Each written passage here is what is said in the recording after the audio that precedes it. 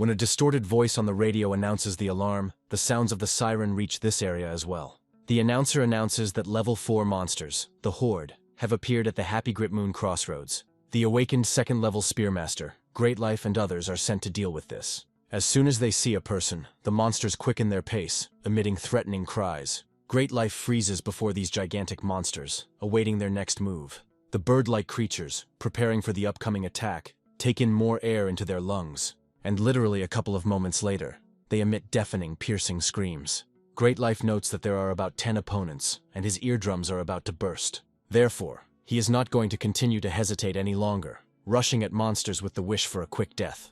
Finding himself in the air with his legendary spear, the man notices something already in flight. First, one of the birds turns around, and then, following its relative, all the others do so. Great Life wonders what has attracted the attention of the enemy, causing them to be distracted from the fight. And just like them, the hero notices a rapidly approaching clot of powerful energy. Pure magic blows off each of the 10 monsters' heads with one sure cut. And this action makes the man drop an involuntary question expressing his surprise. The girl arrived and began to praise the captain for destroying the Horde with one blow. But Great Life says it wasn't him, because he can't attack over an area like the Queen of Blades. Turning away from his comrade, the man pretends to look around, and then turns to her again. He asks if, besides them, they sent any other awakened ones. The girl has not heard of such a thing.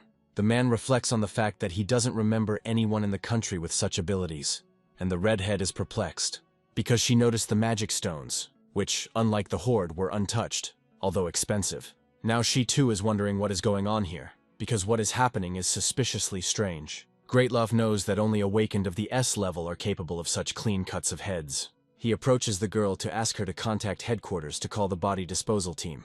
The man no longer hears her consent when his attention is drawn to one object. He finds it strange that the restaurant has a name that is literally the same as the word itself. If the person who carved them had made a mistake, the bodies of the creatures could have fallen in this very place. The owner was lucky.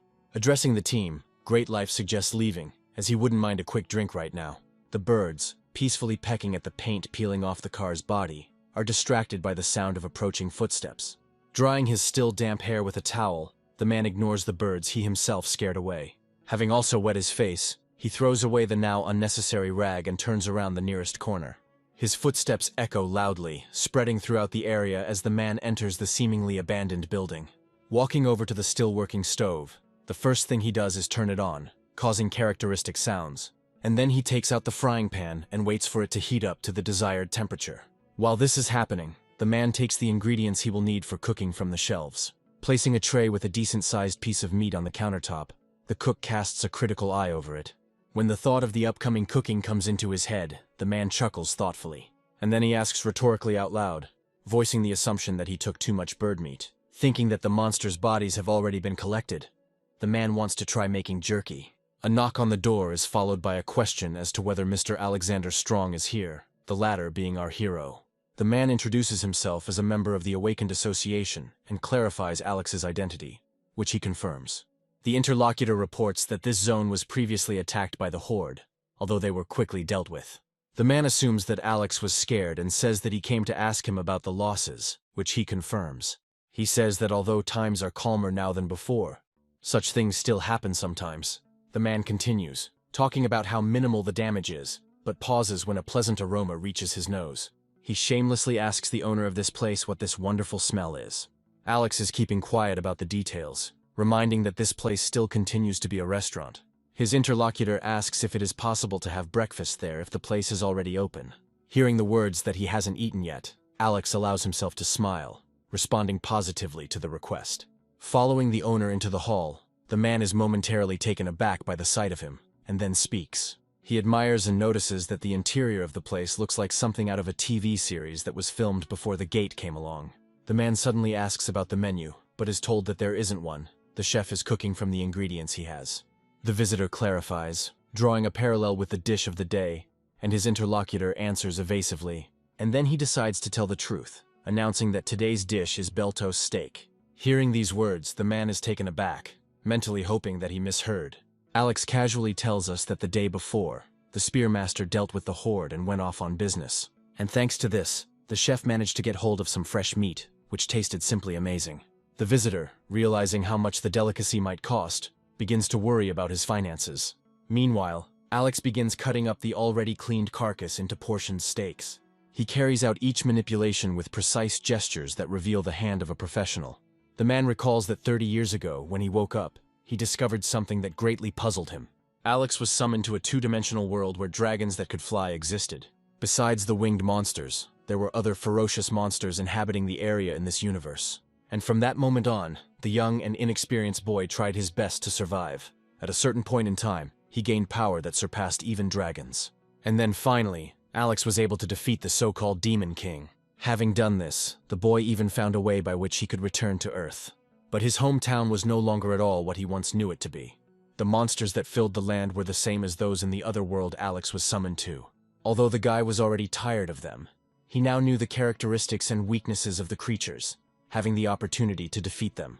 But after observing humanity, Alex wondered whether he needed to intervene, because everything was different here. People could defend their world themselves, but here everything happened differently. And thinking that everything has changed during his absence, Alex also notes the readiness of the dish. This superb steak, made from Beltos, is seasoned with a Cavarol milk sauce. A visitor to this place admits the idea that even just the sight of a dish can give one an aesthetic orgasm. At first he just wanted to satisfy his hunger, but now the man is curious about what Beltos tastes like. It leaves you speechless and begs the question of how a monster can taste so juicy. The man couldn't even imagine that the creatures that had been causing him problems all morning would give him an unforgettable experience. But he pulls himself up short, believing that now is not the best time to indulge in thoughts. Eating with pleasure, the man is now ready to pay any price for the unforgettable taste of this dish. And having finished his portion, he asks the boss if he can order another Beltos steak. Later, having finished the rest, the customer comments on the excellent taste and asks the owner how much he owes. Alex says that he doesn't charge his first client, and he can't believe it, because it was incredible. The man wants to pay because he thinks that he will now visit this place often. Alex doesn't say anything in response, but his lips curl into a condescending smile. And then he asks the guest to give him $10, and he readily pays this insignificant amount. Thanking the chef for the food, the man is about to leave, but suddenly remembers something. He asks Alex to take care of himself, because in times like these, it is very difficult for people without abilities. At the same time, the man leaves his business card to the restaurant owner, saying that it is still dangerous now. If any difficulties arise, Brainy Height asks that you contact him without fail. After words of gratitude, Alex begins to talk about times when it is difficult for ordinary people to survive. And then he falls silent, mentally wishing that this Mr. Official would live a long life. Approaching the remaining portion of steak, he cuts off a small piece and makes sure it is delicious. While a bird hoots somewhere outside, Alex thinks that today is another good day for business. And then he gets the urge to have a drink before going to bed. The man also entertains the idea of preparing a side dish from the Beltos eggs he had bought earlier. Just as Alex is starting to think about how best to do all this, the door swings open loudly. A young man appears on the threshold of the restaurant and announces that he has found it. The man turns his head towards the intruder calmly, but he still doesn't understand the context. And the red-haired man informs his still silent interlocutor that he has come to collect his property. A few hours earlier, Alex was strolling through the Happy Grit Moon traditional market. After the monsters appeared, livestock and fresh vegetables became their prey, so they became rare. Now there was plenty of meat and vegetables because they began to be grown artificially. But the monsters that were used by people during shortages remained popular ingredients. It is thanks to this that the market has expanded, and now traders are attracting customers with gourmet products. Alex's attention was then drawn to these eggs, and he asked about their origin. The seller replied with something unintelligible, and the man decided to resort to the help of the Eye of Recognition.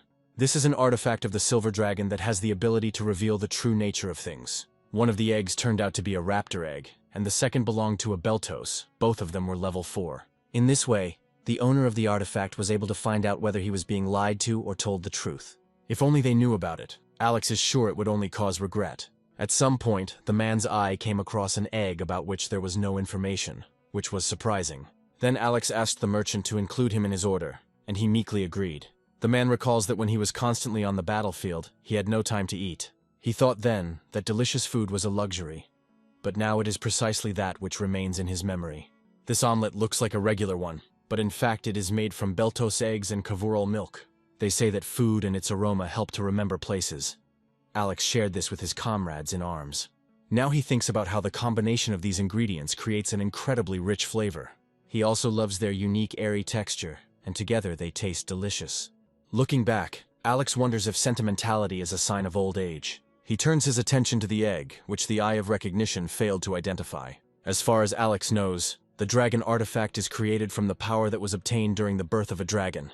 The man gets the idea that this could be the dragon's egg itself, and this is impressive. At this point, Alex is just wondering what this ingredient tastes like. He turns a puzzled look to the guy who entered, and he is surprised that this is a restaurant. And at that very moment, the stranger begins to talk about the reason why he came to this place. Namely, that he is here to take back his property. While checking information about him, Alex fails to find out anything, which leads to certain thoughts. Without mincing words, the man asks the man standing opposite him whether he is a dragon. And while he is thinking about how amazing this is, the boy starts asking a question. Asking how he knows this, the redhead begins to envelop himself in his magic. Alex calmly asks him to calm down, and the dragon rushes the man with an answer. The man mentions the Eye of Recognition, and his interlocutor asks about something else. Alex thinks it will be easier for them to talk since the dragon knows about the eye, and the redhead is mentally amazed. The man says he's glad the owner came to pick up the egg himself, although he wouldn't mind the opposite. Noticing the knife, the dragon asks if this scale is a weapon. Alex explains the purpose of the item. The creature also asks about the smell of the board, and the interlocutor confirms that it is made of dragon bone. The boy mentally curses this man for using parts of his relatives in this way, and he, spewing flames from his body, orders the human insect to die. Exhaling heavily, Alex rhetorically asks if it's really that hard to clean up after yourself. And when the dragon throws a ball of energy at him, the man is convinced of his own rightness. Pulling the frying pan towards himself, Alex begins to speak so that his opponent can hear clearly. The man expresses his conviction that people like him have been lacking since ancient times. Pausing, Alex playfully deflects the energy ball with his formidable weapon. And while this little guy is trying to recover from his stupefaction, he finishes his sentence.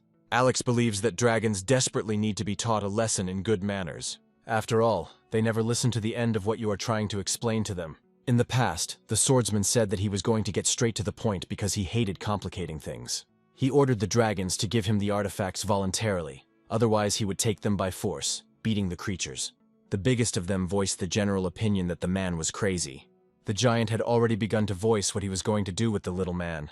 But he didn't know him, and his little son extended his paw towards the conversationalists, mentally asking his father not to get excited. 30 years ago, he saw Miro races, and that man could have easily defeated that dragon. Confirming his fears, the swordsman chuckled colorlessly, calling his opponent a trifle. And now this dragon, waking up, suddenly jumps up in place and gasps in bewilderment. And Alex invites him to chat, wanting to continue the conversation about putting things in order. The man says that if the dragon cleans up after itself, he will turn a blind eye to the dragon taking the egg. And if he doesn't listen, then their conversation can become quite cruel due to personal hostility. The boy makes his choice, and now he is wringing out excess water from the floor rag. Alex suggests that the redhead is not from this world, and he agrees, saying that he was born on the continent of Espan. The man is convinced of his assumptions that Espan and Earth are now connected. He says that when he was on Espana, his name was Miro Races, and then he gives his real name. The young dragon realizes that he was not mistaken, and Alex tells him to continue working. When the restaurant is finally clean, the man allows the redhead to take the egg and leave. But after a pause, he asks why Alex didn't return the artifact after killing the Demon King. Hearing the words that he was supposed to return it to some father, the man clarifies who it is. Having learned the name of the fire dragon, Alex remembers his offspring, who confirms that he is right. The man asks his interlocutor to come to him, promising not to hit him, but he doesn't believe him. Alex asks how old the dragon is, and he calculates that he is a little over 50. The man notices that he is a little older, as he will soon turn 60. The dragon asks if he is really an elf since he lives as long as they do. Alex considers himself a handsome man and tries to persuade his interlocutor to do the same, but he tries not to give in. And then the man says that the best medicine for disobedient dragons would be a good spanking. Alex snorts at the dragon's reaction and says he finds it funny that it's wary of him. Rizhik asks if the man is going to kill him, but he says that he has never killed dragons. Alex admits that the artifact of his interlocutor's father was destroyed, so it will not be possible to return it. The man apologizes for this, but says that he doesn't remember what he took from the fire dragon.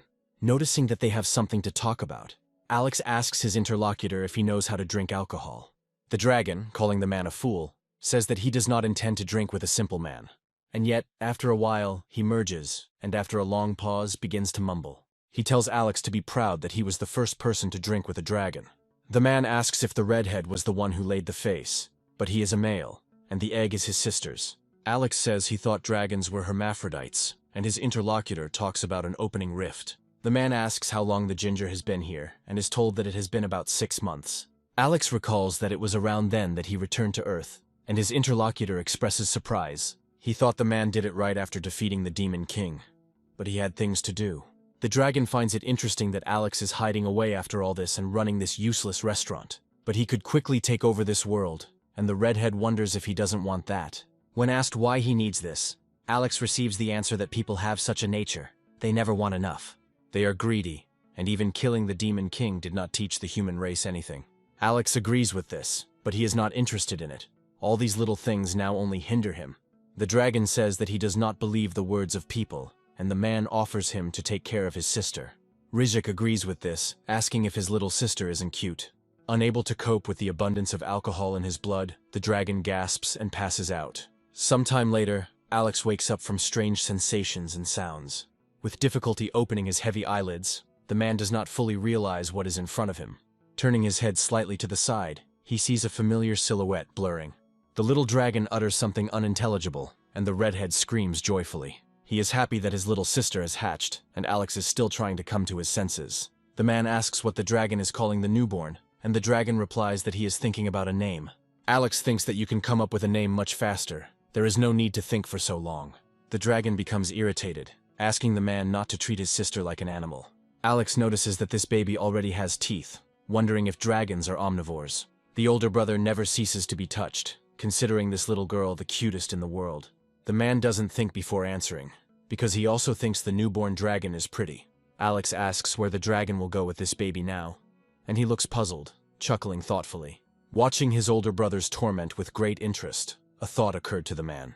He smiles at her, speaking to the young dragon. Before leaving, he suggests that he stay in this place first to have a snack. A gloomy wind blew, and these demonic creatures moved with the wind and rain. When the wind blew, the heavy smell of blood came with it. So in the rain I remembered that battle, and along with it, especially clearly, the last drink drunk together and the smell of blood. And also the voice of the girl who begged Miro that he himself should survive. The rapid burger is spongy and tender, made from belly trout breast meat and tricholops meat. Alex asks if the brother and sister will go home now. The dragon confirms this and asks about the cost of food. The man, surprised, asks if the boy wasn't planning to spend the night here. He wants to parry, ready to defend himself, but Alex interrupts him, saying that he doesn't do such things. He thinks that this dragon must have felt lonely all this time in a strange world. And while the man thinks about the pride of these creatures, the red-haired one says that he is going to repay the owner. He says that he knows that this magic stone is also valuable in this world. Alex tries to hold back his laughter, and the dragon, flushing, asks why his interlocutor is laughing. The dragon babbles something, and the man comes to the conclusion that she is still hungry. Alex suspects that living with such a baby on Earth will be difficult even for a dragon. Remembering another world, the man mentally admits that he also misses it. He thinks that he will most likely never see this man alive again. And then Alex invites the dragons to stay with him for a few days, if, of course, he wants to. Red says he feels he can't take advantage of the man's hospitality all the time. And then Alex agrees to accept what is offered as payment for now. When something descends through the ventilation, counteracting the man's strength, the dragon cries out in shock. The goblin that appeared greets the king of the world, noting that he hasn't looked into his subspace for a long time. To the dragon's surprise, Alex introduces Kashim, who is in charge of the items in his subspace. The immortal goblin asks what brings the man to him, and he asks about his magic stones. Of the best, Alex has 5 stones of the highest quality and 120 high-quality magic stones. When the man asks for another one, the goblin calls him a grain of sand, like the one on the beach. Alex is about to let Kashima go, but suddenly remembers that he needs to pick up something. The dragon cannot come to terms with what he has learned, because he had not even imagined such a thing. With this, the goblin leaves, saying goodbye to the king of the world, but immediately pulls himself up short. And calling the owner the now ordinary Alexander Strong, the creature dissolves into thin air. As soon as this happens, the man says that he wants the dragon to help him with some work. Having placed the baby and left her inside, they go outside to implement their plan. And even when they do this, and there is almost an explosion outside, the newborn snores sweetly. Alex admonishes the dragon, saying that he needs to control the flames well. The man invites him to try again, and gives the order to begin the action. This is how he gets a dish called a taho, fried with dragon's breath. And with satisfaction, the man assumes that this should be enough. Pax asks about the rapier, suggesting it's not a regular one. Alex answers vaguely. And then he tries to remember what it was called, and the dragon, hearing the name, is amazed. A little later, he asks why spoil the treasure with such nonsense as cooking. Alex retorts. Oddly enough, Pax agrees that it is better to use an item than to store it aimlessly. And while these two are chatting among themselves, Alex is called out by a familiar male voice. Waving his hand, Brainy tells his interlocutor that he decided to drop in on him today while on patrol.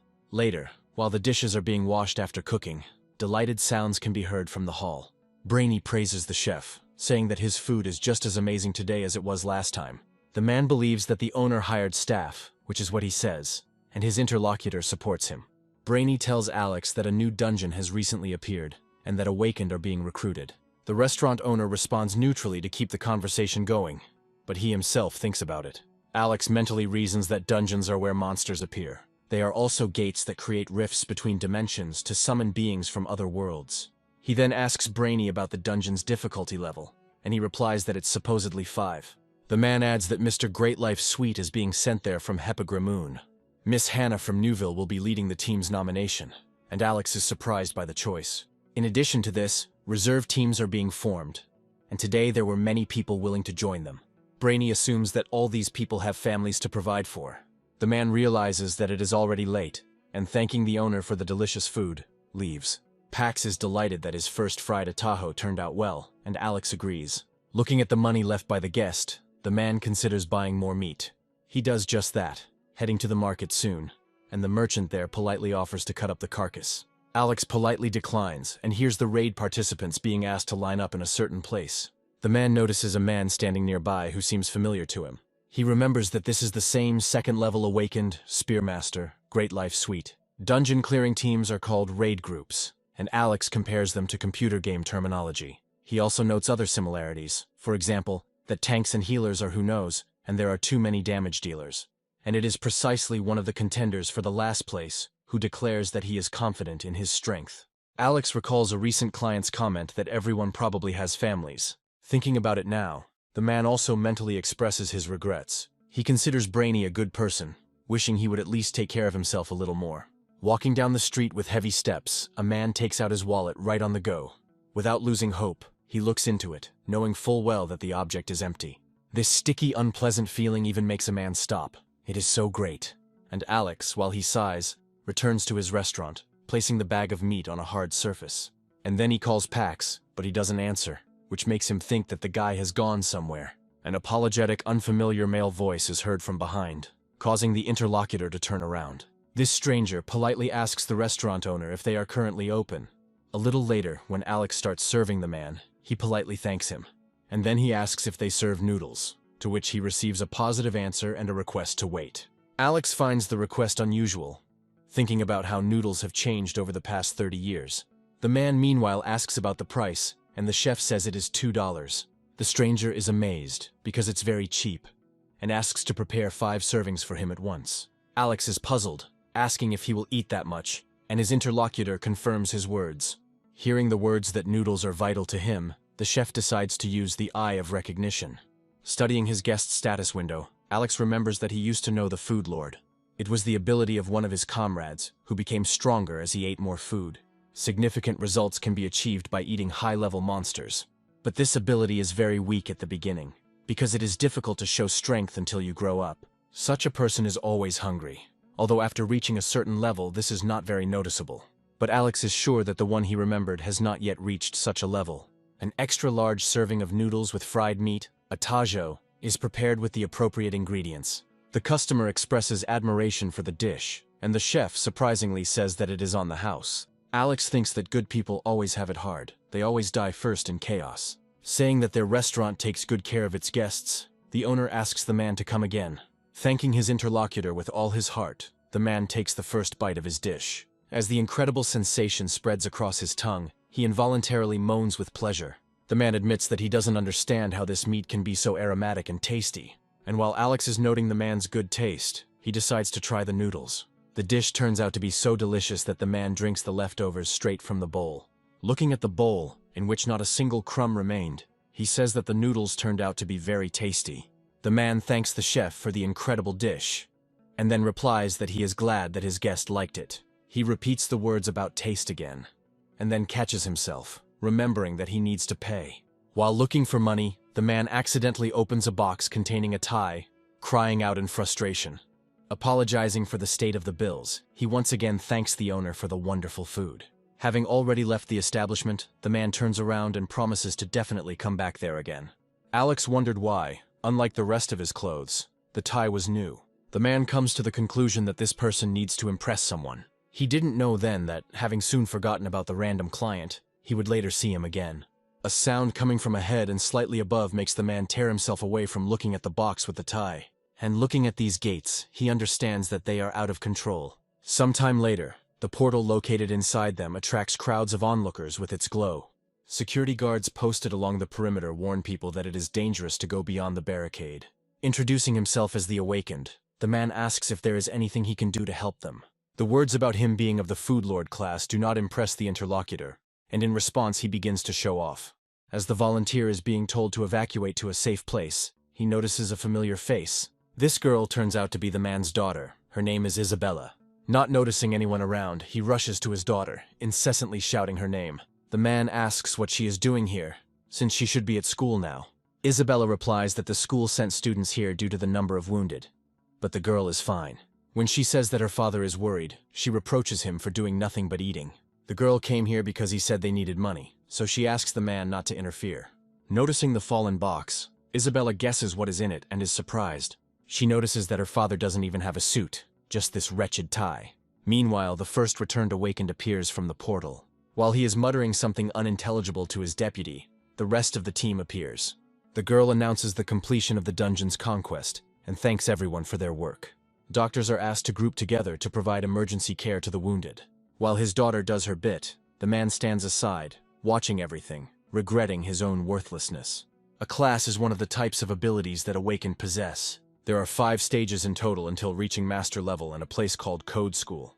Having mastered the innate first class, the Awakened one can choose the second, depending on the environment with the will. Dual class holders receive level 1 or higher purification from the Awakened Association.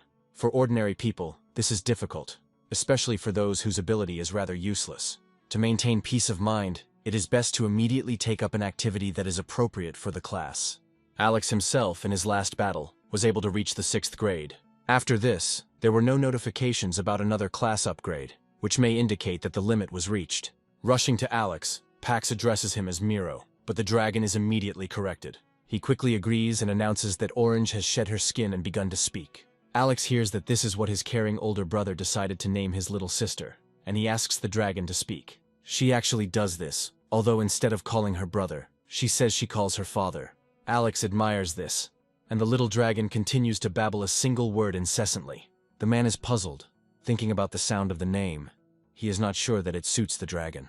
Pax justifies himself by saying that the baby often makes the sound of apple apple, and that she was born into this world. Orange continues to babble, and the flattered brother can't stop bragging about it. Remembering that dragons are born with a class, Alex becomes curious about what the baby has, and just as he manages to hear that he will have to wait for this, the man is called. A man he already knows asks if the chef can make 5 servings of noodles for him, and as they sit at the table, Pax tries to understand why he should wash the dishes. After a long silence, the man tells Alex about what happened today. He wanted to help his daughter, but he couldn't because he is a 7th level Awakened. Meanwhile, Isabella has awakened her talent at such a young age, and has already reached the 3rd level. There will be an important event at his daughter's school.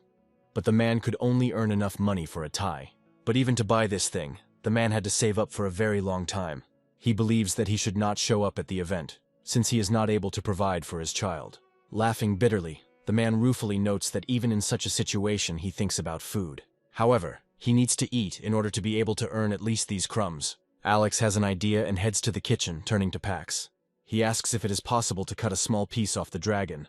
The red-haired one does not appreciate such a joke. Saying he's joking, Alex notices the skin left over from Orange Paw's molt. Pax feels uneasy at the way the man looks at his sister's skin.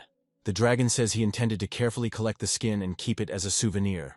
Extra large portions of Idaho noodles are prepared like regular noodles, only with the addition of dragon skin. Alex serves the dish at the house, saying that they still have a lot of meat left. Pax gets killed even when a man takes on extra-large noodles, and the latter, during the meal, pauses to thank the hospitable host through tears. Leaving the same crumpled bills as last time, the man thanks Alex again at the end. He was grateful to him for the man listening to his complaints, but it wasn't difficult for him at all. As his unhappy father trudges away, Alex struggles with cognitive dissonance. Eventually, he turns to his client and begins to tell him that life is full of difficulties. But even so, for those who try daily, good times will come sooner or later. Alex asks the man to try to survive tomorrow, but he and his restaurant are not going anywhere. Hearing these words, the interlocutor replies that he will definitely return to this place again. When asked by Pax, Alex replies that eating the dragon's shed skin should have helped a lot. Red asks why try so hard to help someone you barely know. The man hesitates for a while, wondering whether to speak or not, but eventually makes up his mind. Alex says he did it because his father once had the same depressed expression on his face. Without thinking, Pax is surprised that the man also had a father, for which he ultimately gets it. He returns home as usual, late, trying to make as little noise as possible. The man does this so as not to wake up his daughter, who is tired after an equally difficult day. Noticing a box on the table, he is amazed that his daughter took the tie, and she makes a noise. While talking in her sleep, Isabella addresses her father, expressing her regret. Carefully stroking his daughter so as not to disturb her, the man says that it is he who should apologize, at least because they cannot live like others, and because they are ashamed of such a father in front of their friends. The man finishes his thought by saying that despite all this, he will always love her.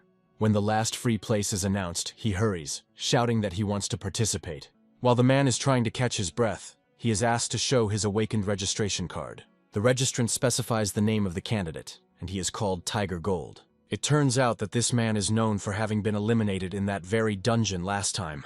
The registrant asks Tiger to approach the matter with full responsibility this time, and he agrees. And, announcing the end of recruitment, the man asks everyone to gather. They will now be moving out. Alex walks to his restaurant along his usual route, humming a simple melody under his breath. The passing vehicle attracts the man's attention, forcing him to follow it with his eyes. And upon closer inspection, the restaurant owner realizes that he knows who owns it. The man watches the bus intently, plunging deeper into his thoughts. Meanwhile, a crowd is gathering again at the raging portal. Great Life asks to be informed of the current situation and finds out that the gate has closed. According to the latest data, only the Magic Stone Collection Squad, recruited at dawn, entered inside. And while Isabella calls in vain for her father, what she hears leaves her in shock. Judging by the spreading miasma, it can be assumed that a hidden boss has appeared inside. When a man takes a step forward, they turn to the entire group, asking them not to scatter. Its members are also asked to cover each other during battles with monsters. Hearing a sharp sound behind him, followed by a roar, Tiger turns around. Gasping in surprise, he still manages to land a sure blow on the lizard rushing at him. The man breathes a sigh of relief, amazed at how much energy he has today. Meanwhile, a puzzled female voice is heard nearby.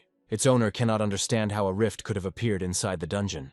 A powerful jolt causes the earth to shake, repeating itself a few seconds later. As the creature approaches, the vibrations become more distinct, and their cause soon becomes apparent.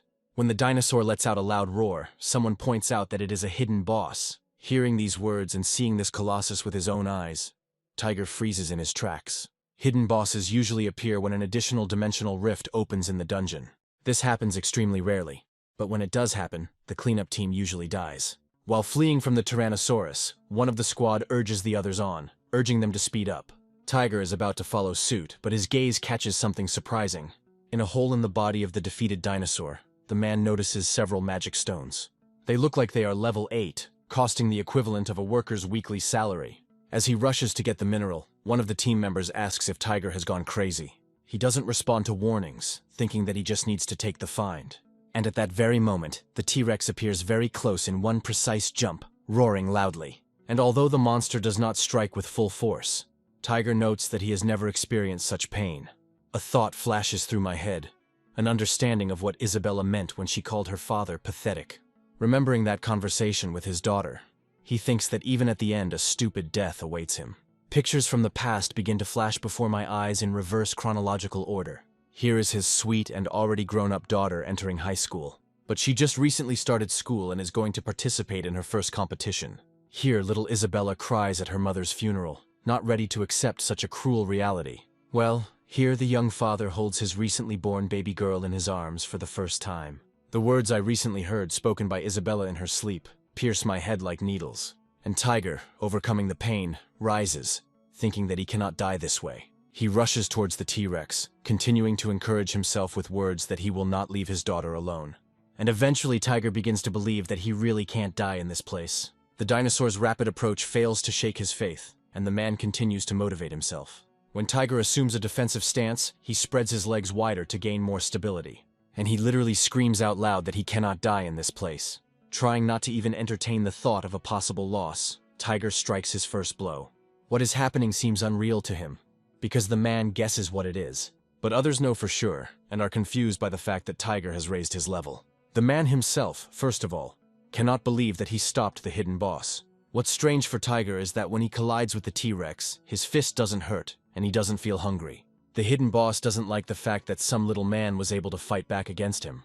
With a thunderous cry, the monster rushes at its victim, but the latter again manages to put up a successful block. The resistance is so strong that the ground beneath Tiger's feet begins to give way. But he still holds on, stoically withstanding the onslaught of the gigantic creature. The man mentally acknowledges this fact, and expresses confidence that he will continue to hold on. A spearman lands near the group observing the confrontation. He asks if they are okay, implying that the hidden boss is extremely dangerous. Great Life is shocked to see a man single-handedly holding off a level 2 T-Rex. Hannah is just as surprised as her partner, but what's happening is obvious, and he calls Tiger amazing. Continuing to observe the confrontation, the spearman announces his intention to take the man's business card. While checking Tiger's status window, Great Life begins to mentally discuss the Food Lord's ability. Because it allows you to reflect enemy attacks, this class is often confused with the role of a damage dealer. According to the Awakened ranking system, he is capable of handling at least the 3rd level. Great Life reports that, if everything has been resolved successfully, it is time for him to return too. Yawning sweetly, Orange, who had risen, sank back down into a sitting position. The radio broadcasts breaking news about the 3rd Squad's victory over the hidden boss of the Happy Grit Moon dungeon. And it is said that the most outstanding participant of this event was Tiger Gold, a 7th-level awakened being. Picking up Orange, Alex turns to her, asking if she's been listening to the news. The man involuntarily notes that this baby has already become a little heavier, and she begins to babble. She calls Alex Dad, but he says he is not her dad. Orange calms down only when the man gives in, and the next news is broadcast on the radio. Due to a recent spate of petty thefts, many traders in the Happy Gritman area are experiencing difficulties. The suspect was identified as having an obsession with shiny objects and food. The man thinks about this description because it reminds him of someone. Babbling something in her baby language, Orange turns to Alex, who asks about the water.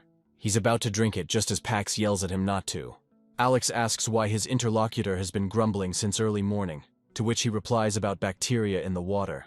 Pax says that his sister learned from a book today about wells, about the place where water comes from. Alex agrees with this and hears that for the little girl, the toilet and the well now look the same. Brainy compliments the chef, saying that this pickled radish is really delicious. The official asks Alex whether he prepared this dish recently. The chef says he recently sourced good ingredients from the Newville area. A voice greets the restaurant owner behind them, and both men turn to look at the newcomer. While Alex is greeting his new guests, one of them announces that he is with company today. The man introduces the spearman, calling him Captain Great Life Sweet. And the latter, greeting the owner of this place, says that he has heard a lot about him. Realizing who is in front of him, Brainy greets the spearmaster, who, at first surprised, also recognizes the official. Greatlow thinks the day would have been pleasant if it weren't for the unification meeting. The interviewer laughs. Finally, the man recognizes the Lord of Food, expressing delight at this meeting. He immediately turns to Alex, introducing Tiger to him, and starting to praise him, retelling rumors. Having stopped being embarrassed, the man finds the strength to thank the owner of this place for his contribution. But he says that it is not his merit, but he was waiting for the dear client to come to the restaurant again. Alex asks if he would like noodles today as well, to which he receives an affirmative answer. Great Life says that he also wants noodles and asks for the same to be served to him. The order is accepted. As soon as Alex brings the dish and announces that it is ready, Tiger gets down to business without any fuss. Great Life calls the Overlord amazing, as it's the first time he's seen so much eaten at once. In response to this, the man can only laugh embarrassedly, because previously this was considered his shortcoming. Great Life reminds him of the school event, but Tiger says he feels awkward leaving first. The spearman considers this normal, because it is best to enjoy your personal life after work. Alex mentally notes that these two have a pretty good relationship. After some time, he begins to be puzzled by the silence that has been going on for too long. Returning to the hall to check the situation, Alex notices that his guest is snoring peacefully.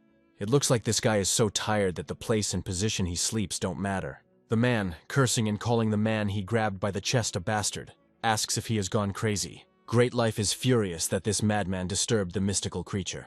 The predator's huge eye slowly, as if playfully, turns to assess the situation. And then the creature bursts into a piercing roar that makes your ears pop. Still half asleep, the man moans as he opens his eyes and realizes that he had just been sleeping. Jumping up, he apologizes for this liberty, at the same time noting that it is already very late. Alex assures him that everything is fine and asks if the spearman would like a snack.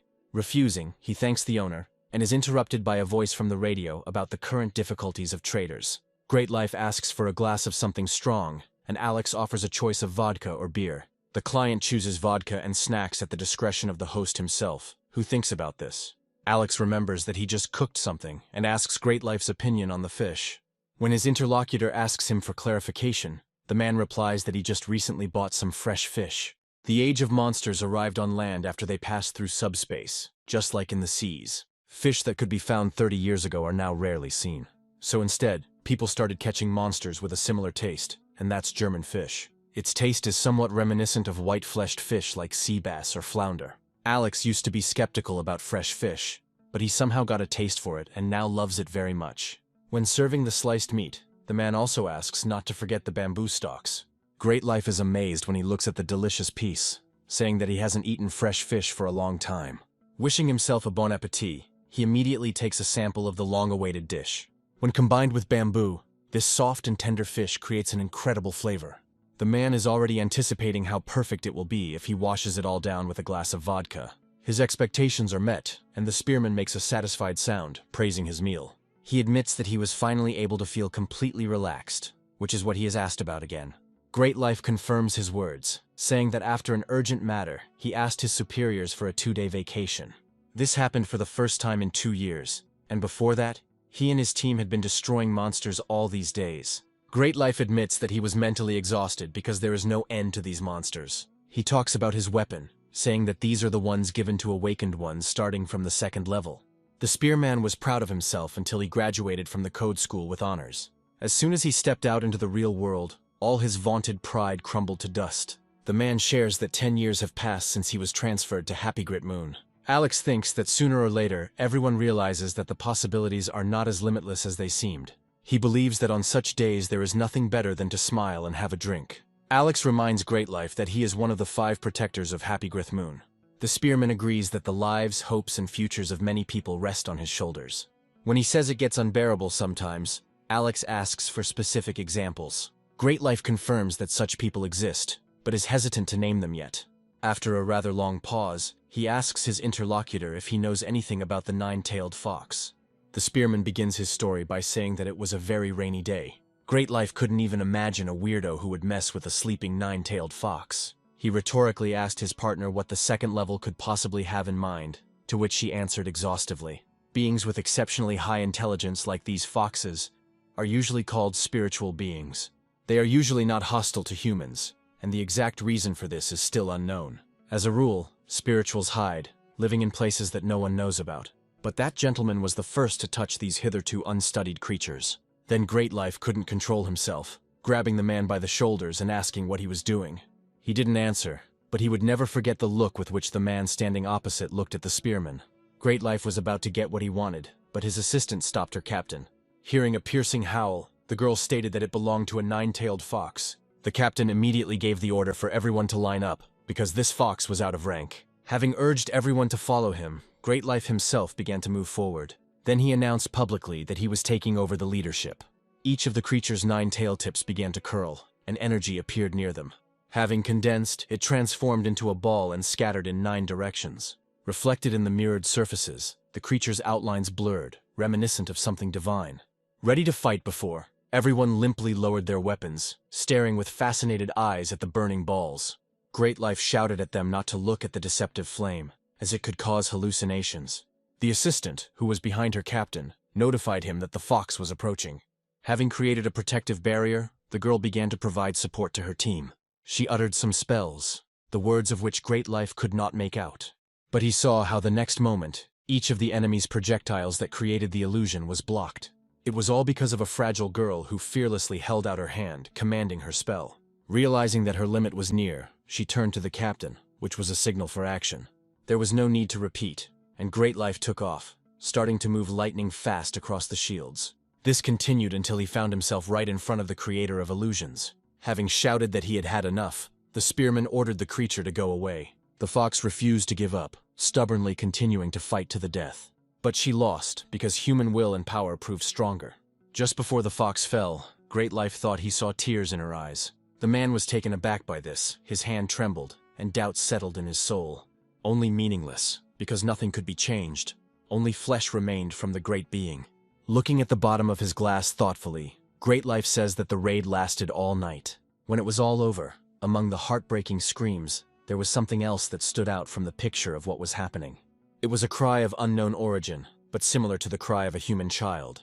Seeing this cub, Great Life was even more taken aback, and everything in his head fell into place. The eagle that the gentleman released was hunting the dead fox's cub. It was a natural instinct. This act was a mistake, although the man was an outstanding person from the code school. This story is an example of how even such people make mistakes.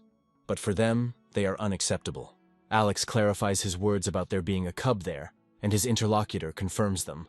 Unfortunately, he had to be disposed of. Great Life itself could do nothing about it. Alex says he thinks it's the right choice, but his interlocutor is still not sure.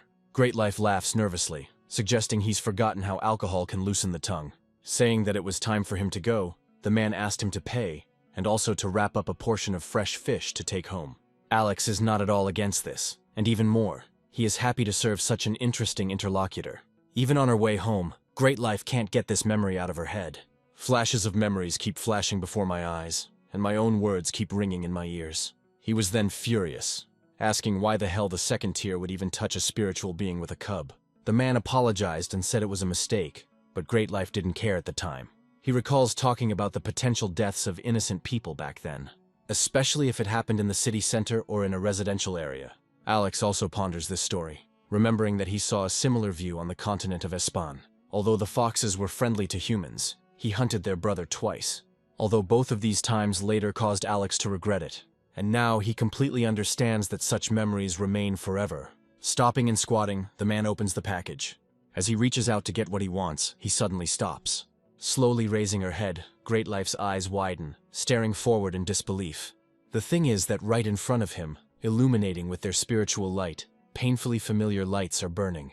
They slowly approach the spearman, and then a small paw appears from the darkness. The fox cub, who has only grown 3 tails so far, cautiously approaches the man. Great Life recalls that back then he couldn't kill the baby who had never seen life. He simply couldn't raise his hand against this defenseless creature.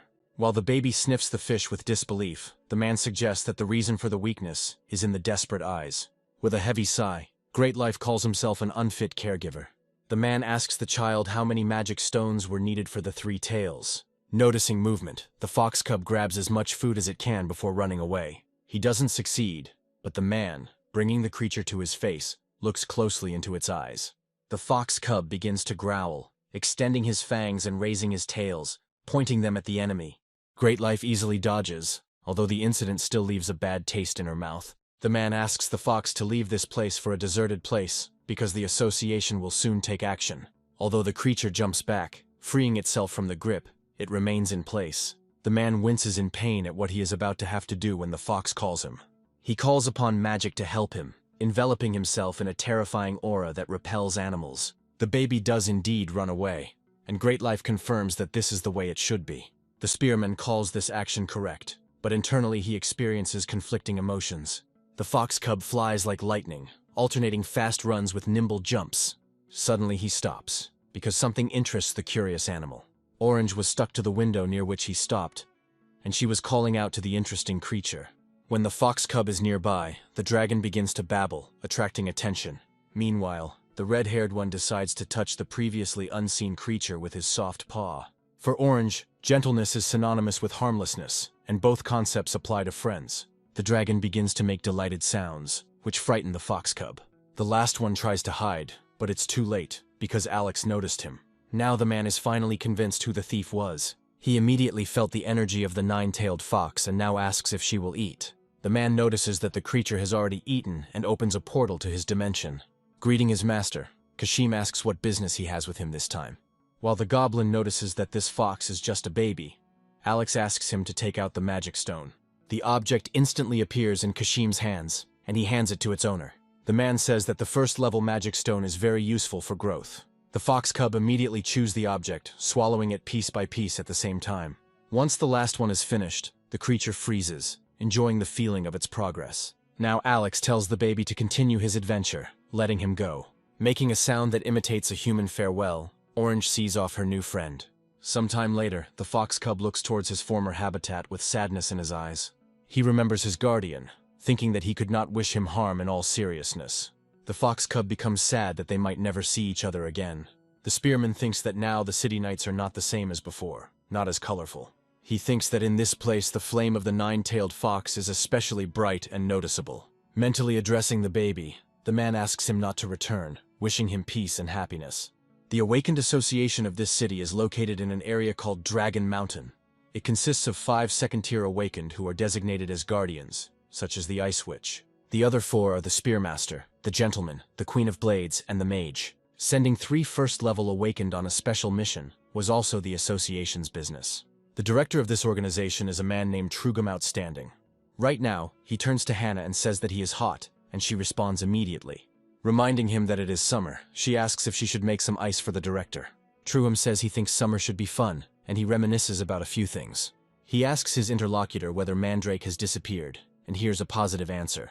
This underground monster, when threatened, releases a poison that requires a special antidote.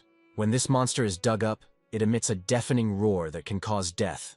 Hannah reports that there were 13 mandrakes in total, and every single one of them disappeared.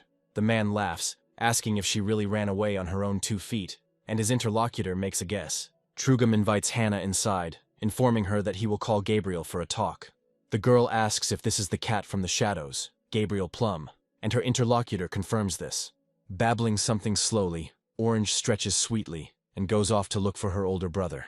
She doesn't find him, but instead of Pax, the little girl manages to find the owner of the restaurant. He tosses and turns in his sleep but doesn't say a word, and Orange notices this. She puts her paw on the man's head and begins to calm him down, calling him Daddy. As soon as the dragon succeeds, she begins to happily pronounce her favorite sounds.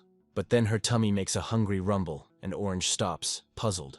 Speaking of food, she immediately goes to the kitchen and moves a chair towards the refrigerator with an unpleasant scraping sound. Having done this, Orange jumps onto the chair, not without difficulty, but stubbornly, and opens the heavy door. Inside, the little girl finds a strange plant that attracts her attention with its appearance. While Orange is trying to draw a parallel, the mandrake comes to life, starting to shake with a small tremor.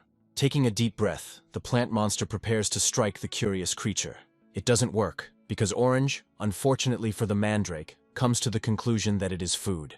The baby makes a noise of displeasure. She doesn't really like the taste, but she's too hungry. A little later, the restaurant owner and the dragon's brother hover over her, calling for attention. Having eaten her fill, the baby sleeps too soundly, and Alex finds it necessary to scold her later. The man asks Pax where he has been, and he replies that he is researching spatial rifts. And although he didn't learn anything, he saw a bunch of monsters that are found on the continent of Espan. Alex is interested in this information and thoughtfully repeats the words after the dragon. The man asks if Pax is a monster, and he is indignant, saying that dragons are a great race. Alex thinks about the possibility of a dragon, or even something larger passing through the spatial rift. He asks Pax to let him know if he notices anything strange during his research. The dragon asks Alex if he can't control the ruptures, to which he receives a negative answer. Pax then doesn't understand how the man managed to return to this world, and he suggests postponing the long story. Although the dragon doesn't want to, he agrees, and Alex says that it's time for him to go to the market. After all, in the summer his head is occupied only with these thoughts. Meanwhile, on the outskirts of Newville, an energy dome was erected. While conducting her investigation, Hannah says she was unable to find any traces. This is strange for her, because the Ice Witch was asked to come to this place specifically for this. Something flashes past several times, and the girl who notices it becomes wary. Just in case, she begins to prepare a spell that can be used to attack the enemy. Confidence vanishes when something touches Hannah's face, as the enemy managed to get close unnoticed. The Ice Witch looks up as Shadowcat grins with interest. With audible curiosity in her voice, the brunette states the fact of who Hannah is. Gabrielle says she checked the entire perimeter, but doesn't understand anything. Hannah greets her interlocutor formally, to which the latter asks her to drop this polite tone. The blonde is about to give her codename, but Gabriel interrupts her, asking about her experience. That one is 10 years old, which also makes the woman curious. Hannah is amazed at how Gabriel managed to pass through the barrier without leaving any traces. Noting that she is meeting her for the first time, the woman expresses joy at their acquaintance and introduces herself. The Ice Witch gives her real name in response, saying that she is pleased to meet Kat in person. The latter asks the girl about the situation, and she tells him about the disappearance of 13 mandrakes. Gabriel asks who set up the barrier, and Hannah names a level 4 awakened. The woman considers him superior, because this man left no trace after installing the barrier. Gabriel asks about the location of the largest group of mercenaries. Her interlocutor answers. The woman suggests getting a bite to eat and heading to this place, and then says that she hasn't seen Greatloaf for a long time. Gabriel wants to beg him for a treat, and the spearman's instincts are triggered. The dragon, carefully kissing his little sister on her soft cheek, can't resist. Choking with emotion, the guy starts talking about how cutie Orange is. Asking who she takes after for being so pretty, Pax concludes that it's her daddy.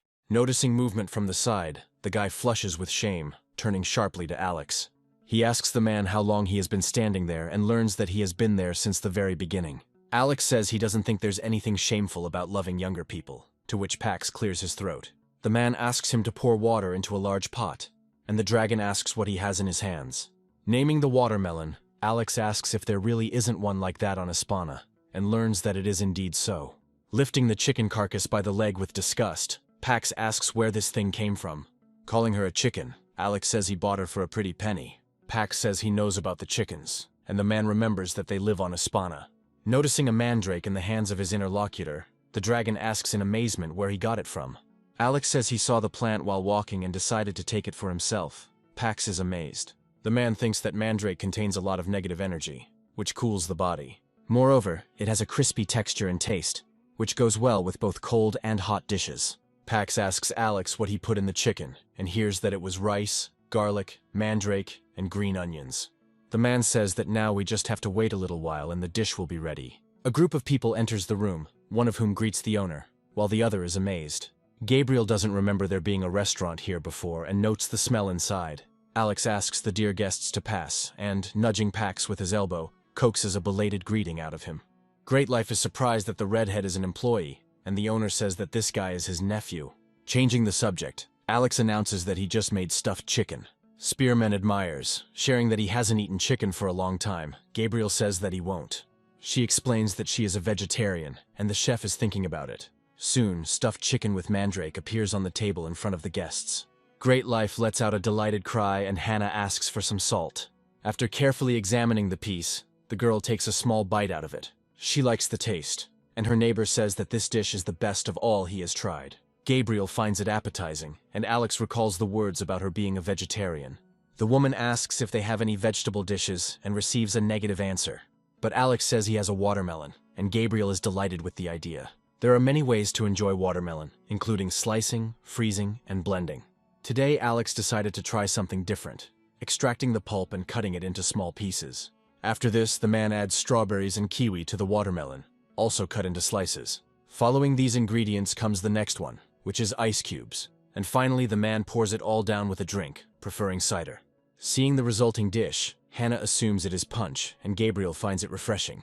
Licking her lips in anticipation, the Ice Witch adds her favorite ingredient to her portion. Alex notices that she is awakened, and Greatlife reveals the girl's code name. Hiccuping, Hannah says she doesn't like the nickname, or any of those fancy words before names. Every year, Code School hosts an event called Battle Royale. Hannah then gave in to the provocation and froze everything, earning herself a real nickname. Alex is trying to understand why such incredible people and even more constantly come to him. This woman exudes quite a powerful energy, and she is also a beauty. The last time Alex saw such an attractive appearance was on Espana. To the sound of dishes being washed, Pax addresses the man, talking about that girl. The dragon guy finds her pretty, and Alex agrees with his interlocutor. Pax considers her too beautiful to be human, a comparison the man finds appealing. When examining the woman's status window, Alex says that she belongs to the elven race. Asking how the man knows this, Pax is convinced that he is not human. The dragon wonders if the elf recognized them. but Alex denies this possibility due to her immunity to magic. This means that monsters are not the only ones who can pass through spatial rifts. Alex believes that there are other species that have adapted to life on Earth or are hiding their essence. This gives rise to certain thoughts, and first the man turns to Pax, who flinches in surprise. Alex suggests the dragon do something interesting, and the dragon asks how he can help. The man asks the boy to take a spoon, informing him that they will now be making watermelon vodka. Elsewhere, Hannah sighs in disappointment, considering their activity a waste of time. Spearman, calling Gabrielle Granny, suggests that the mandrake has a new trick with disappearing. In support of his theory, the man notes that there were no witnesses or victims at the time of the disappearance. Hannah suggests that the answer lies in an unexpected direction, since Gabrielle herself hasn't found anything. Great Life, however, gently counters, suggesting that someone could have simply eaten the mandrake. When he suggests that they should leave, Gabrielle mentally finds it all a little suspicious. It's obvious to her that something strange is going on in this city, because they only have circumstantial evidence. The woman recalls out loud that they even went to the temple's mercenaries, but did not receive any information for the investigation. They learned only the shocking news that the temple's leader, Great Holy, was resigning. Lighting a cigarette, he looks up at the sky and notes how abundantly it is strewn with stars. Under this sky, which is almost no different from what he saw at home, the landscapes are constantly changing. But instead of trees, buildings have grown here, and roads give way to meadows beneath his feet.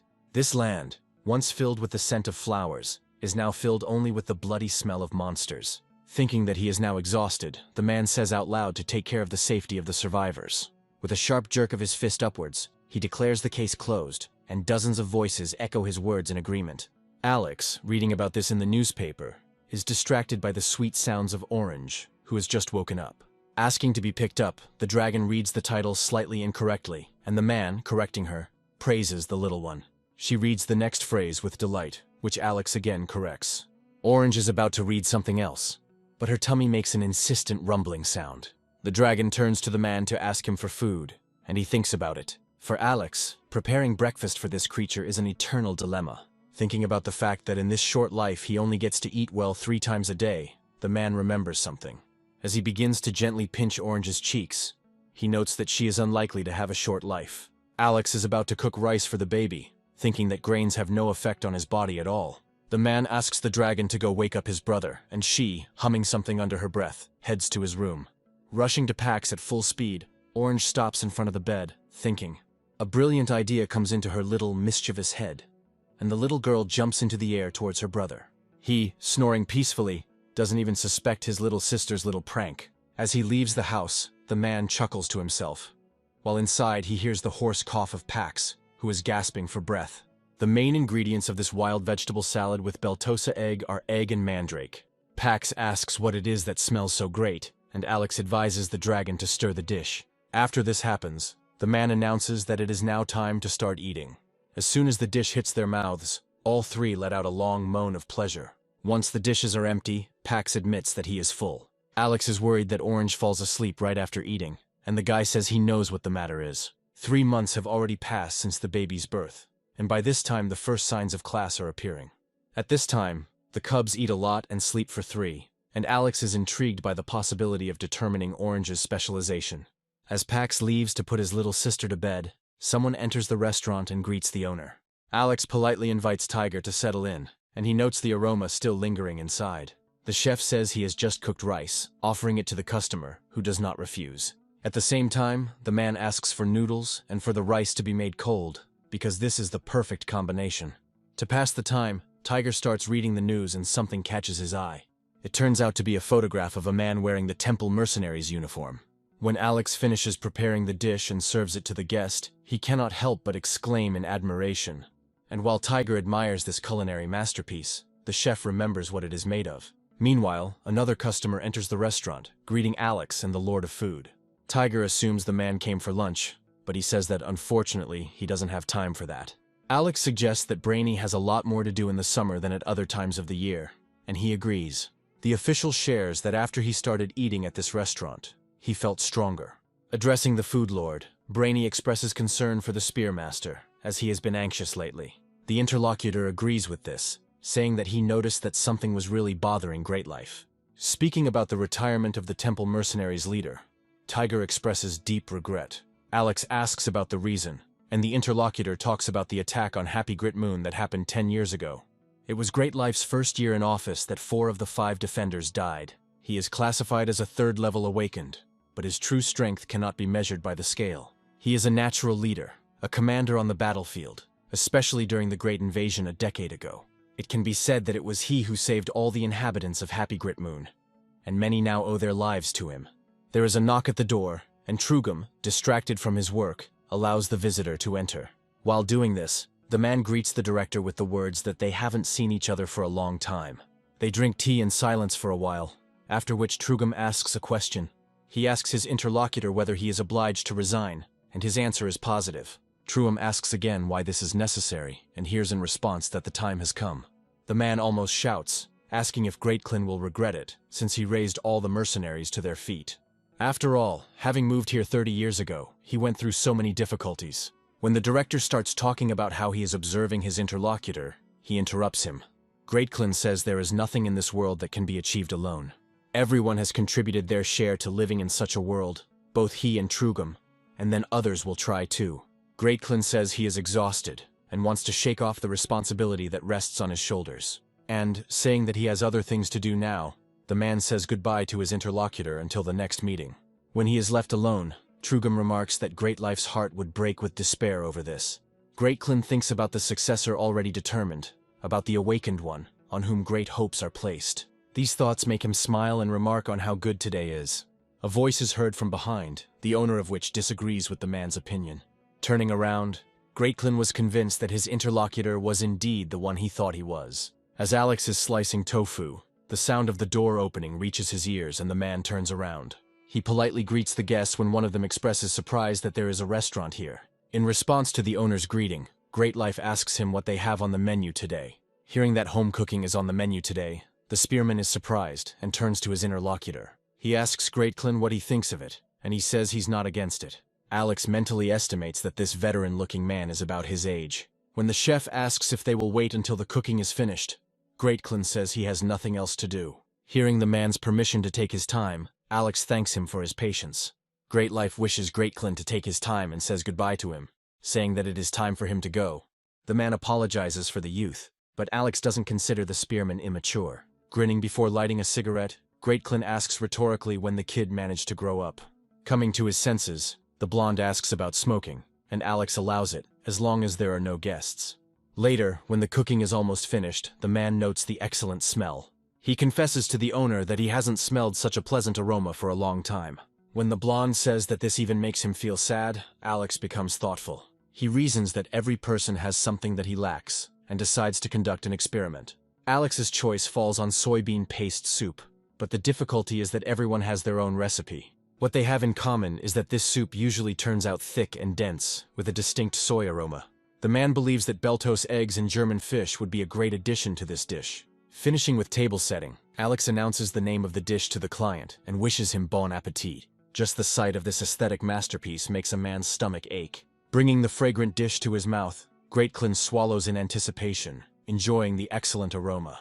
When a man puts a spoon in his mouth, he exclaims with delight. He definitely wants to try rice with the soup, like he did a long time ago. With a long, drawn-out moan of pleasure, Greatclin chews his food thoroughly and notes the homey taste. He admits that his memory is a little off, as 30 years have passed since he moved to this city. Greatclin says he now feels like his whole life has flown by in just one moment.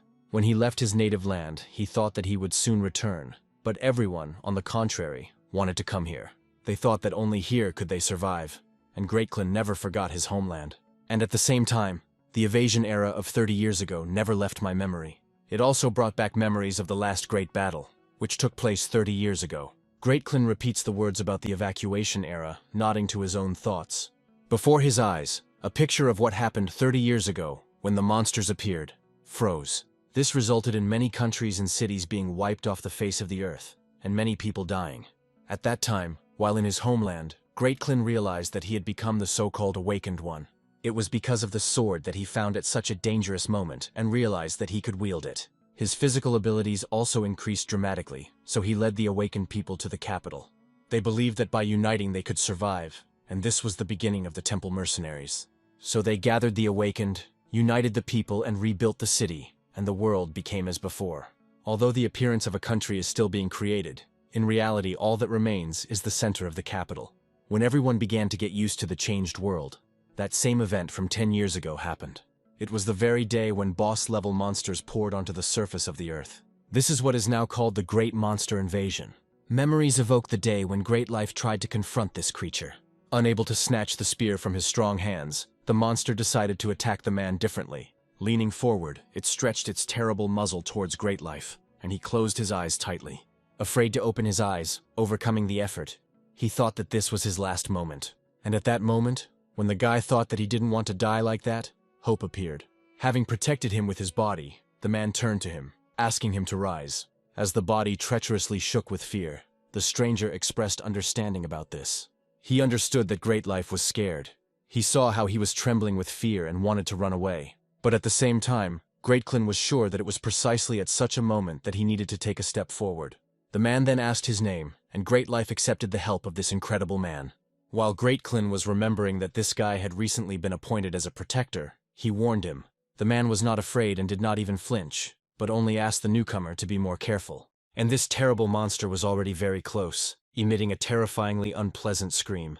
Greatclin advanced against his opponent with all his might, fearlessly raising his blade into the air. He made a wide slash at the target and skillfully redirected the weapon towards the enemy. When the man's blade became an extension of magical light, the space around him shook. Returning the sword to its sheath, Greatclin marked the end of the action with his own words. Turning to Great Life, he smiled, saying that this was the path they were creating. And at that moment it dawned on the boy, and he voiced his understanding, which was visible in his eyes. Now, having stopped, Great Life removes his helmet and dismounts from the motorcycle.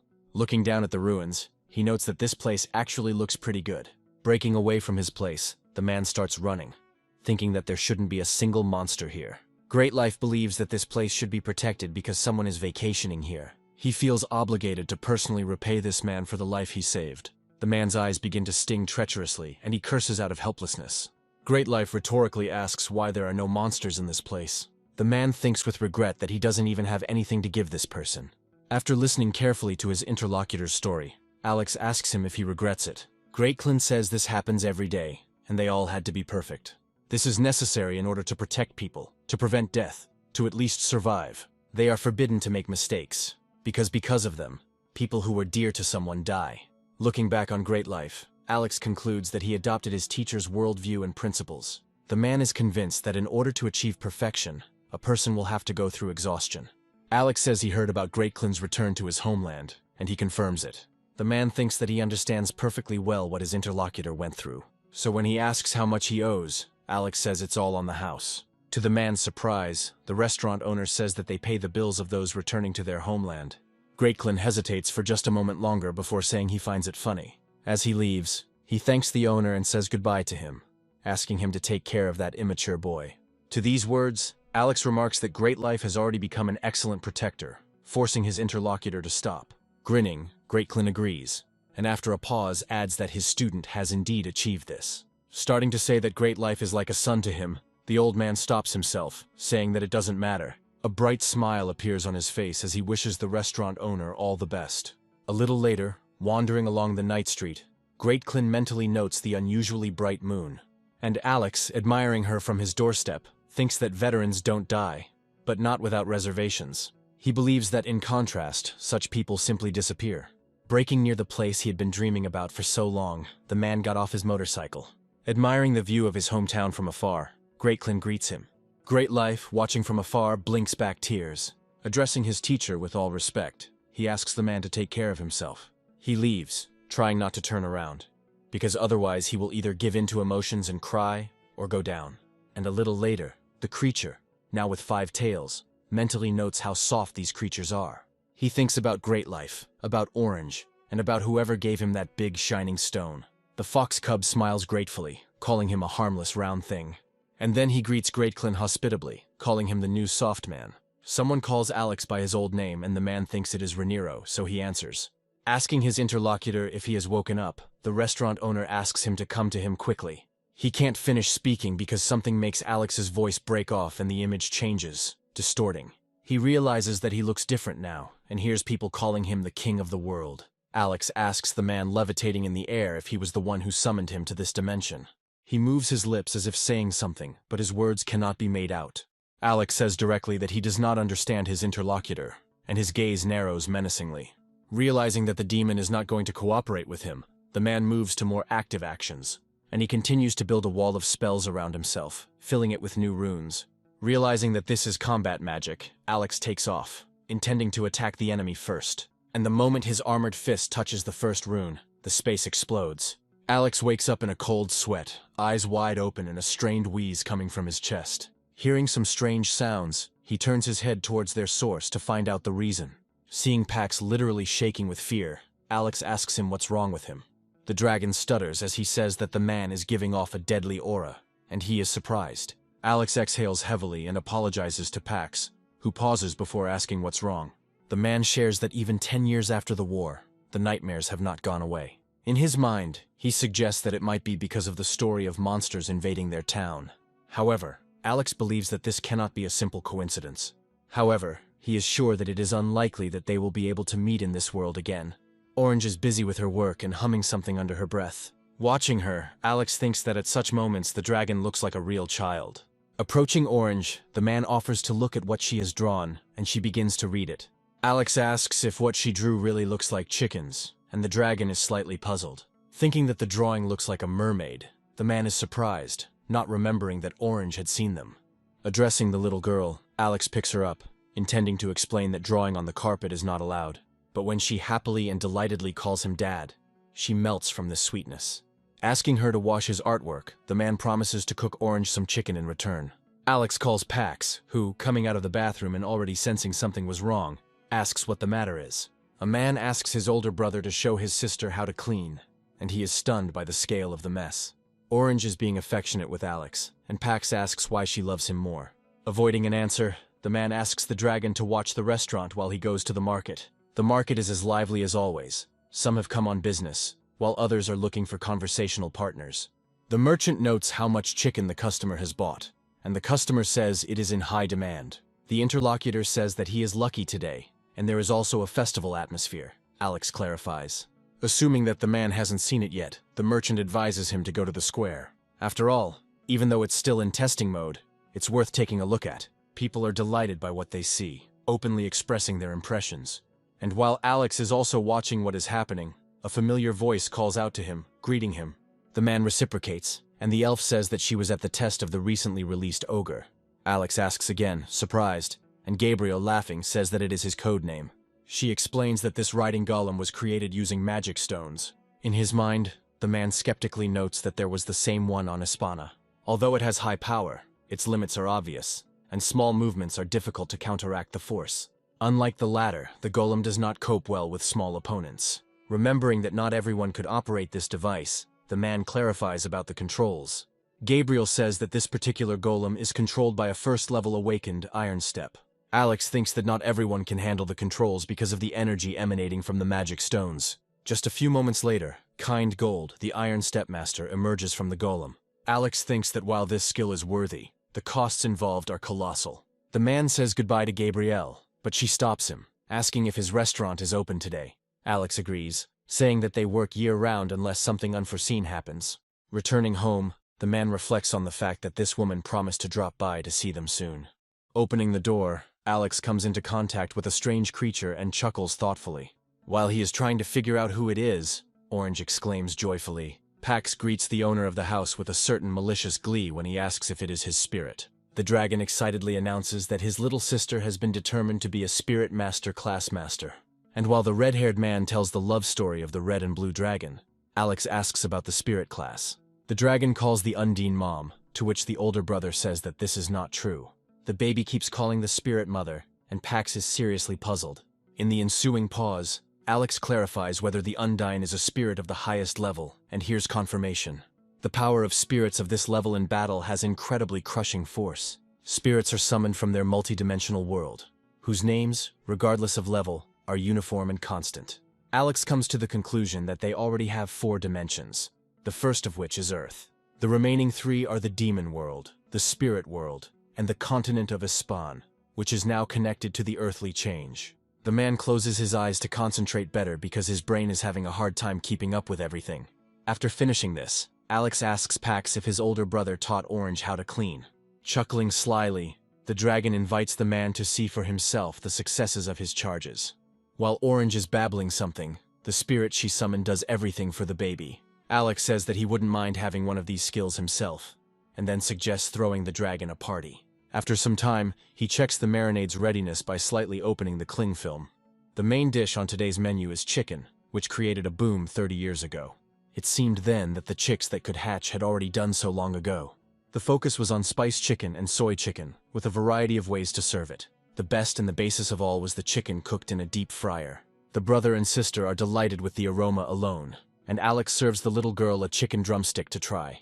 And although Orange is silent while devouring the dish, her face at this time is more eloquent than any sounds. It is important for Alex to know the opinion of the person who took the sample, and he, hurrying her, asks how she feels. Orange begins to babble something for a very long time and with admiration, and the man grins with satisfaction. Pax, unable to bear this torture, asks to be allowed to try it too. His mouth is already watering. Alex asks him to wait, because in their world, eating chicken together is a way to get to know the enemy. The dragon is puzzled when he hears the words that this dish fully reveals a person's nature. Alex asks Pax which part of the chicken he's going to eat first, and he tenses up. He thinks for a long time before making a choice, and ultimately makes up his mind by voicing his decision. Alex looks at the chicken neck silently, and Pax can't wait to hear what the man has to say about it. The latter says that it was just a joke, and is about to invite them to start eating as well. The reason for the stutter is that Orange has eaten everything, and the deprived brother begins to cry from frustration. Alex is amazed that this little girl ate everything, even the bones, even though he specially prepared a lot. The man says they usually drink vodka, but beer goes well with chicken, Pax exclaims. When everything is ready to eat, Alex makes a toast to them, and the dragon joins his drinking companion. Pax loves the taste, finding it divine, as does the unique crunch. The guy is amazed at how the man manages to remove the bones from the chicken so carefully. The only thing Pax doesn't like is that there are too many small bones in this dish. Alex laughs about it. Hearing an unfamiliar whistling sound, Orange asks her family members about it. Pax gets scared and stops chewing when fireworks start to explode outside the window. From this, Alex concludes that the festival is still going on, and Pax admits that he thought about the start of a war. The man says it's fireworks, asking if this is the first time he's seen one. Alex recalls that Orange hadn't left the restaurant yet, suggesting that she might have gotten bored.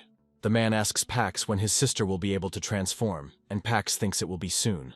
Alex asks if the baby can breathe fire and receives an affirmative answer. The man is looking forward to this, because he wants to buy the girl beautiful things and show her this world. He is lost in dreams of how they will give Orange a fashionable hairstyle and buy lots of jewelry. Looking at the golem's work, Kind comes to the conclusion that its body is too heavy. The magic stones turned out to be not as effective as the man expected. He starts talking about a metal that can absorb more magic, but stops short. Gabriel greets the scientist, who reminds the woman that she is in the men's locker room. This doesn't bother his interlocutor. She says that she wanted to see how Kind has grown up, he jokes. The scientist says that it wouldn't hurt to eat after the shower, and Gabriel suggests going to a restaurant. The guy asks where this place is, and the woman replies that it is in Happy Gritmoon. Kind notices that Great Life lives in the area and assumes he is upset about Great Clean leaving. The guy feels sorry because he is a good man, and Gabriel thinks that it is time for the veteran to rest. Kind shares that he would also like to return to his hometown. The woman asks about the magic stone, and the interlocutor confirms that it turned out to be better than the previous one.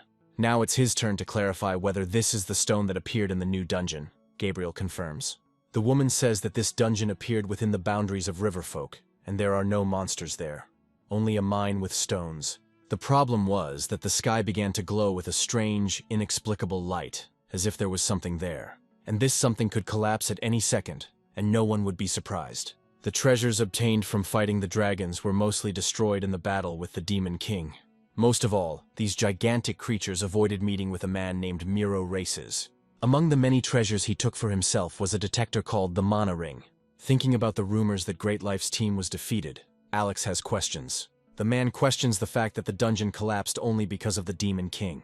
Thanks to the detector, Alex can detect abnormally high levels of mana, which is not surprising. He assumed it would all start around this time, so he's not surprised now. And from the split sky, the gate appears, further widening the resulting crack. When the doors swing open to reveal a portal, hordes of enraged monsters burst forth from it. Cursing, the spearman orders one of the groups to use Formation B and prepare for battle. The man tells the others to block the monsters from the outside, sharing information about these pigs. While he speaks, his subordinates, continuing to listen attentively to their captain, prepare themselves. When they hit the magical shields, the monsters immediately repeat the attack, not intending to retreat so easily. One of the subordinates turns to his captain, and he informs everyone about his breakthrough. Something makes a man slow down and then stop altogether. Feeling the energy of the one who is now very close, the spearman calls what is happening madness. The boulders flying towards him even hit his opponents, knocking them onto their backs. Amid the screeching screams, Great Life swallows nervously and forces herself to gather her will into a fist. Turning to his subordinates, the man announces to them that the King of Pig himself will soon be here. As if to confirm his words, the light from the portal becomes brighter, and Great Life asks to prioritize the wounded. It's hard to get the man to agree that the huge pigs won't appear again, but they surround him. Watching his subordinates through the gaps between the bodies, the spearman notes their furious confrontation. Some of the awakened manage to deal with the monster, but others face a less enviable fate. As he is called out, Great Life thinks intensely about the choice he has. He believes that he must choose the rear if he wants to save his surviving comrades and townspeople, but he can't shake the thought of those trapped near the boss, although they are in the minority. Great Life reflects on how heroes often talk about their daily regrets. He finds this choice without choice disgusting, wondering about the extent of these martyrs' regrets. Suddenly, the words of the man who honestly admitted that he just wanted to escape come to mind, but at the same time, he said that it is precisely at such moments that it is necessary to take a step forward. After all, if you retreat even once, you will have to move backwards your whole life. By saying that he will become a hero, Great Life addresses his comrades in an upbeat tone. Promising to take charge, he orders the first group to break through by force. Inspiring his comrades, the spearman says that no matter how difficult it is, one must go ahead.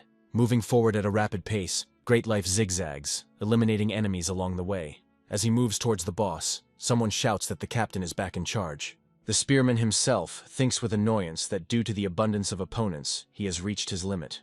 And yet, the boss's face looming over him reminds the man that there is no time to stand idle. One of the comrades informs his captain that the King of Pig is breaking through, and he sees this perfectly well, because he is in the very first row, unlike his subordinates. Gripping the shaft of the spear tighter, Great Life mentally vows to break the Pig King. With a loud cry, the captain shouts that he intends to clear the way in front of him, and putting all his strength into the blow, Great Life leans on the weapon, pushing it forward after the blow. The attack is so powerful that it bursts into the monster's mouth and tears its body into pieces. The energy particles left behind by such a powerful blow disintegrate even what remains. As Great Life tries to control his rapid breathing, thoughts race through his head. The thoughts that stand out most from the general flow are those about him being overwhelmed with strength. Finally, having calmed down, the captain orders the shocked people to be returned to the main forces. At the same time, he is informed that another King of Pig has emerged from the gate. Cursing harshly, Great Life orders his comrades to prepare for a full-fledged defense. The spearman also asks the awakened to be ready to retreat when he gives the signal. The King of Pig lets out a furious roar, and Great Life allows a thought to enter his head. He believes that they just need to hold out until reinforcements from the association arrive. But the man is not sure that they will be able to withstand the required amount of time. What happens next seems to happen in slow motion, with Great Life moving on reflexes. He turns to his comrades to check on their condition and notices the confusion of each of them. With wild squeals, the pigs scatter in different directions, their cries drowned out by the gusts of the rising whirlwind. While the awakened struggle to stay on their feet, even the king himself suffers from the anomaly. Looking at the aftermath of this pogrom, Great Life is taken aback, and an absent-minded question escapes his lips. Looking at the clearest sky, the likes of which have not been seen for a long time, the man is perplexed as to why the monsters have disappeared. Hearing the wheezing sounds, Great Life rushes to Tiger's side, asking if he can stand up. The food lord says he doesn't know how it happened, but he's fine, except for the burns. Throwing his comrade's arm over his shoulder, the spearman says that they need to retreat. Addressing everyone else in a louder voice, the commander suggests that they get out of the dungeon as quickly as possible. Looking back, Great Life lets a thought enter her head that makes her wary. Alex, watching all this, is also immersed in his own thoughts. Breathing a sigh of relief, he is amazed that he remembered those words right now. He is comforted by the thought that there is no one here who could know who he really is. Moreover, this man said that he is now on the second level. Alex notes that now, after this battle, he must advance to the master level of his class. As soon as he admits the thought that the country has acquired a fourth first tier, his stomach rebels. The man casually asks rhetorically if he should eat. Later, he tells the person sitting opposite him that he is going to make a fire. And although this flame is not strong, it is quite sufficient to realize the plan. Before Pax could blink, Alex was already standing in front of him with an armful of firewood. The dragon wonders how familiar his friend is, and his friend asks what he is thinking about. Pax rushes to reassure his interlocutor that everything is fine, and then Orange wakes up. Noticing the fire, the baby asks a question in her own language and raises her paws into the air. The dragon calls upon her spirit, and her brother asks her what she wants to do. Gracefully waving her hand, the Undine carries out her mistress's will, and she feels like a hero who has put out the fire. Alex pulls himself together first, announcing his intention to bring more firewood. Finally, after some time, a roast pork breast prepared from the King of Pig appears on the table. Thanks to Alex for the fried meat, Pax is about to put a piece in his mouth, but the man stops him. The gourmet shows exactly how to eat this dish, calling it meatloaf. Carefully sampling the food, the dragon eventually stuffs the delicacy into his mouth whole. While turning the meat, Alex asks Pax if he is continuing his investigations in the dungeons. The dragon agrees, adding that only if he is not busy at the restaurant or having fun with his sister. Alex shares with him what he saw in the magic stone mine, because he was alarmed by the type of pigs. When talking about the adaptation of these creatures, the man says that he has not seen anything like this even on the continent of Espan. Alex adds that when the subspace opened, the energy coming from there did not belong to Espan. The man voices the hypothesis that the Earth is connected to another dimension, not only with Espan. He also believes that something beyond their understanding may be happening now. The lantern to the right of the Awakened Association sign crackles periodically. Reviewing the report of the Riverfolk dungeon raid, the man finds it all unbelievable. Great Life also informs him that the monsters disappeared after that bright flash of light, along with the boss. When Trugum says that Gabriel told him about something similar, the spearman is amazed at what is happening on Earth. The director proceeds to congratulate the ward on achieving that level of mastery. Great Life admits that being the 4th level 1 awakened one in the country is a pleasure. The man begins to wonder what the point of a salary increase is if he can't spend it. The director asks for extra days off, but Great Life refuses them in favor of the team. Trugum asks his ward about his next class choice, and he says it's Steelheart. The Steelheart class grants its owner 2 lives, greatly increasing physical endurance. When the awakened one has completely mastered this class, his body becomes as strong as steel. This means that there will no longer be any frontal assault like last time. That time it was pure luck that saved them, but now Great Life will have the opportunity to at least buy a little time. Calling the spearman's decision wise, the director still suggests that he take a rest. Great Life says that he was just about to do this, but his interlocutor urges him to hurry, asking him not to get nervous. As he enters the elevator, the man thinks that he did not sense any evil intent in that world. On the contrary, he felt that he was warm and attractive, and he wanted to come closer to him. Great Life involuntarily draws a parallel with the old incident with the Beltos. Attempts to find other similarities end in failure, of which only one is an unpredictable force. Spearman expresses hope that it will not be used against them in the future. Meanwhile, at Alex's restaurant, the feast continues around a crackling fire. The dragon reaches for the bottle of vodka and fills his completely empty glass. Raising the glass to his mouth, he stops, and having thought about something, suddenly turns to his drinking companion. The man asks the guy the reason for the question, and the guy asks him about the Demon King's power. Alex confirms that he was very strong, but only he turned out to be stronger. Pax asks if his interlocutor hates his defeated opponent, and he becomes thoughtful. He recalls that there was indeed a time when he hated him because of the people dear to him. Because when they came to Alex's aid, they fell under the onslaught of the Demon King's army. The man, then still a boy, had the necessary strength, so he vowed to stop the usurper. The protracted battle became a war in which too many died. In the end, Alex didn't have a single friend left, so he really hates the Demon King. Against the man's will, something that is either a dream or a memory flashes before his eyes. In it, one of the opponents asks the other if he was the one who called him into this dimension. Thinking back on all this, Alex comes to the conclusion that he absolutely hated the Demon King before. The man says that his opponent then said that someone had called him. Pax chuckles thoughtfully and long, and his interlocutor says that it was literally a call. Alex continues, saying that someone also called him to the continent of Espan, which puzzles the dragon. After pondering his interlocutor's words for a while, Pax asks how he came back then. Alex shares that he has spent the past 10 years exploring the world. As time went by, he began to experience a feeling of despair that did not subside for a long time. And then one day, in the gap in the dimension that appeared before him, he saw modern buildings.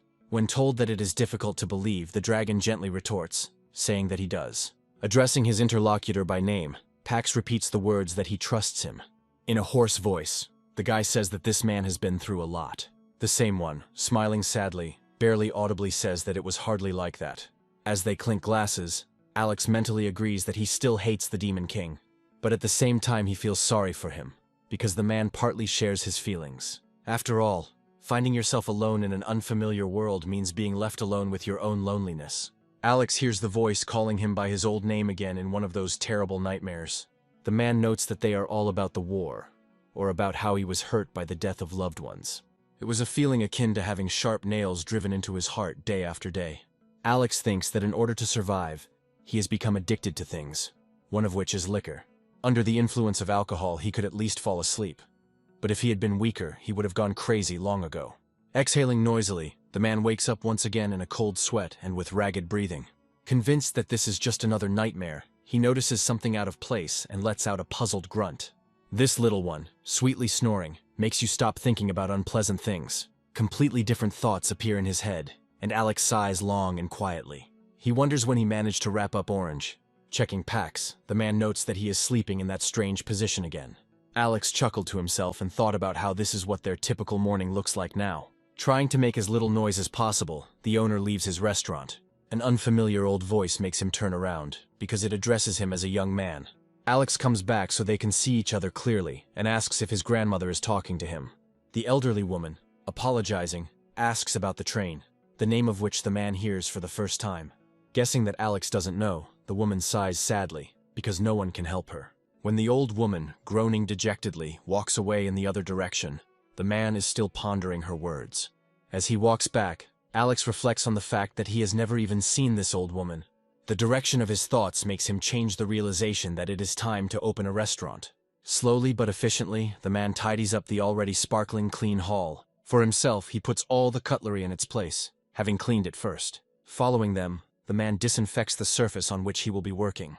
And almost immediately after this, greeting the restaurant owner, his first customer of the day appears. While replying to Brainy with kindness, Alex hears a comment about the weather and a question about what's on the menu. The man says he's still getting ready, but he can offer fried rice.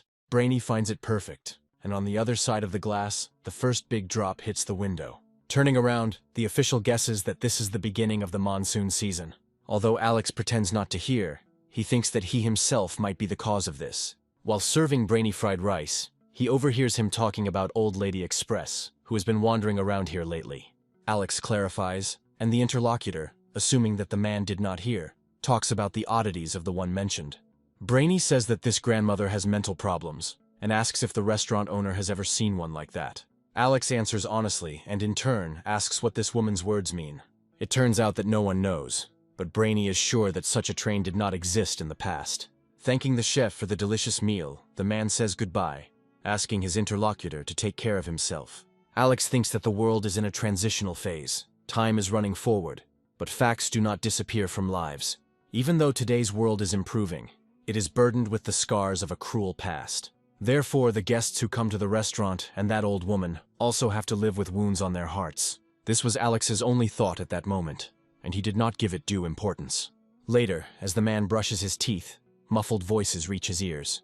As he spits out the toothpaste, Pax's voice can be heard saying that everything is correct. Coming out of the bathroom, the man looks questioningly at his older brother, who is excitedly praising Orange. As he tells her that she is doing everything right, the dragon manages to lengthen her hair. She screams with joy, but Pax is disappointed, saying that it didn't work. Alex joins him. The man asks whether a special skill is needed for transformation, and receives a positive answer. Alex chuckled thoughtfully and suggested putting human clothes on Orange. He brings one of the smallest t-shirts and helps the dragon get dressed. The fears turn out to be true. Even this thing turns out to be too big for Orange. And just when the man thinks that after the transformation the girl will be about 5, something happens. Babbling something sensually, Orange begins to tremble with zeal, wanting to please her observers. Together with her favorite sound, the dragon finally manages to transform into a 5-year-old girl. Becoming an involuntary witness to such a spectacle, Alex gasps in surprise. The little girl, overcome with stress, runs towards the man with all her might, calling him daddy. Little feet stumble because their owner is not yet used to them. But strong hands prevent Orange from falling, and the girl gasps as she rises up. She joyfully calls the man father and begins to laugh happily. Unused to hearing something like this from a little girl, Alex becomes confused and absent-mindedly makes an interjection. The dragon immediately rushes to his little sister, rejoicing that she managed to complete the transformation. Of course, it's unlikely that the dragon girl will be able to wander around peacefully now, but even this makes her happy. Saying that it's time to cook food, Alex asks Orange's brother to find some things for the girl. A little later, the rain starts pouring down in buckets, seemingly only getting stronger. The measured steps of Alex returning home approach the restaurant. The man remembers that he has some pork left and is going to cook the tenderloin in sweet and sour sauce. As he closes and folds his umbrella, he notices a silhouette nearby and chuckles thoughtfully. Alex greets the old woman, who asks permission to stand under the canopy for at least a minute. The man invites his interlocutor to come inside and have some tea, but she says that she better hurry. Alex notices a change in the woman's speech, noting that she used to speak in dialect. Opening his umbrella again, the man turns to his interlocutor again, asking her to take at least this one. Despite her fears, the elderly woman accepts the item, thanking her savior. Promising to return it, she asks if the man sells noodles with bean sauce. He says he doesn't seem to have the necessary ingredients right now, but he still wants to check. Just as he is about to do this, a sound similar to the clatter of wheels is heard from behind. Turning around, Alex sees a cart with cardboard being rolled away by an old woman. Looking after her, the man thinks that what is happening really seems strange to him. The radio warns to be careful, as there is a high probability of water monsters appearing in the rain. These are usually low-class monsters of level 10, but during such a season they can rise up to level 7. Noisily placing his mug on the table, the diner turns to the restaurant owner for advice. Kind really wants to understand how to successfully start communicating with women? Alex doesn't get the point. While the latter is thinking about the fact that he only dated one girl, the scientist shares his secret. He says that one day a strong woman saved him, and since then he realized that she was his ideal. Kind finds her damn attractive, smart, and beautiful. Alex expresses his understanding. The man thinks that he understands the feelings of his interlocutor perfectly well, because he thought the same way.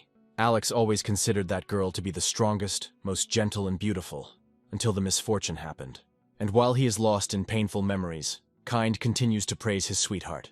The scientist says that he has been partial to her for a long time, and it seems that she is aware of this. Alex clarifies whether they are talking about Gabriel now, but it turns out that this is not the case.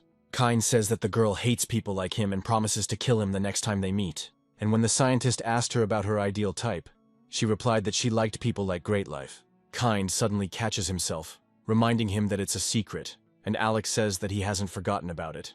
The scientist asks for more beer, and the radio announces that visiting the Tomb of Repose is temporarily suspended. Alex notices how attentively his client is listening to the announcer, and decides to ask more about the object. Exhaling heavily, Kind explains that the Tomb of Repose is a cemetery for the victims of the past. Many people died then, and the bodies of some could not be restored, so they were cremated. Alex is distracted by the words that these names were carved on the tomb, creating a common cemetery. The owner of the establishment welcomes Delica, the Queen of Blades, a second level awakened. Greeting Alex in return, the girl wants to ask a question, but interrupts herself, finding the answer to it. A gust of wind hits him as the blonde appears next to him in an instant.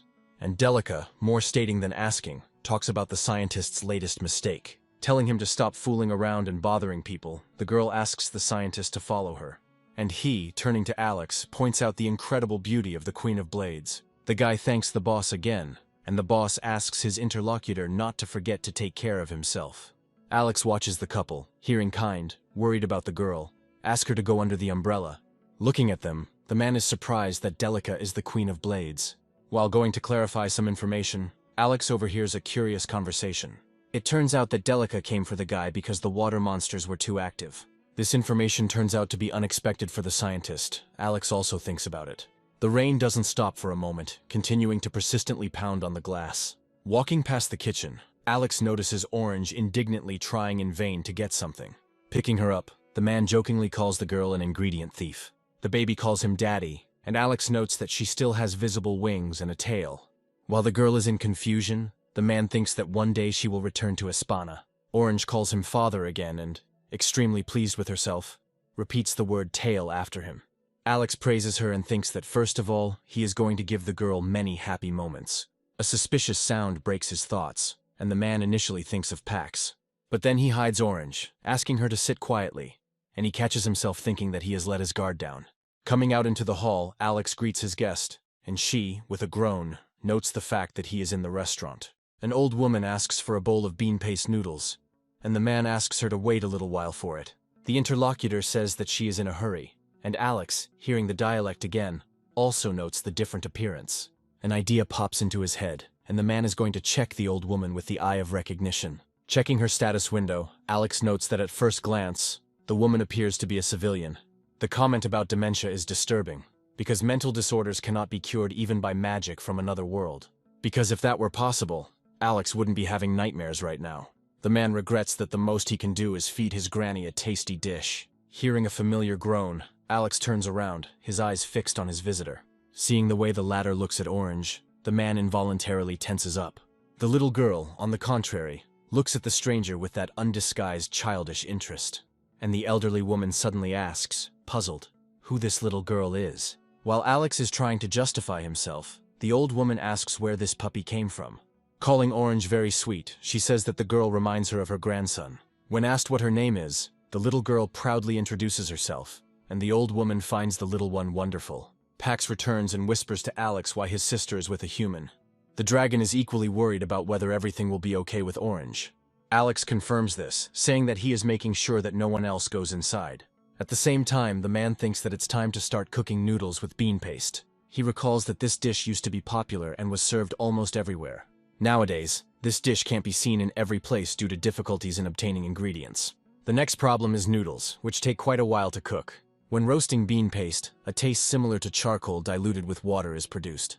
As soon as the paste becomes shiny, you can safely consider the frying a success.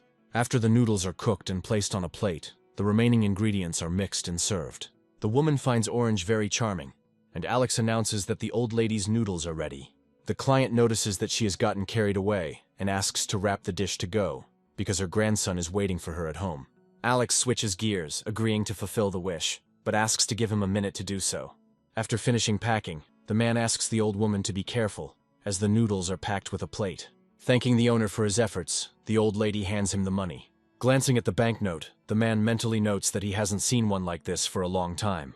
He politely says goodbye to the visitor, asking her to come again, and the little girl echoes her guardian. Since then, this grandmother often visited the restaurant to order bean noodles to go. Moreover, the person for whom she bought this dish changed every time. Sometimes it was the grandfather, other times the grandson again, just like the first time. The only thing that remained constant was that the old lady never returned the plates to the restaurant. Alex knew she was doing it unintentionally, so he bought some extra dishes. The man's gaze involuntarily catches the sign, involuntarily distracted from his original intention. All this is because he unintentionally found himself near that very tomb of peace. Taking advantage of the opportunity, Alex decides to go inside to be aware of what is inside and how it is. The thought that there are hardly any graves of his parents here is interrupted by a voice nearby. Grandma is forbidden to do something so often, but she just wants to honor the memory of her grandson. The man says that you can't breed parasites in the cemetery, just like you can't sleep there, because you can catch a cold. He asks to remove everything that the old woman brought, otherwise he will have to do it himself. Looking at this heartbreaking sight, Alex becomes thoughtful, his gaze moving further, past his grandmother. This shabby tent reminds him very much of a place where he spent the night, and it's not hard to guess whose it is. An attentive eye also catches the faded photograph standing on the chest. The old woman, groaning sadly, returns to her shelter. Heading straight for the photograph, she picks it up and begins to stroke it carefully. Alex, looking at this, mentally notes that people smile not only when they are happy. In the most difficult moments they do not cry, but, on the contrary, they laugh. The man himself used to do something similar. Now it is a thing of the past, although over time this smile has become a habit. The clear sky is covered with thunderclouds, and then suddenly it starts to rain. While Alex is busy cleaning, the girl next to him screams with delight, rejoicing at the bad weather. The man regrets that he didn't buy her clothes, because now the market is closed due to the downpour. Pax starts to say that the girl has things, but rushes to her, forbidding her to drink rainwater. Meanwhile, a voice from the radio warns its listeners to beware of kelpies appearing from the downpours. If you encounter these water monsters, it is recommended to immediately find a place without moisture. Asking Pax to keep an eye on the house in his absence, Alex heads for the exit. Leaving a restaurant without an umbrella, the man looks around for anomalies. This is all because he has a feeling that trouble is approaching soon. The man groups himself and pushes off the railing with force, rushing forward. While in flight, due to a bad feeling, he involuntarily begins to emit negative mana vapors. Although Alex doesn't want to bother his head with this, he can't just brush the thought aside. When a fog suddenly appears out of nowhere and envelops her, the old woman gasps in confusion. Turning her head from side to side, the woman tries to understand where she is. Paying attention to the nearby board, the grandmother realizes that she has finally found the station. The gramophone announces the arrival of the required train, and soon the train itself appears. The vehicle stops so that its doors are right in front of the old woman. When they slowly open with their characteristic sound, a male figure appears in the opening. The old woman is surprised when, taking a step forward, she invitingly extends her hand to her. Noticing the confusion on the wrinkled face, the man hurries the woman to come with him. Giggling briefly, she notices that despite the neat appearance, the smell of cow manure remains. The appearance of the grandmother's grandson, who immediately turns to the woman, prompts her to take more active actions. Calling the boy by name, the woman fearfully asks what's wrong with his face. She can't understand what's going on and why she can't remember anything. Grandma doesn't know what to do, because only vague outlines are visible, and the world looks like a faded photograph. Meanwhile, the man and the child continue to urge her to action, but the old woman's head is empty. The woman notes that this is a normal state for her, as if everything were in a black and white photograph. Meanwhile, the sound of raindrops is joined by the splash of water splashing from a puddle. With a ghostly neigh, Kelpie quickly approaches the sleeping elderly woman. The water monster bends down to inhale the human scent. The next moment, the horse's mouth opens wide, revealing teeth that are far from typical of herbivores. The desire to feast on human flesh does not come true, as Alex arrives just in time. The man clicked his tongue in irritation, and became finally convinced that his bad feeling had been worth worrying about. Initially, this monster wanted to feast on expired noodles. But then he noticed the old woman. Behind them, several voices are shouting, one of which is urging on his interlocutors. Realizing that he might get caught, Alex resorts to one of his famous techniques. Meanwhile, the group of awakened and the guard, urging each other on, rush towards the old woman's tent. The man exclaims in amazement, saying that he is sure that Kelpie was here. The spearman confirms this, as there are fragments of low-level magic stones lying around at the scene. Great Life suggests that Kelpie was dealt with by someone powerful, judging by the large puddle. The man's mind is filled with that same unknown force he has already encountered more than once. He notes out loud that everything turned out well, and considers it necessary to first take the old woman away from this place. And while the guard carefully lifts the old woman, she, still in her sleep, dreams of her grandson. Tears stream down her face along with the rain as she dreams of this touching moment of reunion. And somewhere in the tent left behind lies a photograph in an old frame, damaged by the Kelpie attack. Hearing the sound of the door opening, Alex begins to greet his guest but stops short. Today, this woman looks completely different, and now she is greeting the owner of the restaurant. Handing Alex the bag, she apologetically says that she bought new plates because the old ones were damaged. And only now does the man notice his interlocutor's new outfit, mentally noting it. Alex asks the woman out loud if she's really going somewhere. In response, there is agreement, but nothing more. The one standing opposite has no intention of continuing.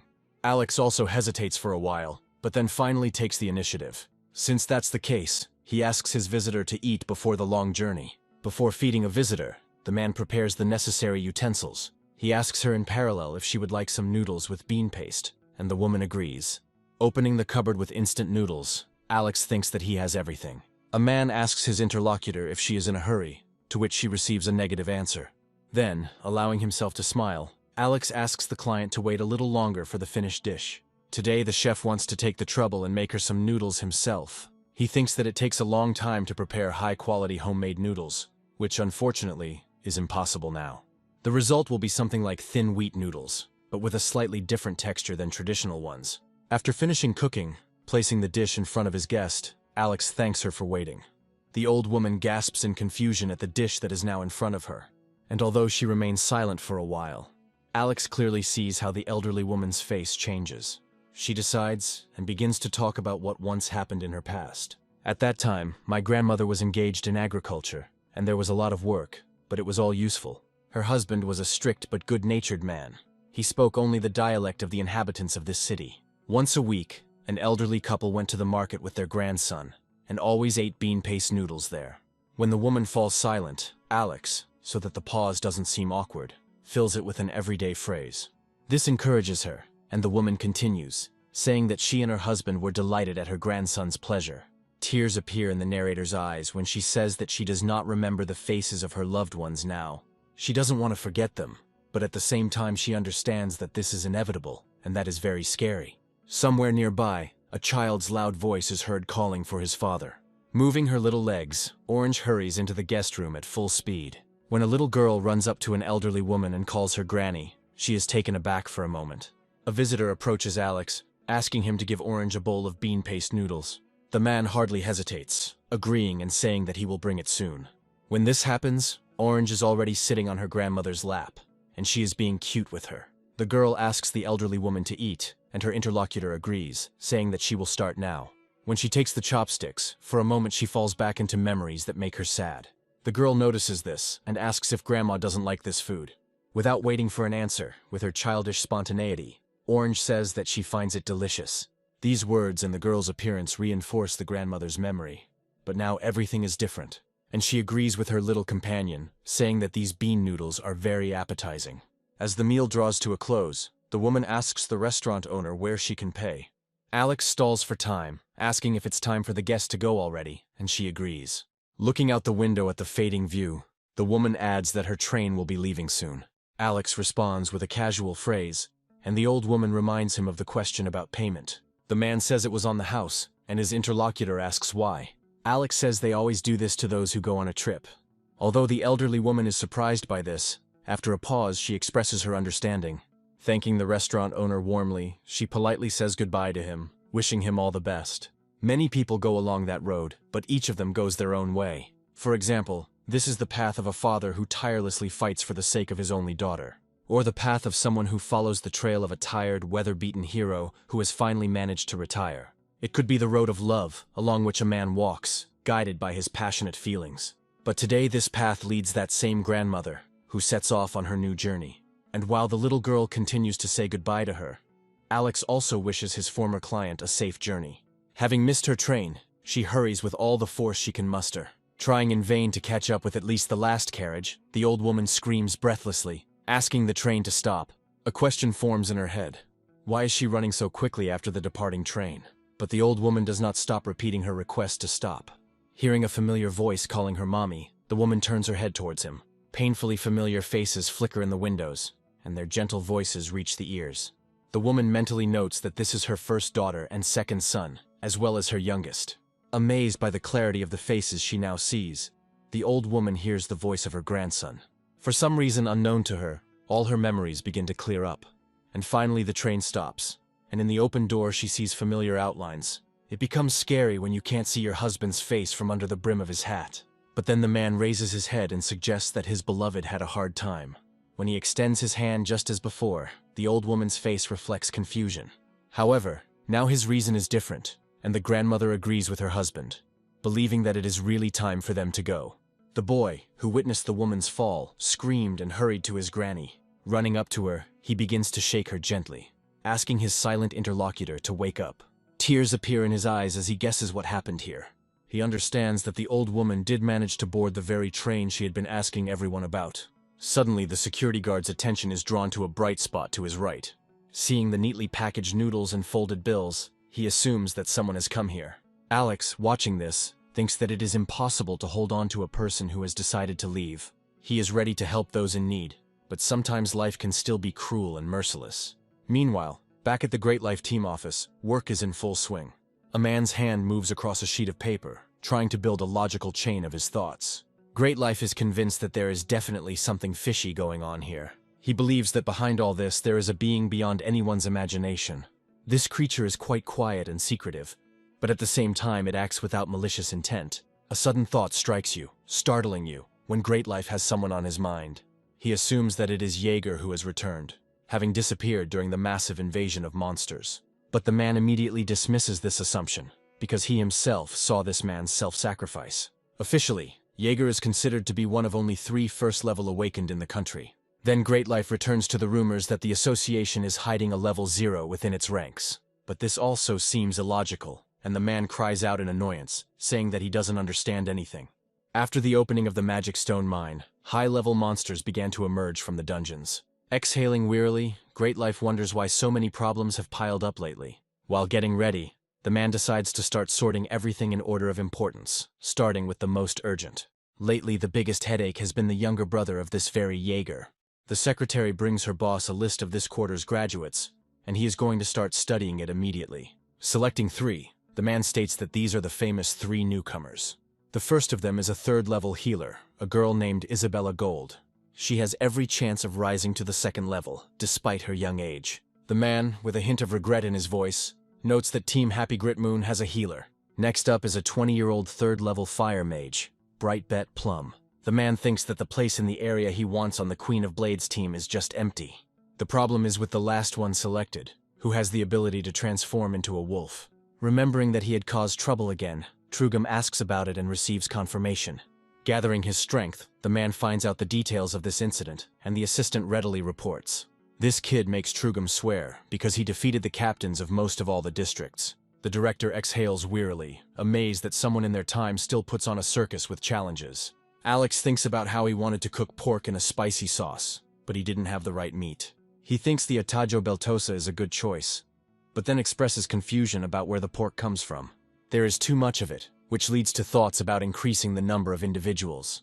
Assuming that these could be the same ones that appeared near the mine, Alex is going to check everything out. Something makes the man turn around, and his gaze falls on a tent with children's things. Noticing his interest, the saleswoman politely greets her potential buyer. When the man asks if this outfit is suitable for a 5-year-old child, he receives a positive answer. Taking a deep breath, the fair-haired man begins to scream at the top of his lungs. He orders the temple's leader, Blazing Strong, to come out and fight him. Alex is surprised by the address, and then remembers that this man replaced the resigned Greatclin. But the man can't figure out who this blonde guy is, and he introduces himself just so successfully. The 2nd level awakened says that he rejected the association's offer to become a mercenary. Wondering why there is so much pathos, Alex is amazed at what young people are like today. Wisdom, meanwhile, challenges Blazing, ready to join his troop if he is defeated. The words of one of the mercenaries make the blonde man puzzled and fall silent for a while. But then the boy starts to provoke Blazing, saying that the new leader is a coward. Continuing to mock the head of the temple, the blonde achieves results as the door swings open from a kick. Stepping into the light, Blazing rhetorically asks who the brat is making such a fuss in broad daylight. Alex notices the man's muscles, finding him to be the perfect replacement for the previous leader. The blonde offers Blazing a fight, but he tells the kid to roll away, because useless fights are not his thing. Wisdom chuckles at these words, saying that the tiger has been replaced by a fox on his throne.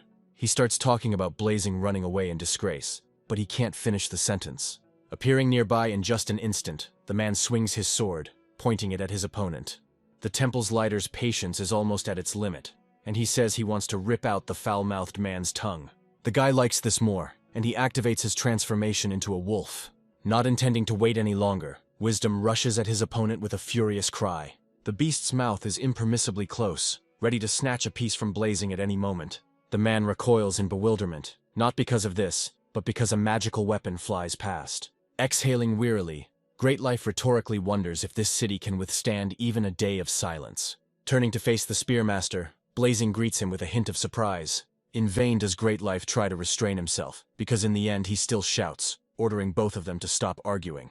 While those around him rejoice at the appearance of the Spearmaster, Alex thinks about the power of young blood. He compares the entry of the younger generation into the game to the earth filling with life after rain. Later, the 3 come to the restaurant, and Great Life is the first to greet the owner of this place. Alex greets everyone in return, mentally noting the shabby appearance of his guests. He asks them about the fight, and the spearman confirms it, but adds that the battle was unarmed. Alex asks who won, and his interlocutor continues, saying that sometimes experience decides in a fight. Telling his companions to sit down, Great Life orders vodka and some snacks to go with it. Alex asks if roast pork is suitable, and is told that it is just what he needs. To prepare this dish, you need to fry the meat evenly in a well-heated frying pan with oil. Alex likes it when there are more vegetables than pork, because it is the latter that gives the dish its unique flavor. Noting that there are 3 diners, the man considers the ideal preparation to be 5 servings of meat. Looking at the dish already served to him, Wisdom cannot contain his exclamation of admiration. But, hearing the snort of his former opponent, the guy turns away, pretending to look offended. Standing up, Great Life suggests that the 2 sort things out between themselves. By saying that he will close the account, he says goodbye to the boss, who reciprocates the feelings of his dear client. Alex thinks that he prepared 5 servings in vain, even though he did it intentionally for the whole trio. Wisdom admits his defeat, resigning himself to his fate of joining the temple mercenaries. The leader of the latter asks not to do this, but it is better to leave on good terms, which causes bewilderment in the blonde. Blazing advises the guy to stop thinking that the world revolves around him, and he expresses confusion. The man says that he is not good enough yet, and Wisdom still has a lot to learn. Without saying another word to anyone, Blazing leaves, and the blonde remains silent for a while. But then, when the leader of the temple mercenaries can no longer hear, the boy lets out an admiring interjection. And Alex hears Wisdom quietly admit that he thinks Blazing is pretty damn cool. The next moment the guy jumps up, asking him to pull up, and then corrects himself to a respectful tone. Alex couldn't help but smile, thinking that the new generation of temple mercenaries would be very powerful. He watches as the boy asks the man to give him a chance, and the man advises him to leave. Alex's focus shifts slightly, and he is already thinking about how as his strength increases, so does the power of his enemies.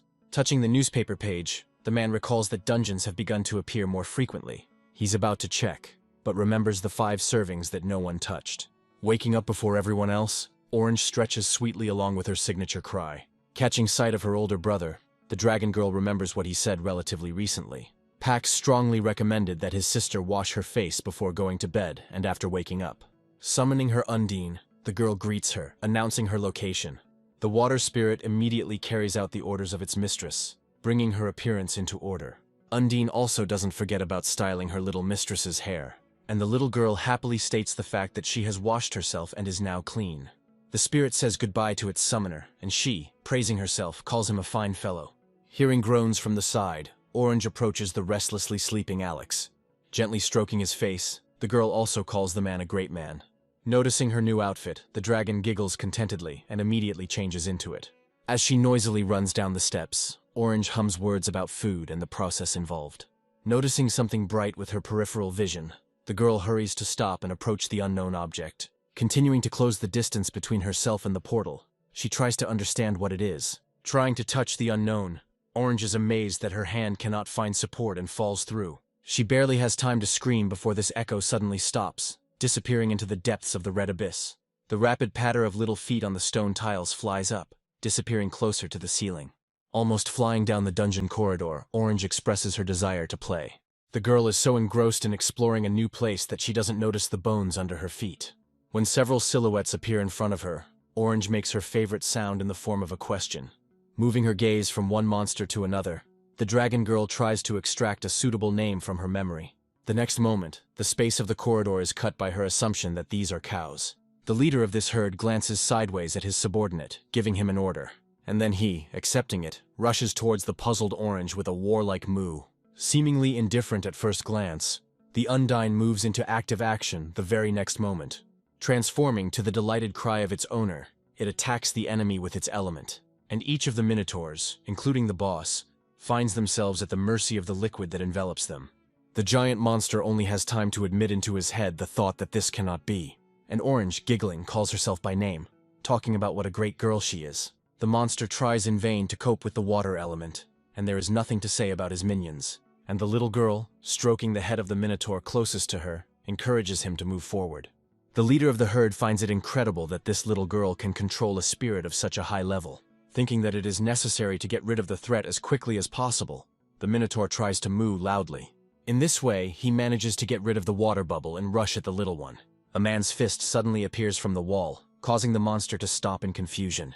And Alex, crushing the barrier in front of him, breaks out of the wall, beginning to deal blow after blow to the enemy. Acknowledging that raising children is not an easy task, the man playfully addresses the little girl herself. Then Alex turns to the minotaur, greeting him, and he tries to understand who is in front of him. It doesn't take long for the man to confirm whether the monster is the one that arrived on his spawn earlier. Looking away, the minotaur denies and says that the interlocutor is confusing him with someone else. Alex doesn't bother with trifles, showing his opponent his intentions, and he gives in. He also confirms the words that he escaped with the Demon King into the interdimensional rift. The idea that they are back in the demon world makes Alex think, and the minotaur hurries to clarify. He says that he got into this labyrinth and did not leave it, and the Demon King fell asleep to recuperate. Alex doesn't fully trust this creature, so he uses the Eye of Recognition on it. The artifact shows that the minotaur is not lying, and the latter is amazed that Miro has invaded the demons. Alex denies this, because the entire labyrinth has fallen into another dimension, namely Earth. The man thinks that the Demon King did not die in that battle, because he is immortal by nature. But even to drive him away, Alex had to achieve mastery in all 6 classes. Only by teaming up with the Ice Emperor was it possible to drive the Demon King into a state close to death. And yet, somehow, the enemy managed to escape by passing through the opened interdimensional rift. Alex suggests that following the Minotaur, even more dangerous creatures may break into their world. The baby's stomach rumbles just when she's trying to say she wants to eat. Understanding her correctly, Alex takes Orange in his arms, intending to feed her as soon as possible. Hearing the Minotaur's loud exhalation, the man turns to him, showing that he has not forgotten about the monster. Then Alex says he needs something from the mob, which immediately gets really tense. The kitchen is in full swing. A strong man's hand lowers a knife, cutting up another piece of meat. Pax finds the aroma here pleasant and asks what they have on the menu today. Hearing the sounds of boiling liquid, even the dragon understands that something is wrong and tries to point it out. The hint doesn't help, and then Pax talks about the escaping broth already in color, pulling Alex out of his thoughts. The man says that he has everything under control and asks the kids to sit down and eat. Pax finds the dish appetizing and recognizes it as Alex recently purchased oxtails. It turns out that chili peppers are the vegetables that help best cope with stress. Biting into a piece, the dragon finds that it tastes like grass, but jumps to conclusions. The very next moment he screams, asking why this little vegetable is so spicy. And while the guy is trying to put out the fire inside himself, an unfamiliar voice asks for permission to come in. When greeting, the girl says that she opened a flower shop across the street and decided to greet the neighbors. She asks to accept this modest bouquet, and the man absent-mindedly thanks his interlocutor for the gift. Finding the aroma in the room pleasant, the girl asks if the chef has any meat, and he confirms. The neighbor asks for a plate, and Alex, asking her to sit down for now, says that he will bring a portion soon. Pax is still trying to get over the sharp taste in his mouth, about to start with the soup.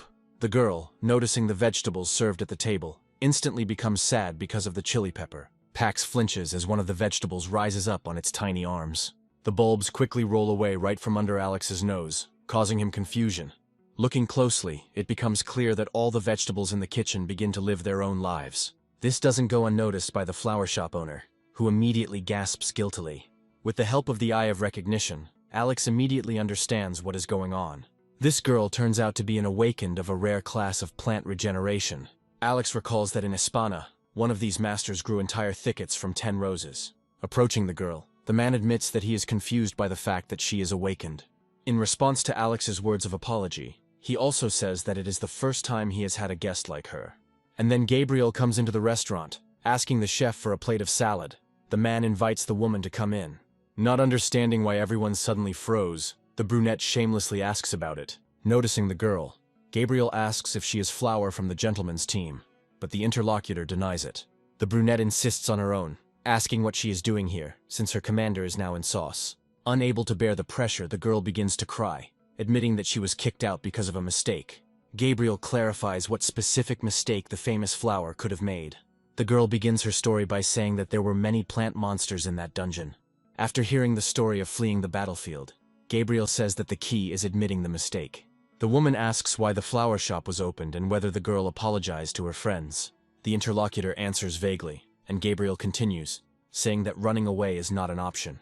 Flower agrees with the brunette, coming to the conclusion that she needs to apologize to her comrades. Filled with self-confidence, the girl asks the chef where she can pay for her order.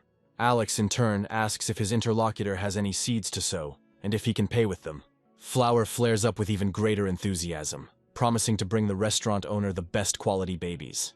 The front door opens and a male voice comes from inside, saying that he has found her. The girl shouts out her captain's code name, and he, noticing Gabrielle, greets her. And while the woman reminds him that she asked him not to call her auntie, Alex ponders the identity of the gentleman. The man in the hat says that they don't have time to talk, as they need to clear the new dungeon. The girl begins to hesitate, and the gentleman suggests that in order to resign, she should first write a letter of resignation. He continues by saying that everyone makes mistakes, but it is important to be able to admit a mistake and move on. Taking a more comfortable position with the girl, the man asks her to stop mumbling, because there is no time for this. Hearing her nickname for the umpteenth time, the brown-haired girl asks the captain to stop calling her that. Before leaving, the gentleman stops and asks Alex if he is the boss. He answers briefly and to the point, and hears the words that Captain Greatlife mentioned him. Therefore, on the recommendation of the spearman, the gentleman plans to visit this restaurant later.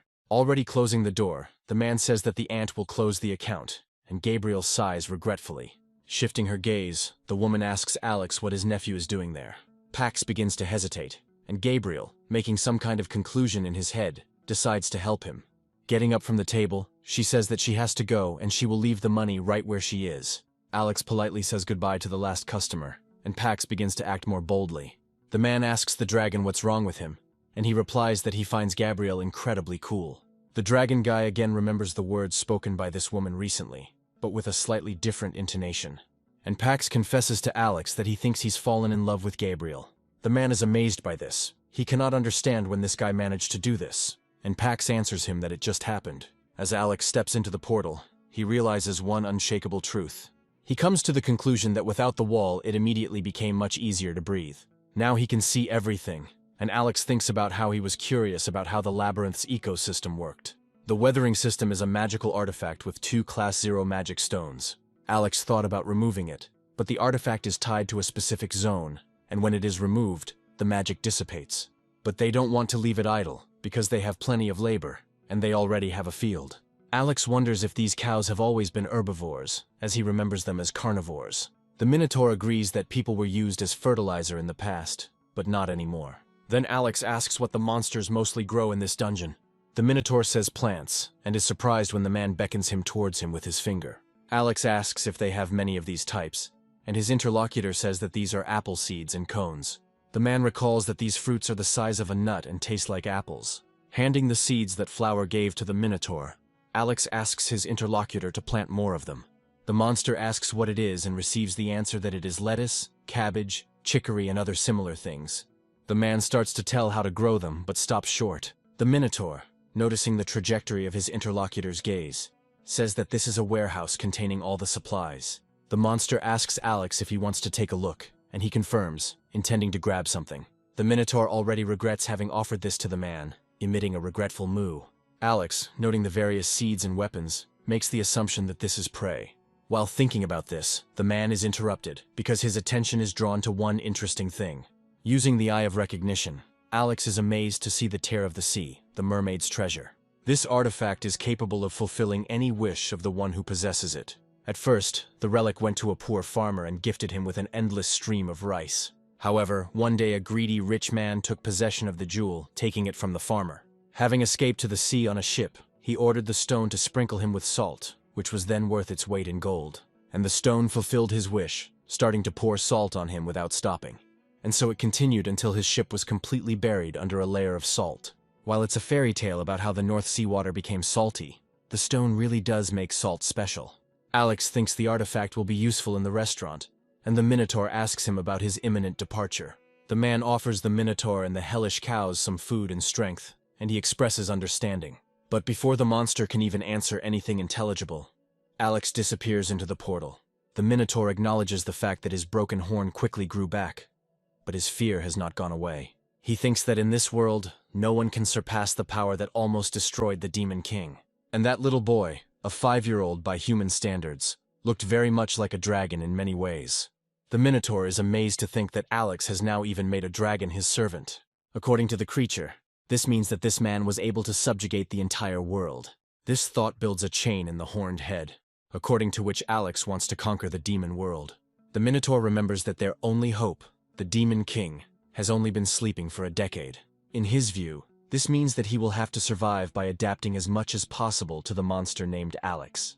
And the Minotaur shouts to his subordinates not to forget to develop their endurance. As she lands in front of the portal with a final push off the ground, the Shadow Cat is greeted. She is informed that this gate is the largest of all discovered so far, which means accordingly. Gabriel reflects on the fact that the size of the gates in most cases reflects the size of the dungeon itself.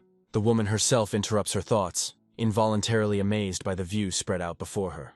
Because, contrary to expectations, there is absolutely nothing visible inside the portal. It seems as if the sky is about to spew out something terrible, but at the same time there is complete silence all around. It resembles a predator that lies in wait before seizing its prey, biting its teeth.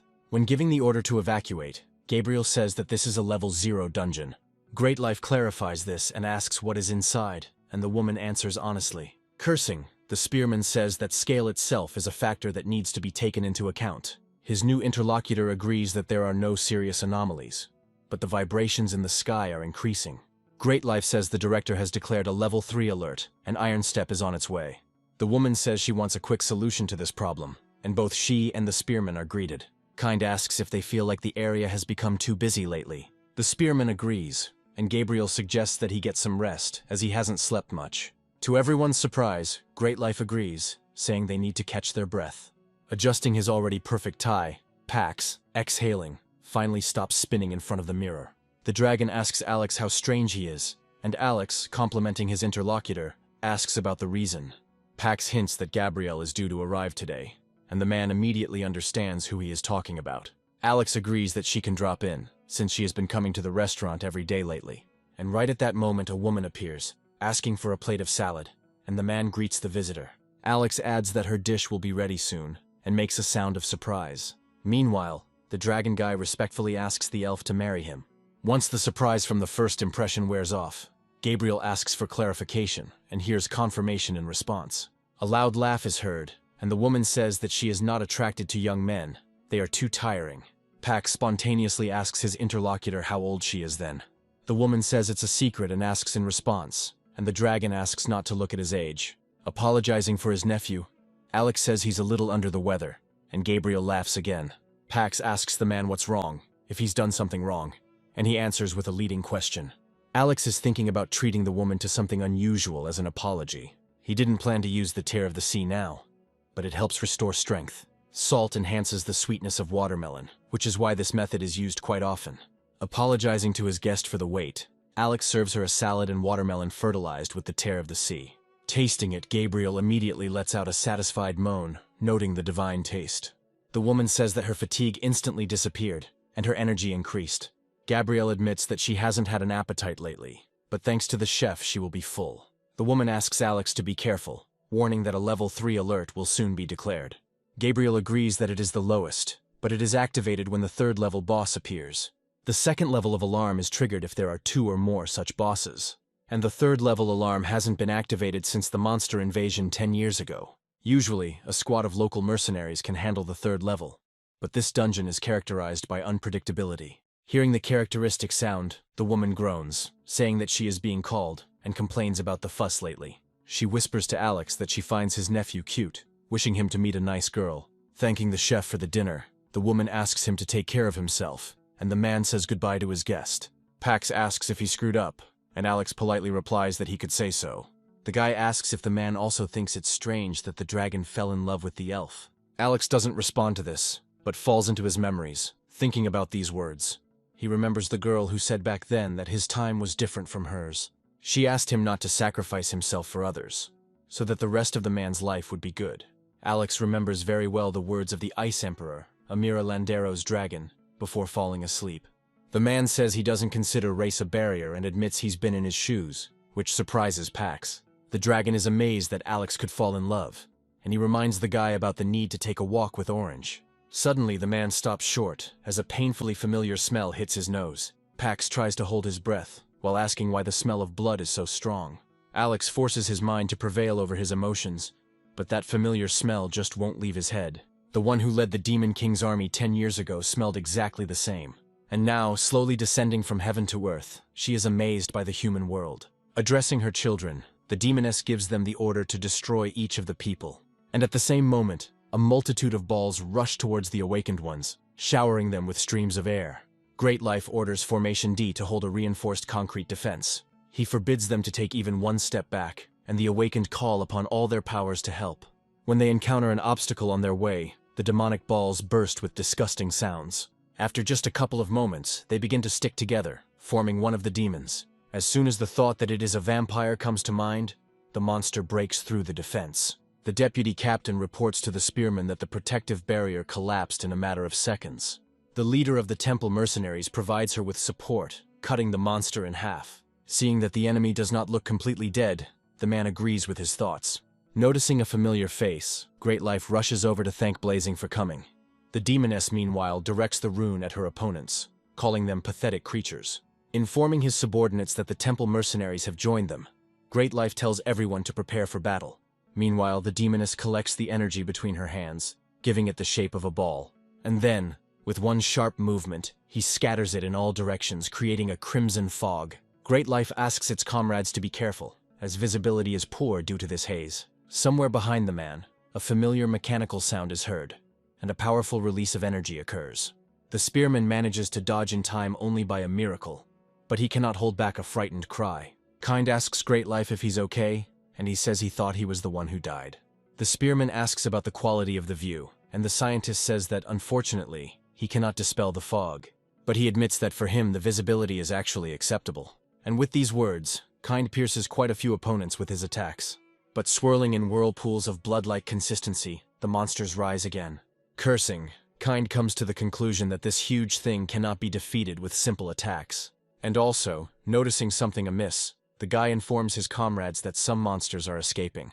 And one of them is about to jump out of the gate right now. Kind asks him to stop, saying that he understood. Great Life answers the call and hurries to catch up with the fugitive. Fearing that he won't make it in time, the man, filling his spear with energy, throws it at the enemy. When a loaded weapon hits a blood clot, it breaks into hundreds of splashes. Great Life notes with satisfaction that now is the time for this, and gives the order to the defense squad. He orders them to block the exit as the demon is trying to break out of the gate again. When the 6-point formation is performed, the man hears words about the completion of the lock. Smiling contentedly, the spearman informs his comrades that they are about to begin. Leaning forward, he rushes straight at the main demon standing at the head of the enemy army. And she, partially materializing, thinks with regret that now everything is lost. After the war, she managed to restore only a fifth of her strength, but people became much stronger. And now this woman herself is on the brink, and all she can do is humiliatingly beg for salvation. Thinking that she doesn't want to die, especially in such a miserable way, the demoness is about to slip through the gap. But then she lets her guard down, and an elf appears behind her, saying that she found her. Saying that the time for games is over, Gabriel raises his blade over his opponent. The woman's gaze involuntarily catches the demons trying to break through the barrier. Focusing her vision, the elf notices that the 6-pointed formation is still giving in under the monstrous onslaught. The woman mentally gives herself the command to deal with the demoness before she manages to escape. And the vampire, who had just been feigning pain, suddenly smiles and bursts into laughter. Gabriel can only watch as her opponent, turning into blood, rushes towards the barrier. Despite the size of the gap, she manages to get inside quite successfully. And once there, the vampire laughs triumphantly, happy that she finally did it. In her joy, she doesn't notice the man who has been watching her for a long time. And as soon as the vampire completely relaxes, he knocks her out with one blow. Without wasting any time, the man summons the goblin, opening his subspace. The green creature asks its master what he is doing in a place like this. But it itself understands everything as soon as the demoness catches the golden eyes. Alex states the fact that this is one of the 4 lords of the demon world, the vampire lord Sofrene Lys. The man asks the goblin not to interfere with this, and he, albeit hesitantly, agrees. Alex thinks to himself that the powers of the Awakened Association impress him. He admires how systematically and flawlessly these people operate. This battle was fought with a record result in the absence of even one casualty. Unlike those who lived on Hispana, only the most select fighters who could be trusted had gathered here. Allowing himself to smile, Alex mentally addresses them, saying that this world is in their hands. There's just one catch, and that's that this time he needs the trophies too. The man orders the goblin to bring him one first-class magic stone, and he obeys. Taking it in his hands, Alex expresses his thoughts out loud, saying that it should be just enough. His next words are that after 10 years, it is time for them to meet again. Some time ago, the demon world was a kingdom where only power ruled. Here the strongest dictated their rules, and the demon king was the strongest of them all. Under the ruler of this world there were 4 lords, each of whom possessed colossal power. But at the same time, none of them could disregard the orders of their master. The vampire lord, Sofrene Lys, was the last of the 4 lords. She thought that her children were powerful and famous for their countless exploits. The woman can't believe that they were all turned into a bloody mess by one single person. She herself miraculously survived, and now, in order to survive, she is forced to drink high-quality blood again and again. Then the demoness saw for herself only one choice, which was the complete destruction of everyone and everything. She was going to regain her former power, and then get to the damned Miro races. At that very moment, out of nowhere, a portal opened, causing Sofrene genuine amazement. Cursing loudly, The woman growled and hurried to brace herself to prevent something unpleasant. Right now, the demoness is coming to her senses, emerging from the abyss of a nasty dream with a protesting roar. Stating the fact of awakening, Alex says that Sofran has little choice. If she answers the question of whether the Demon King is still sleeping honestly, then she will live, and vice versa. Understanding perfectly well who is in front of her, the vampire screams, asking why Miro is so young. The demoness admits that she believed her interlocutor had died of old age. As Alex gets up, he remarks that he will have to kill the demon, but Sofran says that he will answer. The vampire confirms that the Demon King is sleeping and will do so for the next 90 years. The man recognizes that this is true and asks how much the demoness has recovered. Alex estimates that this amounts to about 2 first-level monsters. Then the man asks whether Sofran came to the human world on purpose, of her own free will. The answer turns out to be half true, and the system interprets it as a lie, which forces the demoness to confess. Alex thinks about how the monsters coming from the demon world are getting stronger. I also can't get the idea out of my head that someone is deliberately creating rifts between dimensions. Alex asks Sofran about the current situation in the demon world, and she says that it is chaos. The man inquires about the other rulers, and hears that they are all almost completely fine.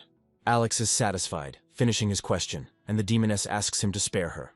The man says that he will keep his promise, and Sofran thanks him, starting to rejoice. Saying that a promise is a promise, Alex opens a portal, throwing the demoness through it. Landing in a less than ideal manner, she lets out a strangled cry, and the man turns to the Minotaur. Alex says that this is a new employee and asks the Horned One to explain to Sofran the rules and the essence of working in the labyrinth. And while the two are exchanging pleasantries, Alex says that it's time for him to go. The Minotaur informs Lady Fox that Miro is forcing dragons to work for him. The vampire concludes from this that people are also servants of this man. The Minotaur's head is spinning from the abundance of words, and he has a desire to finish off one of the 4. But instead, he begins to tell her the rules, and the demoness listens to them attentively. Finally, the Minotaur moves on to the most important part of the labyrinth's habitation order. There are only 2 such rules, and these are the desire to eat a lot and the development of your endurance. The demoness eagerly waits for the Minotaur to say something else, but he remains silent. And somewhere on the other side, Alex receives a notification that the restaurant has a new employee.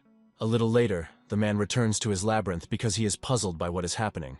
Looking around his possessions with a careful gaze, he asks why everyone has suddenly become powerless. Alex has an idea and immediately turns to Sofran, asking what she's doing. The vampire asks her new master to believe that she really tried her best. It reminds one of the key rules, namely, to eat your fill to strengthen your endurance. The woman boasts that she has even gained weight, but the interlocutor says that she is an exception. Wanting to receive praise, Sofran asks Alex to pay attention to the garden beds nearby. She says that she fertilized them with the blood of hell cows, and the vegetables began to grow right before her eyes. Hearing the words that Sofran skillfully cleanses the sucked blood, the man thinks, the power of this demoness is truly special, because passing through her body, the blood turns into an elixir. Alex tastes these vegetables and finds them to be really good, and is going to take them home with him. Later, the man asks Pax to help him with the vegetables he brought from the labyrinth. He says he hasn't finished peeling the carrots yet, and Alex asks why he looks so tired. The man mentally concludes that the dragon is tired due to working in the restaurant, combined with his own research. Alex suggests that they take a couple of days off, and they, not quite understanding the meaning of this, react in their own way. But then the little girl remembers that she heard something similar and asks her father to take her to the sea. She very politely asks the man to take her there, and Alex seriously considers it. In the end, he agrees, because now the baby knows how to hide her tail and horns. The girl can't believe her luck, enthusiastically pronouncing her favorite word. The man is speechless, as Orange falls prostrate before him in gratitude. Hiding a grin, Alex asks Pax if he really taught his little sister such a thing. The dragon, with the look of a proud brother, confirms these words and says that Orange is very smart. Alex says they don't have time for the ceremony now, so they need to change and go out. Pax is a little puzzled by this, but still expresses understanding and a willingness to follow the advice. As he sticks a notice of the day off on the restaurant door, the man turns to the children. He asks them if they are ready, and receives affirmative consent from both. By touching the baby, Alex forces his magic to weave its threads around her body. Orange enthusiastically declares that she is flying, and her older brother also expresses pleasant surprise. When asked about his class, Alex says that his class is designed for mass destruction. Asking the boys to hold on tight, the man himself grabs them for extra safety. Alex, rushing off at a rapid pace, initially frightens the dragon out of habit. But the next moment, Pax remarks how wonderful it is to fly in the form of a human, and not a dragon. And Alex admires the little girl, who, in delight, keeps repeating her signature word. After some time, the man informs the guys that they have almost arrived where they need to go. At first, the dragons see nothing but the sun and sky breaking through the leaves, but very soon the outlines begin to emerge, becoming clearer as they approach. And so Alex declares that this endless expanse of water is what they came here for. The man says that life was once in full swing here, but with the appearance of the gate, everything became empty. Alex asks if Pax would like to go swimming, and the red dragon says that he doesn't like water. Although the guy admits that, at the same time, he never hated the liquid. Pax sums up his answer by saying that he is fine as is, and Alex understands him well. Calling his assistant, he asks the goblin to find the fishing rod that the man took from the eastern continent. Kashim understands his owner at a glance, placing the necessary item in his hands almost immediately. Alex explains to Pax that this is a gift received for completing a mission from the immortals of the eastern continent. With this rod you can catch large prey even without bait. As Alex casts the hook into the water, he settles in and remembers the man's words. He said that the best time to think about important things is when you are sitting with a fishing rod during a bite. But Alex still doesn't understand why. When he thinks about himself, he feels only regret. The man switches to what is most important with such a successful fishing rod. The point is that there is simply no time to dwell on thoughts, and Alex finds this wonderful. Seeing the second-level monster, the Kraken, the dragon cannot contain his delighted amazement. Looking at all these sea creatures, Orange says with delight that they caught meat. Noticing a familiar fish, Alex calls it an adult German fish. Apologizing to the little girl, he says that they won't be able to eat them because they don't taste good. As a rule, large marine reptiles accumulate ammonia in their bodies and emit an unpleasant odor. However, the Kraken is different. It maintains its buoyancy with the help of magical power. It has a soft and fresh aroma, so it can be eaten even raw. When Alex served in the army on the continent of Hispan, nothing could compare to seafood stew. When paired with hell cow milk, fried Kraken tentacles and raw Kraken are excellent. The girl says she wants to try the dish too, and Alex allows her to get a better grip on the skewer. And then he says that now the little girl can try shashlik without getting hurt. Orange says it's delicious and calls Alex the best dad. The caring older brother hands his portion to the little one, asking if she will have it. When something soars upwards, everyone, without exception, turns their gaze to follow it. Alex suggests that the firefly glows by feeding on the salt-laden air of the sea. His own words make the man say them to himself, indulging in memories. Alex recalls that his father was originally from Boiler Hill and later moved to Capital. When the man stayed late at work, he would bring squid and vodka, and Alex, eating it, would become absorbed in himself. In high school, he felt like his life would end when he entered university. But this turned out to be only the beginning, and returning from service, Alex heard talk about the lack of work. When the man graduated from university, real hell opened up before him. Everything turned out to be in vain. Alex became worthless. That's what they called him. Everyone accused him of living thoughtlessly. He was haunted by questions like whether it was a mistake to think that it was a good idea to earn a good salary at work. When he turned 30, Alex gave up his dream of joining a large company. And his father then, sitting at the table, which was permeated with the salty aroma of the sea, said something. With pride in his voice, the man said, turning to his son, that he was moving in the right direction. After Alex promised himself that he would return with success, he was never able to cross the threshold of his home. Ultimately, he never managed to return to his father's house. The man is pulled out of his painful thoughts by Pax's question about what happened. He thinks seriously for just a moment, after which Alex's face takes on its usual expression. The man tells his interlocutor that everything is fine and offers to have a drink. The dragon doesn't bother about this, immediately accepting his drinking buddy's offer. The location of the wanted beast is reported on the radio in a car racing somewhere. He has 34th level magic stones and hundreds of 6th level stones with him. There is a call to not let this criminal leave Sauce and a message about the arrest of Bist. When the baby lands on the ground and can feel solid ground under her feet again, she screams with delight. Alex asks Pax to put Orange down and go down, as he is going to deal with the Kraken he brought. And the little girl, shouting the words that they have returned, runs away, mincing on her little legs. Alex is thinking about what dish to make from this whole carcass. He finds Kraken salad a good option, but thinks he can make sausages. But all these thoughts are interrupted by one obsessive one, which Alex is now starting to put into action.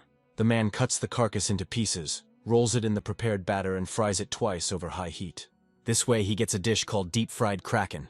After inhaling the aroma of this piece, Alex tastes it.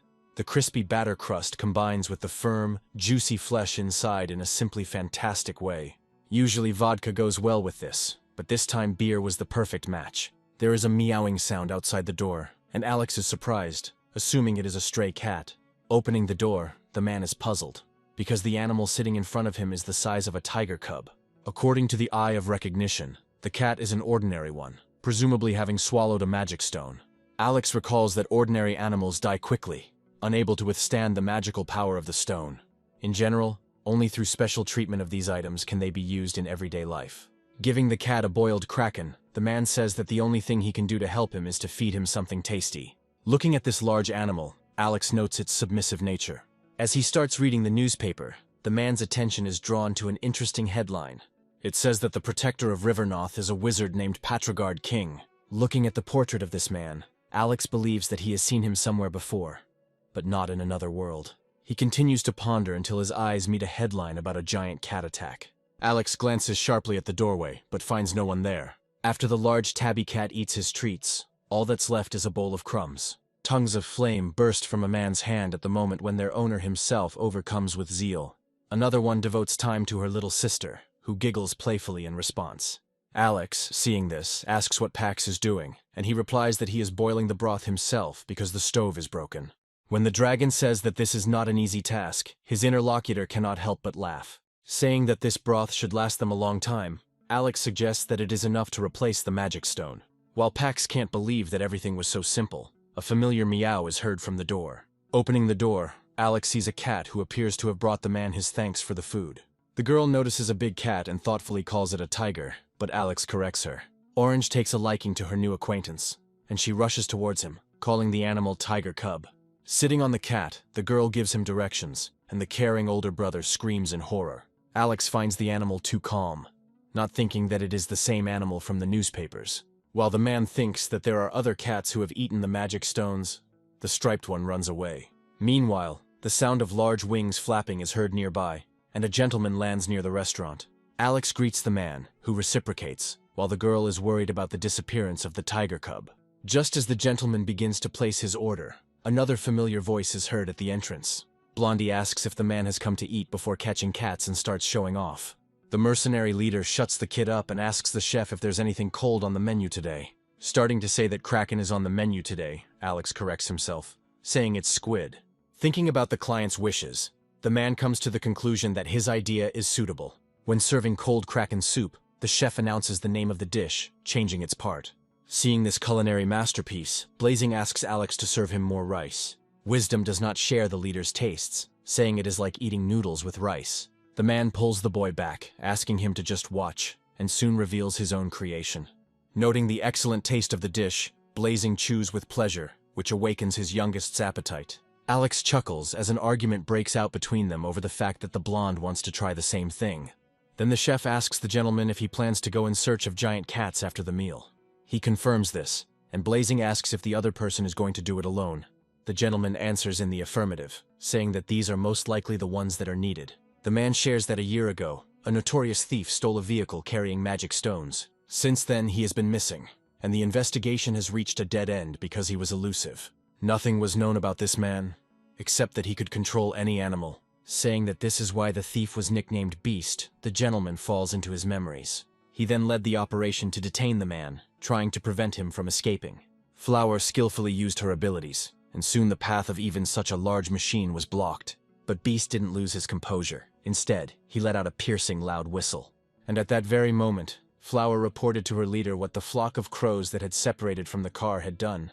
Looking up, the man noticed shiny things in the beaks flying away. The gentleman ordered his subordinate to establish a cordon, and she began to read the spell. But she was unable to achieve what she wanted, because instead of words, something incomprehensible came out of her mouth. And in front of us, a huge cat materialized, ominously scraping its huge claws across the tree. The gentleman then noted that Beast was the same class as him, namely Hunter, although lower in level. The man thought about how his opponent used his abilities without hesitation, but he got distracted. His attention was drawn to the cats, and the gentleman realized Beast's true intentions. The idea was that the crows were a distraction, but in reality, there were other animals escaping. Meanwhile, Beast left the car, finding himself under the protection of his big cat. The gentleman only managed to make out the teeth flashing in a smile in the shadow of the raven's wings. When the thief disappeared, the man and his assistant went down to the car to inspect it. The crows continued to circle around, oppressing the atmosphere with their terrifying cawing. Cursing, the gentleman stated that they had not managed to detain Hunter Beast. Now the man says that there were 30 stones in total, and the thief fed them all to the cats. Of these, 26 were caught, and all of them died, unable to withstand the power of the magic stone. The man confirms Alex's words that he will soon go in search of the remaining cats. The gentleman suggests that Beast is using the magic stones to create something. When he talks about the awakened called foreigners, Alex tries to remember them, but can't. The gentleman says he needs to go before these creatures cause more hatred. He says goodbye to Alex, saying that he will come again, and the rest of the restaurant's customers follow his example. Wandering alone through the trees, the gentleman is deep in his own thoughts. The next moment the man senses a familiar sensation and trusts it. Looking at the small, already lifeless bodies, the gentleman states that they could not withstand the power of the stone. There is a rustling sound nearby, and the gazes of the man and his bird simultaneously turn to the bushes. Noticing Tiger Cub, gentleman is amazed that he survived after absorbing the magic stone. The awakened one cannot understand how this is possible, because even with the physical development of the being, everything is in order. Analyzing the cat's actions, the man concludes that he is trying to protect his own. He considers killing the animal that has swallowed the stone, but he cannot do it. A gentleman reminds himself that a moment's pity should not interfere with business. The man adds that service is service, and it would be more correct and humane to act this way. Alex can't get the foreigners, the awakened from the deserted zones, out of his head. He recalls that outside of capital, lawlessness now reigns everywhere. The man thinks of those who act in the places of the unattended gates, considering them to be powerful awakened ones. A familiar voice calling him boss makes Alex surprised and look towards the exit. Then he asks the gentleman if everything is all right, and he asks for something stronger. Alex recalls that he has a similar liqueur, although not of the best quality. The gentleman is not against this, and his interlocutor is already mentally taking the initiative to prepare an appetizer. This dish is usually made with pork, but since there is none available, the chef decides to make it with beef. The difference with this choice is that this meat does not need to be fried for so long. Alex thinks that the beef should be taken out as soon as the batter on it sets. After this, the dish will need to be fried a second time, but this time until it is fully cooked. Alex asks if his guest needs sauce with his appetizer, and he looks puzzled. Understanding the confusion, the chef says it's on the house, but the gentleman wants to pay. The client asks for a little salt instead of sauce, and Alex concludes that this man is a connoisseur. When the restaurant owner begins to court the gentleman, he thanks him. Having poured a decent amount of salt onto the gravy boat, the man dips the first piece of the appetizer into it. Immediately after this, the gentleman puts the dish into his mouth, impatiently sampling it. Following the appetizer, the man downs a full glass of summer liqueur. The combination of both is so delicious that the gentleman makes a satisfied sound. When he, having thoroughly enjoyed the sensation, calls the chef, the latter is surprised. A gentleman asks his interlocutor what he chooses, the mind or the heart, when a dilemma arises. Alex thinks that everything has two sides, and on the battlefield you are faced with a choice quite often. When a comrade dies surrounded by enemies, the heart tells you to rush to his aid. And at this moment the mind commands us not to stop and to help those who can still be saved. But no matter what choice you make, everything always comes with a price. Alex begins to tell his interlocutor about how it usually happens in his case. And his answer is that no matter what path a man chooses, there are absolutely always regrets. Hearing that Alex is acquiring something at the same time, the gentleman asks him about the money. He says that money, if you look back, sometimes doesn't have as much value as it seemed. The gentleman is so impressed by these words that he thinks about them seriously. After this, the man downs another glass and turns to the boss again. After a sigh escapes his lips, the gentleman says that in that case, he is at peace. The thought involuntarily occurs to Alex that this man and Great Life are very similar. The door opens, and Flower appears on the threshold, greeting the boss, and also notices her captain. The awakened one admits that when she saw eagles on the street, she thought it was a gentleman. The latter asks his subordinate what she is doing here at such a time. The girl replies that she lives not far from here, and asks the captain to share some meat with her. He refuses, saying that he is not in the mood, and the couple says goodbye to the restaurant owner. While supporting a drunk man, Flower is amazed at how drunk he is.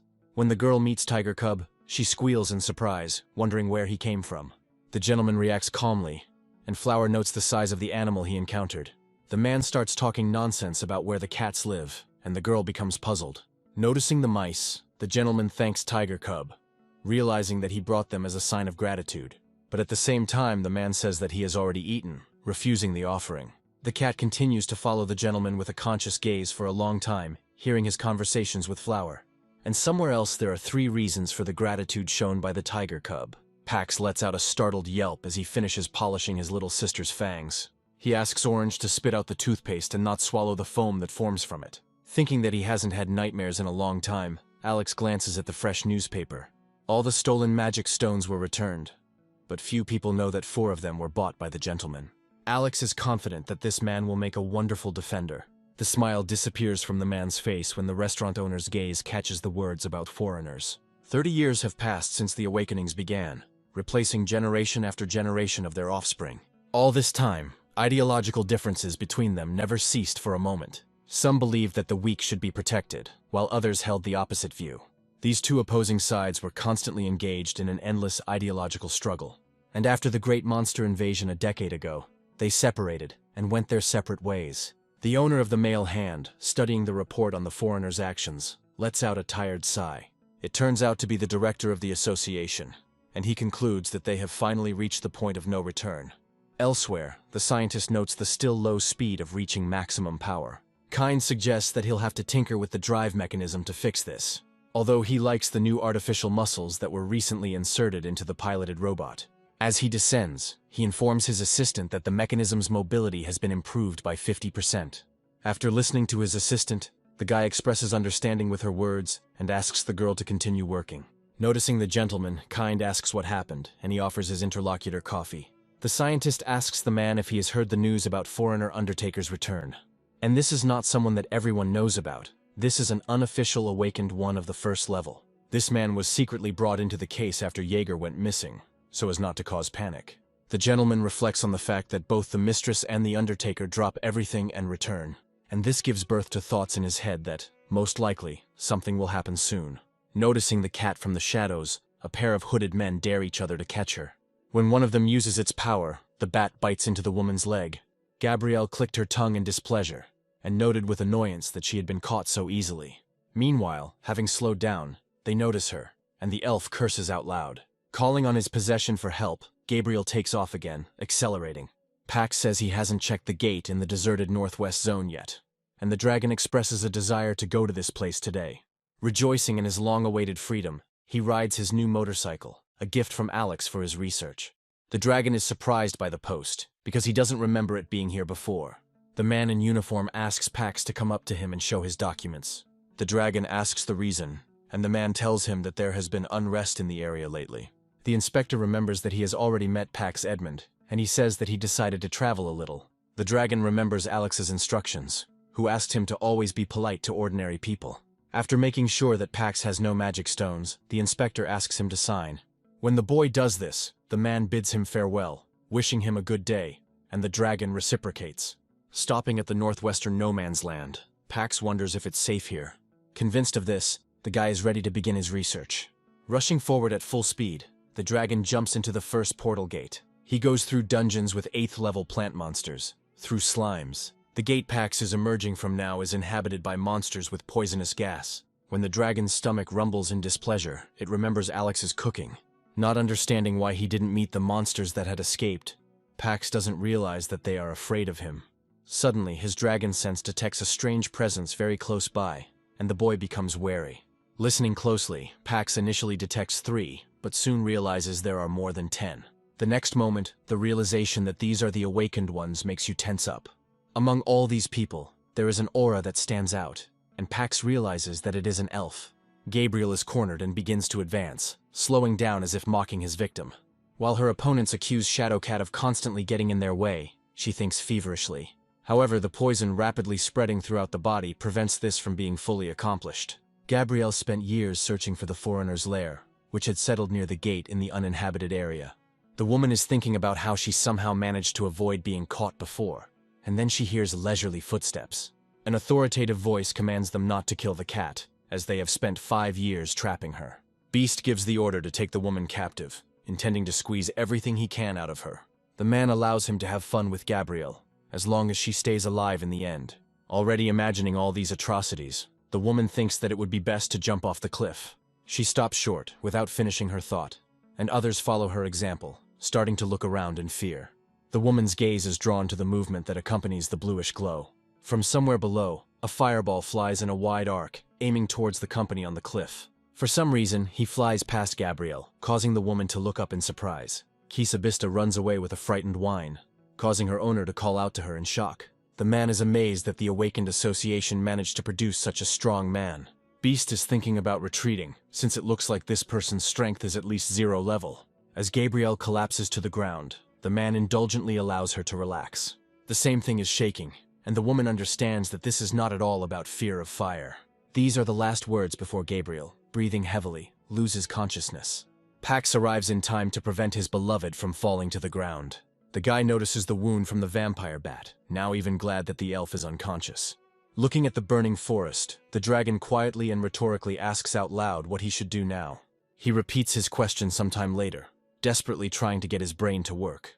The dragon remembers that cooling helps slow the spread of poison from a vampire bat's bite.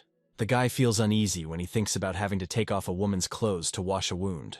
He can't allow himself to touch Gabrielle, but he needs to do so to prevent infection. Then it occurs to the guy that he can simply carefully cut away the tissue around the wound. Just as he is about to do this, Gabriel comes to his senses, amazed. Jumping back from her, Pax stutters, assuring the woman that he can explain everything to her. Gabriel politely asks the guy what he's doing in this place anyway. The dragon says that he found the woman during his journey, and they are now in a cave outside the city. Noticing the pain subsiding, Gabriel mentally assumes that Alex's nephew was trying to help her. So she thanks him, and her loving heart skips a few beats. Pax manages to answer this, but a suspicious sound reaches both of their ears. With each passing moment, it only intensifies, which gives rise to identical thoughts in 2 heads. Pax asks Gabrielle if she can walk on her own, to which she replies, no. The dragon asks the woman to stay behind, and she reminds the redhead that he is not even awakened. Pax is about to confess who he is when our acquaintance appears in the cave. Naturally, the dragon is disappointed about this, but he can't say anything. While talking to Gabriel, Kind recognizes the restaurant owner's nephew in front of him. The scientist asks what he is doing here, and the elf answers for Pax about traveling. The gentleman who appeared nearby said that he saw him on the lists of those who passed through the northern gate. Gabrielle is surprised that they came for her, and the interlocutor says that they cannot lose her. Pax is asked about his condition, offering a change of clothes, but he says that everything is fine. The gentleman thanks his interlocutor for caring for Gabrielle, promising that the association will reward the restaurant. The man adds that it is better to leave this place, because there is a foreigner's base somewhere nearby.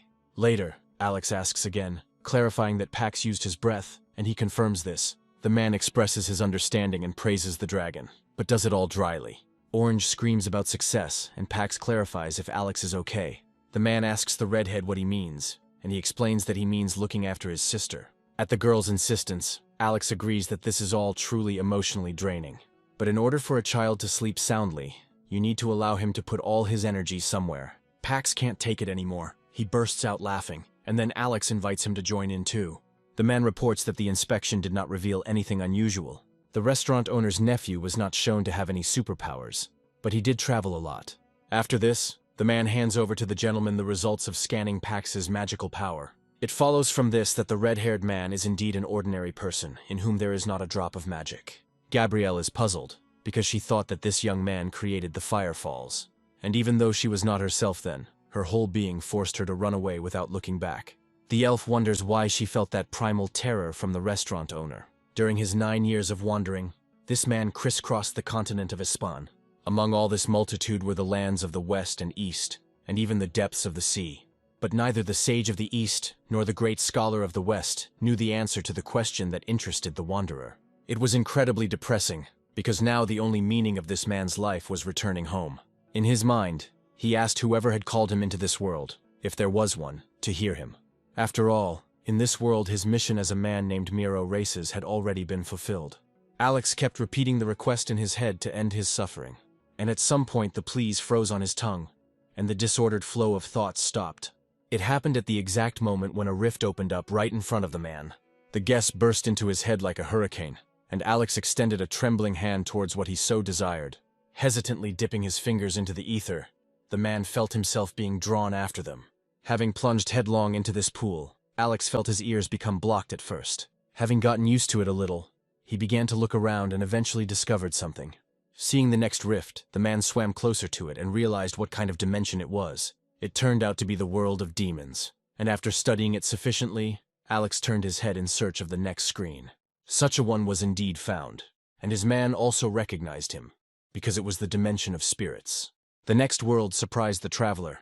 He had never even heard of anything like it before. This made Alex even more curious about what kind of world this was where machines predominated. Having thoroughly enjoyed the spectacle, the man pushed off from the space itself and followed downwards. His breath caught in his throat. A treacherous sob escaped his chest, and his insides twisted into a knot. His eyes widened in surprise, because after so many years of wandering, Alex simply couldn't believe it. Before him was his world, his planet, his home, which he so desperately wanted to get to. The overabundance of emotion took his breath away, but Alex didn't seem to even notice. He even closed his eyes, enjoying the moment and warming himself from the heat spreading inside. The man's eyes widen as he hears the robotic voice of a radio announcer. He conveys a message from the Awakened Association in his casual tone. Alex mentally acknowledges the fact of the nightmare, and the fact that this little girl is sleeping with him again. Meanwhile, the radio says that Great Life has been officially recognized as a Level 1 Awakened one.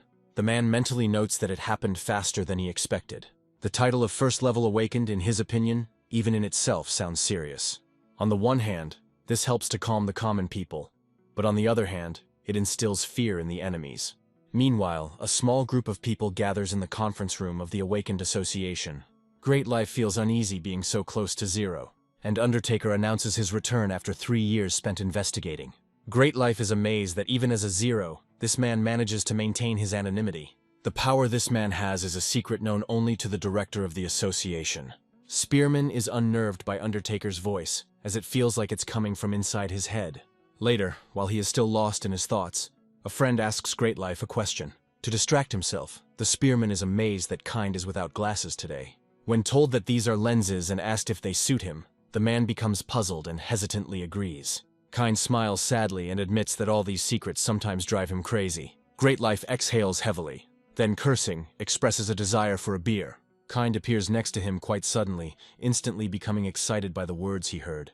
Grabbing the Spearman in his arms, the scientist firmly intends to fulfill his wish.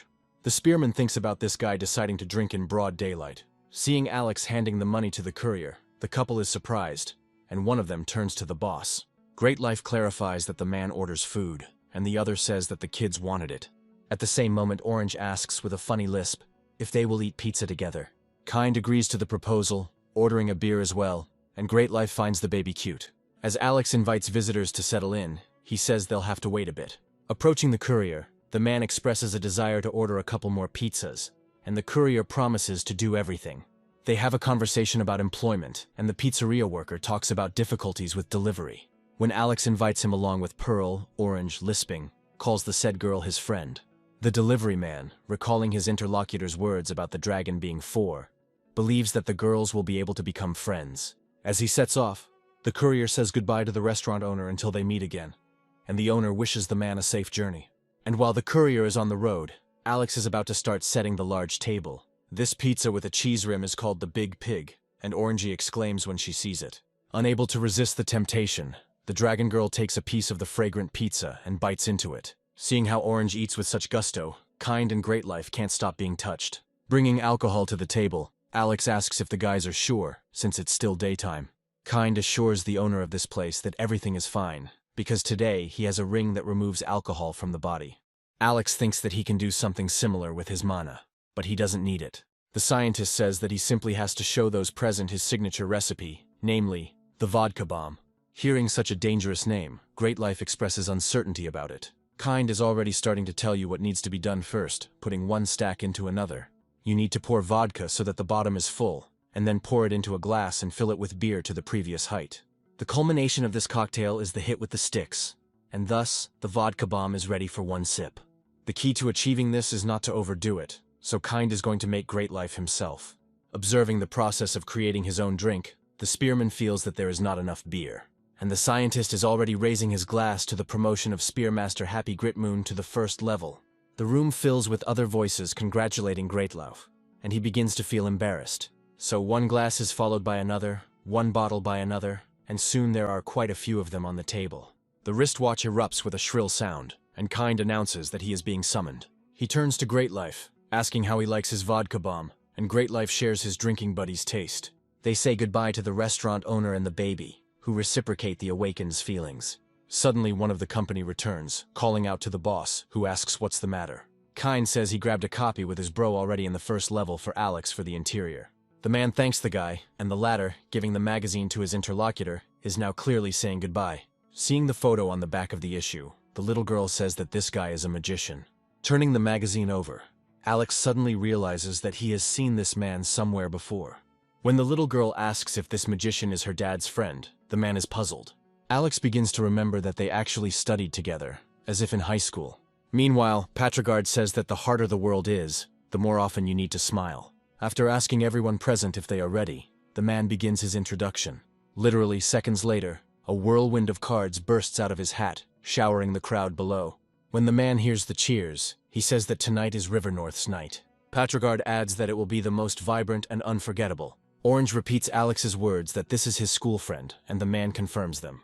Alex thinks that although the years have taken their toll, he still sees that same boy in that look. For as long as he can remember, this man always wanted to be a magician, and he finally made it. The man's thoughts shift slightly in a different direction, and he remembers that he had thought about something similar before. After all, if he spent 30 years in another world, then time did not stand still in this one either. Alex had friends and family, a whole life made up of connections with people. But the years went by. The man had lost many people during this time, and he could not even imagine that he would meet someone from the past. Although Alex looks 30 on the outside, his soul is already over 60, hence some problems with memories. But the man's heart remembers to this day the gratitude and sadness, and that supermarket with the name of the fragrant quarter. Suddenly, Alex notices something that, although in plain sight, somehow eluded his awareness. For some reason, the man didn't notice how much his school friend had changed. When Petrigard finishes his performance and leaves, he is pounced on with praise. The man thanks these people and expresses hope that the main part will go just as smoothly. Saying goodbye to his interlocutors until next time, Petrigard says that he needs to get ready and leaves. However, he stops, because the man's attention is drawn to the gate that appears out of nowhere. Petrigard considers the roof of Neutral near Fainchild Station to be the worst possible place for this. The appearance of a gate in such an area means certain disaster, and it must be cleared as quickly as possible. While conjuring a map in front of him while thinking, the man increases its size. This is necessary so that she can help reach the gates hanging in the air as quickly as possible. When Petrigard gets inside, he expects to see anything but this. This is precisely why the man stops short when he begins to express his opinion about the view spread out before him. But there is simply no time for long digestion. It is obvious that this is a measurement of mechanisms. Looking at the space around him, Petrigard considers all this to be ugliness and pure anomaly. First of all, the man is going to clean up the small change, and only then move on to everything else. From the deck flipping before my eyes, 2 cards stand out and fly up. The 2 jokers leave their planes and appear as translucent phantoms. By directing them where they should go, Petrigard begins to put his original plan into action. Seeping through the mechanism's shell, the phantoms enter inside, performing the prescribed manipulations there. Snapping his fingers, the wizard gives a silent order to his subordinates, and they tear apart the metal. Several awakened run up to the man, saying that they are with them, and he tells him not to let his guard down. Any master of this business knows that any dungeon is guarded by a boss. And as all the pieces begin to come together, the man tells the rest of the awakened to get ready. Without disregarding his own orders, Petergard notes out loud that the metal monster is forming. Later, in the Awakened Association workshop, Kind lets out a disappointed cry. He clarifies whether this is a new species, and the interlocutor first of all talks about the monsters from the River North Gate. Beginning to study the mechanism, Kind finds its design primitive, listing the names of the components. The power source is an unprocessed magic stone of the 8th or 9th level. The scientist has questions about how such a primitive mechanism can withstand the power of the stone. Turning to Petrigard, Kind asks if there was a boss in this dungeon with mechanical monsters. He replies that there was, and it was huge. The wizard has already passed on information about it to the Association of the Awakened. Thanking Petrigard for the important information, Kind asks him not to leave, but to stay at least for a minute. In his mind, the scientist comes to the conclusion that the information provided by the Undertaker was reliable. His eyes light up with delight at the mere thought that they could gain access to the world of brilliant mechanics. Breaking into the laboratory, the scientist orders its staff to immediately conduct a full analysis of the material. The guy thinks that he and Ogre are stuck precisely because of difficulties with the material. Kind sees this alloy and the gate as their chance to make a great breakthrough. Returning to the wizard, the boy asks him if he ate today, and he answers negatively. In that case, as a token of gratitude, Kind invites Patrigard to join him. While Alex smokes, somewhere in the distance the cries of birds that have become frightened and are flying away can be heard. Still thinking about his school friend, the man tries to visualize their potential conversation. A memory appears before my eyes in which the teacher calls all the students to attention. She tells them that tomorrow is their fun cooking class with their moms and dads, and they need to prove themselves. Alex hated these events, because his father had gone bankrupt and the family was on the brink of poverty. Because of this, the boy's parents were constantly busy, and he did not want to distract them. The old cookbook he took from the shelf was full of dishes with expensive and unfamiliar ingredients. They were all served on beautiful plates, the likes of which Alex had never seen in his life. Finally, among all this multitude, the boy saw a familiar name. They were rice dumplings, and then the little heart began to beat faster with anticipation. Thinking that he could make it himself, Alex took out the available seasonings and dumplings. But there were difficulties with other ingredients that needed to be purchased. The boy didn't know how much they cost, but he still had some pocket money left. Alex immediately ran to the aroma quarter store, addressing the salesperson as he went. The boy asked him for the necessary ingredients, but the man said that he didn't have enough money for them. Alex looked puzzled, and then his interlocutor suggested something else instead. After waiting for the seller to bring him the product, the boy saw that it was cabbage. Alex did not object, and asked the man to put the vegetable in the bag. Pleased with his purchase, the boy returned home, humming a cheerful song. The next day, all the children cooked with their parents, enjoying the process. And only Alex was alone, encouraging himself with the words that he could handle it himself. Lost in his thoughts too deeply, he didn't notice how the contents of the pan began to boil. Alex tasted the dish and decided that he had oversalted it. Then he decided to try to fix everything by adding sugar to the pan as a counterbalance. The smell didn't seem very pleasant to him, and the boy tried the dish cautiously. Everything turned out exactly as he thought. Not only did it look terrible, but it also tasted bad. Alex felt uneasy because he had no food left, but he needed to somehow fix the situation. The boy tried to calm himself down, but suddenly he radically changed his mind, realizing that everything was bad. An unbidden sob escapes just as Alex is spoken to. Approaching the would-be cook, the unfamiliar boy expresses his willingness to sample his rice dumplings. Already imagining the consequences of this, Alex forbids trying, to which his interlocutor chuckles questioningly. Instead of a grimace of disgust, a radiant smile blossoms on the taster's face. And while Alex is puzzled by this, the boy turns to the rest of his classmates. He calls them over, inviting them to try the dumplings too because they turned out incredibly delicious. Alex asks him why he says that, because the dish turned out to be tasteless. Patrigard says that he is going to become a great magician, and now the dumplings will become delicious. Alex doesn't understand this boy, and the latter turns the heat up to maximum.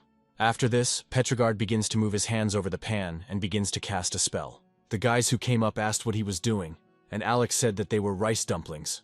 The boy doesn't believe it, because even the ingredients are different. But Patrigard doesn't despair, insisting on his own. When one of the classmates finally decides to try the dish, his excited cry cuts through the air. Alex can't believe his ears and tries his failed culinary masterpiece again. Turning to Patrigard, he asks how he did it, and the boy mysteriously repeats that it was magic. Word spreads fast, and the next people eager to try it are already rushing to Alex's table. The boy thanks Patrigard and asks again how he managed to fix everything, but he doesn't admit it. And yet, a little later, the magician says that he will share if Alex walks him home every day. And then, looking around in search of Patrigard's parents, he notices that his classmate is also alone. The realization brings tears to his eyes, but Alex doesn't let them fall. Instead, the boy, after a brief pause, agrees to fulfill Patrigard's request. Now, while cooking, Alex sums up his memory of his acquaintance with Patrigard. The man recalls that they were friends until the 2nd grade, and then their family moved. They had not seen each other since then. But although this friendship did not last long, Alex remembered that day forever. Tasting his brew for seasoning, the man notes with satisfaction that it is just right. After this, Alex adds everything else to the pan and leaves the dish to simmer to thicken. Remembering that he still has some meat left, the man thinks about making some hot peppers. Orange asks if they will really have meat today, and Alex confirms this, asking them to wait. The girl agrees, saying that she will go play for now, and the dragon, hearing this, asks about it. And then, saying that she forgot something, she kisses the little girl on the cheek, and she bursts into ringing laughter. Pax is about to continue to cuddle the girl, and she says that her brother is good. Alex asks Orange to kiss him, and the little dragon readily complies. Pax, seeing this, is speechless, because his little sister never does that to him. Rushing after the girl, the dragon asks her to kiss her brother, and she, running away, squeals. They stop right at the entrance, and an elderly stranger politely greets the relatives. Kind also joins in the greeting, informing the chief that he has arrived as well. Taking off his hat, Patrigarg says that he has received high praise for this restaurant. Alex, who had not expected this at all, was at a loss, but he pulled himself together and greeted the guests. A scientist asks the owner of the establishment what they have on the menu today. He says that there are freshly made dumplings, but he is ready to cook anything. Patrigard is not at all against the ready-made dish, and Kind is surprised that his companion agreed to this. But the boy still supports the man, asking Alex to serve them 2 portions. The man thinks that his childhood friend does not remember him, although this is not surprising. At the same time, Alex remembers how he envied the boy who had a dream of becoming a great magician. The man plays out in his head the scenario he was going to follow at a similar moment, but now it seems to him that he will hardly be able to say something like that out loud. After finishing the table setting, Alex serves his customers special rice dumplings with deep-fried peppers. Kind, already familiar with the chef's skill, is looking forward to trying another masterpiece. Previously indifferent to this, Patrigard freezes, unable to believe his taste sensations. The man says he has an idea of the sauce's secret, saying that these dumplings are eaten in good company. Kind asks if the chef himself has eaten, and he pauses and answers in the negative. Orange appeared nearby and said that this grandpa got his mustache dirty, and her dad doesn't have one. The man says that the girl has something on her dress, and she starts to panic, because the item is new. Patrigard asks if there was a card on the dress, and the little girl cries out in delight. After this, the man asks Orange to squeeze the object in her hand, and she obediently complies. Patrigard casts a spell, and the little girl squeals even louder, amazed at the miraculous substitution. The illusionist asks Orange to give the flower to her dad and tell him to eat with his grandfather. The girl obediently carries out Patrigard's orders, and Alex, although he accepts the gift, is puzzled. Gathering his strength, he thanks Orange and agrees to eat together. A looping sound comes from the scientist's watch, and the boy looks at it with bewilderment. The wizard thinks it's an urgent call, but it's the results of the mechanism tests that have arrived. Kind apologizes to Alex for leaving suddenly, and thanking him for his understanding, gives him the money. Patrigard notes the energy of the youth, and the restaurant owner agrees with him.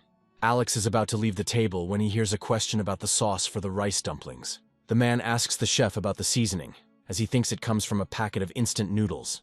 Patrigard says he will never forget this taste, because he and his friend used to enjoy it. Although his family was poor, the man, who was still a boy at the time, made delicious rice dumplings. Patrigard talks about how he and his friend talked about their dreams back then. The wizard's dream was to be able to give people laughter, so he wanted to become an illusionist. He says that he devoted many years to magic, but remained a third-tier artist. But despite all the difficulties, Patrigard was happy, because he felt close to his dream. Then the world changed, and he felt that real magic had awakened within him. The man says that when things get tough, he thinks back to his carefree childhood, and at the same time, how much fun he had with his only friend. Alex pauses for just a few moments, savoring the moment, and then asks about the current state of affairs. Patrigard says that nothing has changed for him, and he still protects the world. A man does this so that everyone in him can laugh sincerely and carefree. At that moment, Alex remembers the boy's words about how his magic would make the dumplings the most delicious in the world. To his own surprise, he sincerely says that he is happy for this man. As he leaves, Patrigard thanks the chef for the delicious food, promising to come back more often. He felt good here. But suddenly he remembers that he hasn't introduced himself yet, and does so, asking in response for the name of his interlocutor. Alex accepts and seals the handshake and also states his name. Leaving now for sure, the man turns once again to look at the restaurant owner. He thinks for a long time about how this man's name seems very familiar to him. Constantly replaying it in his head, Patrigard finally remembers his words from the past. He even stops to allow himself to experience these emotions. Looking at this man, the man begins to be tormented by doubts. He says out loud the words that this simply cannot be. At that very moment, Alex is distracted from the talking dragons and turns his gaze to Patrigard. Mentally addressing him, he asks his friend to be sure to come to the restaurant again. At the same time, Kindu's workshop reports that the type could not be determined. However, the mana durability turned out to be almost at the level of a 6th-grade magic stone. A dialogue takes place between scientists about the compatibility of their current alloys with the alloys of the mechanisms from the gate. and everyone thinks that if they succeed, their long-held dream might finally come true. Now Kind understands that the engineering of that mechanical world is much more advanced than theirs. Sitting on the threshold in front of the pond, Alex is mentally amazed at the transience of time. Before he was summoned, Riverhand wasn't even considered a river. It was like a sewer. The man enjoys being in silence, but something catches his attention. Noticing movement ahead, Alex's eyes spot a struggling turtle. Coming closer, the man realizes that she belongs to the genus Trionyx, which is soft-bodied. Lowering the rescued animal into the water, Alex is amazed at the speed with which the animal swims away from him. The man is intrigued by a school of fish, which, upon closer inspection, appears to belong to the salmon family. The costs of the profession are taking their toll, and now Alex is talking about the first-class taste of meat.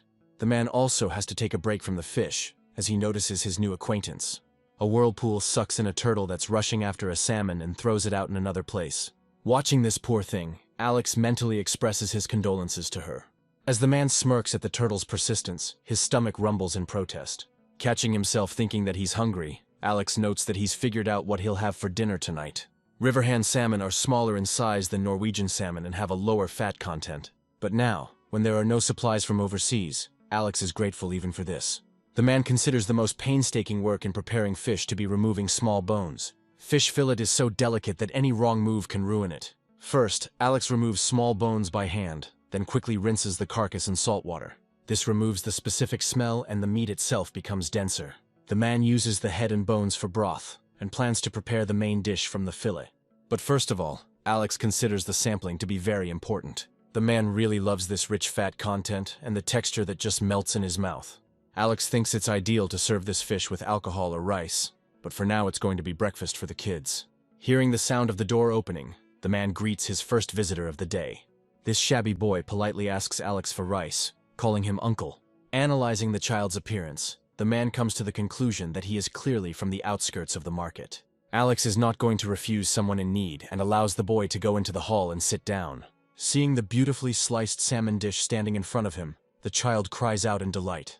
He immediately pounces on the salad, devouring it as if he hadn't eaten in ages. The boy asks Alex for water, and he, anticipating his desire, already hands him a bottle. The boy drinks a lot, which is why the man cannot hold back a sympathetic sigh. The child thanks the owner for the delicious food and gives him money, but he refuses. Getting ready to return the coins the boy left behind, Alex freezes in confusion.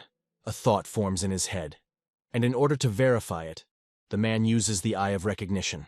The child really does turn out to be the spirit of Trionyx, rejoicing that the whirlpool can no longer break him. Alex whistles, finally convinced that it was Trionic from Riverhand. This amuses him, because today another strange thread was woven into the man's fate. Alex is thinking, wanting to help the spirit, but for this he needs special ingredients. This is the Labyrinth Gate, which Alex disguised as an organic vegetable farm. Here, as has always been the case since then, painstaking work is in full swing. Minotaur recalls how Alex shortened his name to Mino, apparently considering it too long. And while he is pondering his chances of survival, the creature is called out. Now, listening to Sofrin, the Minotaur still mentally discusses who she is. He notes that the Vampire Lord works with everyone equally, because otherwise she will starve. He notices movement to the side. The Minotaur looks there and is amazed by the bow on legs. Showing the living vegetable to Lady Fox, the creature speaks of this, and the vampire confirms his words. Mino asks if they will raise him, which surprises Sofrin, as she didn't know about the Horned One's abilities. Saying that such a bow needs a suitable name, the vampire gives it a very long and complicated name.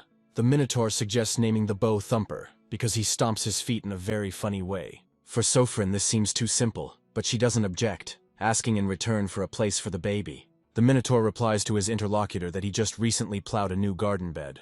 He pauses briefly and then turns to Sofrin, who explains what the matter is. The Minotaur says that working in the fields is not so bad, and the vampiress, although silent, thinks about it. She reasons that, if she were in the demon world, she would never have even thought about such a thing. The vampire's world has always been one of eternal wars, in which the strong devour the weak. But now Sofrin feels the special taste of food obtained through the joint efforts of working with the Hell Cows. The vampire offers to prepare fertilizer for the new garden bed, since they now have Topoten. And just as the Minotaur is about to prepare the ground, something unexpected happens. Suddenly stopping, the onion falls face down into the ground and gives up its spirit. The Minotaur and the vampiress themselves freeze, screaming and beginning to howl heart-rendingly. The horned one wails, shedding tears, and Lady Sofran soon joins him. Alex decides to visit his farm a little later, and he asks what has already happened here. Still sobbing, the Minotaur informs his master of Topoten's death, who asks who it is. When Sofran replies that it's their onion on legs, Alex thinks about it. And while she laments how much they have done for him, she sees an interesting picture. The cheerful farmers think that this is their Topoten, but Alex says that these are his vegetables. The man recalls exactly how these vegetables were brought to life. Alex was busy catching them at the time, but apparently he didn't manage to catch them all. And while Mino points out the other Topotens to Sofran, the man is about to send the rest to them. Alex announces out loud to his workers that he has come for rice and fresh vegetables.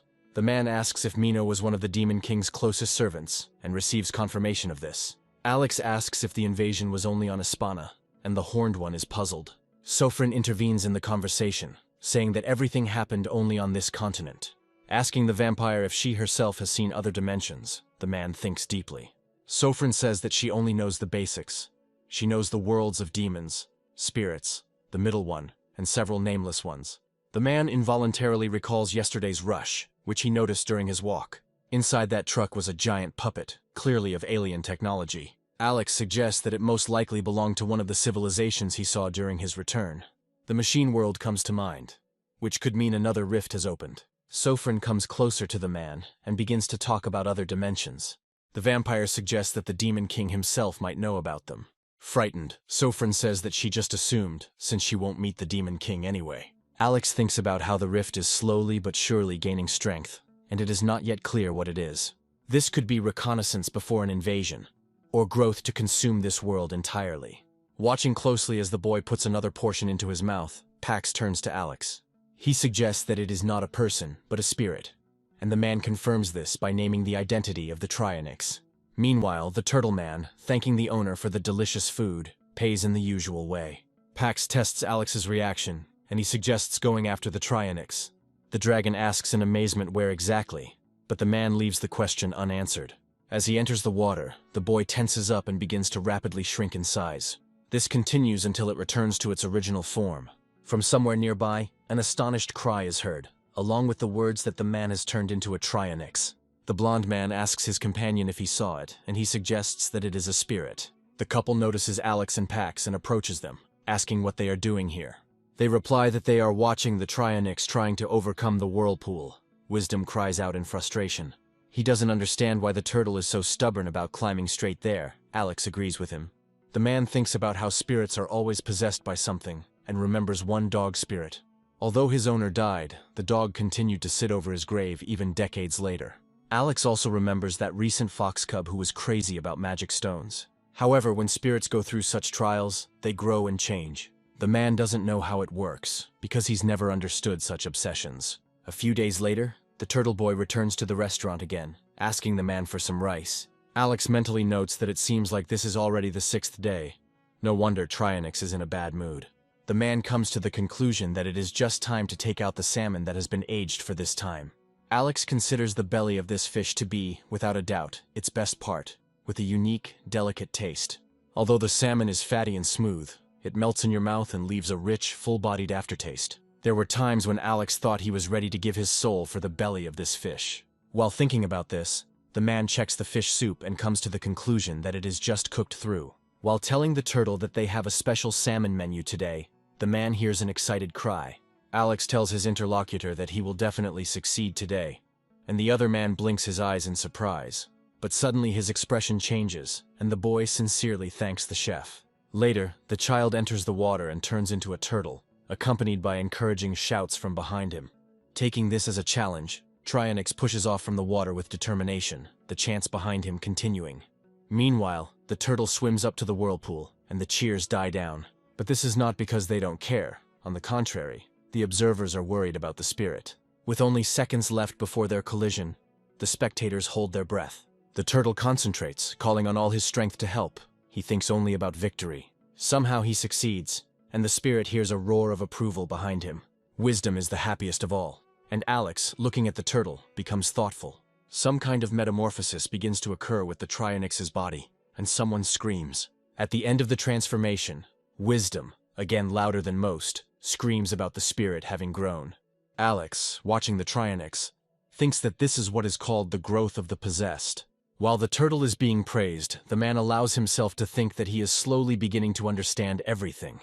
His own growth stopped when he reached mastery of all 6 classes, and perhaps his true path, like that of this Trionyx, may begin with something insignificant. That same night, someone is seen walking leisurely through a deserted area in the vicinity of Statenville. He approaches the dungeon called the Temple of the Crescent Moon, without feeling even a shred of fear.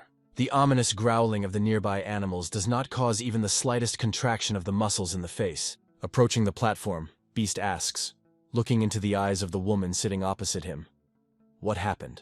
This girl's name is Eva, and she is a level 0 prophet of the future. She greets her interlocutor.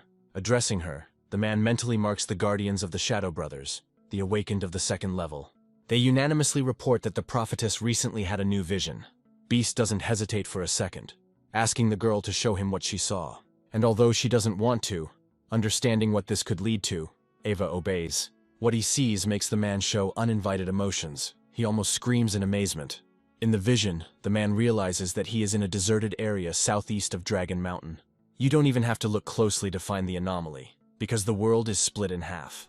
A familiar door appears from another rift, and its leaves open slightly. The next moment, a purple portal appears before the man's eyes, and Beast feverishly thinks about the whole world being shrouded in purple fog. It's scary as hell, but luckily the vision starts to fade and then Eve's voice is heard. She suddenly covers herself with her hand and falls silent, barely managing to squeeze out the word soon. The next moment, the girl starts coughing uncontrollably, causing Beast to become worried. When she manages to catch her breath, the prophetess says that very soon something terrible will befall the world. She assumes that some incredibly powerful being will appear in their world.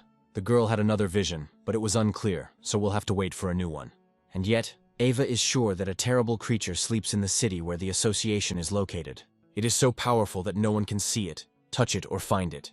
A couple of brothers take turns saying that Eve's visions have never been wrong. Involuntarily, the memory of what happened on that cliff flashes through Beast's mind. A man is given the task of gathering information in Happy Grit Moon, but he feels he can't handle it alone. They promise to assign him a first-level awakened Black Mamba. Bistu feels much calmer, as such a duet could really be successful. The man then asks about the candidate who was reported after the skirmish with Shadowcat. Hearing the information that was obtained, Beast becomes furious, because that power was higher. Having received a compelling argument, the man says that, in that case, he will start with the Queen of Blades' command. Beast asks about a cure for Eva and learns that it is in development. The man becomes irritated when he hears that a drug that suppresses mana release is not easy to develop. Eva calls out to Beast and puts a smile on her face, telling her interlocutor that she is okay. The man wants to say a lot, but he doesn't want to hurt the girl, so he holds back. He bites his lip not only to keep from saying something unnecessary, but also to keep from giving in to tears. A little later, the man leaves the ill-fated dimension, coming to his faithful friend. Hiding his face under his bandana as usual, Beast forces himself to think about the need to go. After all, in order to save the one who is dear to him, this man is ready to do anything. Seeing these crows, the Queen of Blades says that she has a bad feeling about this. Her interlocutor asks her if this is because the new recruit left without permission, and the woman does not deny it. She had high hopes for this child, but he suddenly disappeared somewhere. The woman suggests that this may be because of what she said yesterday, and her interlocutor agrees. Suddenly, the blonde's joking tone fades and she becomes wary, turning around sharply. She warns her subordinate that there is someone very close to them. And indeed, soon a suspiciously familiar low growl reaches both of their ears. The next moment it sounds behind Delica, and the woman regroups. Spinning around, the Queen of Blades jumps back, calling Beast by his nickname. He doesn't react, unlike his cat, who lets out a furious roar when the alarm is sent. The moment the suddenly appearing enemy is called by name, he activates his power. Guided by the man's magic, hordes of mice run out from under the large predator. They rush at Delica, who orders the immediate evacuation of all residents from all sides. And immediately, the members of her team begin to carry out their commander's order. While the woman is distracted, Beast takes off and heads straight for her. But the Queen of Blades is not so simple, and she manages, albeit not easily, to repel the enemy attack. Beast returns to his kitty, and Delica, offended by his behavior, lets out a growl. She is not going to let the enemy go so easily, but he leaves her no choice. At first, the woman doesn't understand where Beast is going, but then it dawns on her. After all, the spire of the Awakened Association stands out as the most prominent part of that area. All this time, the siren tears apart the space with its piercing sound. A voice distorted by the instruments announces that foreigner, Bist, is heading towards the association. The man wonders why this boy has undergone such a drastic change. He recalls that Bist's past achievements were only slightly more modest than those of the gentleman. But he found his calling in urban battles, perfecting his unconventional technique. The man frowned, thinking that no one could have ever imagined that Beast would leave the Awakened Association. And although the past cannot be brought back, Trugam is sure that this boy's actions are a diversionary tactic. Recently, foreigners have set their sights on the association's secret documents. Specialists in this field are the Black Mamba and the Nightmare. Trugam knows their capabilities better than anyone, because they were all allies before. Noticing a subordinate, the man asks out loud whether he should request a barrier, but he only remains silent, continuing to remain motionless and merge with the shadows in the corner. However, a little later, Undertaker comes outside and, thrusting a cross into the roof, begins to read the spell. Alex, who is walking with Orange, picks up an abnormal sound. The girl is happy that the man buys her everything she wants, casually calling him Dad. Shrugging off the random sound, Alex again feels a strange sense of foreboding. Turning around, the man mentally notes that something flashed very close. Holding Orange closer to him, Alex begins to carefully look around. Noting the high level of secrecy, the man asks the dragon to climb into his arms. And somewhere, in the area of the Awakened Association, a shadow in a hood moves closer to the barrier. The man's hand tries to touch the protection, but his expectations are not met with success. At first, it was just a tingling sensation. But then the energy began to burn unbearably, forcing the blonde to pull his hand away. The man assumes that this barrier is of a master level, since he cannot overcome it. He chuckled as he thought about how there had never been a person with such skills in the Awakened Association before. This interests him, because, as it turns out, the affairs of this organization are not standing still. When Gabriel attacks him, the man easily parries the blow, which puzzles the elf. Over the next few moments, a series of skirmishes occurs between them. But ultimately the woman jumps back, telling her opponent that he hasn't changed at all. The Black Mamba grins, verbally greeting Shadowcat in a similar manner. And she notes that this moment does not really resemble a reunion after a long separation. Mamba smirks at her rival's words, saying that she cannot defeat the Night King himself. But from the side, along with the spear, a voice is heard saying that she is not alone. The man looks with interest at the weapon that came flying from the side, tracking its trajectory. It doesn't take long, because Great Life shows up immediately, greeting Mamba with a joke. He replies that he still has gunpowder in his flasks, and then praises the spearman's courage. Meanwhile, the Queen of Blades asks her opponent to stop. She thinks of the guards who fight to protect the citizens, believing them to be weak in the face of chaos. For this reason, if we start fighting right now, there will be a lot of losses. The Ice Witch comes to her comrade's aid just as she finishes her spell. As she descends, she announces her willingness to help, and Delica accepts her colleague's wish. Finding Beast with her eyes, Hannah says his name through her teeth, her whole body involuntarily tensing. But the girl immediately corrects herself, calling the man standing opposite her by his real name, Edward. The same one, saying that there is both a queen and a witch here, reminds us that he doesn't like this name. When one of his interlocutors asks where Eva is now, the man's face distorts. He says he won't after a few moments, and Hannah counters, having no doubt about it. She asks her interlocutor for what purpose he took the girl.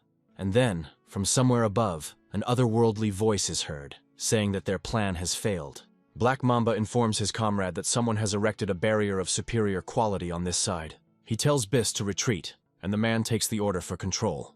When Edward says goodbye to the ladies, one of them prepares a gift for him.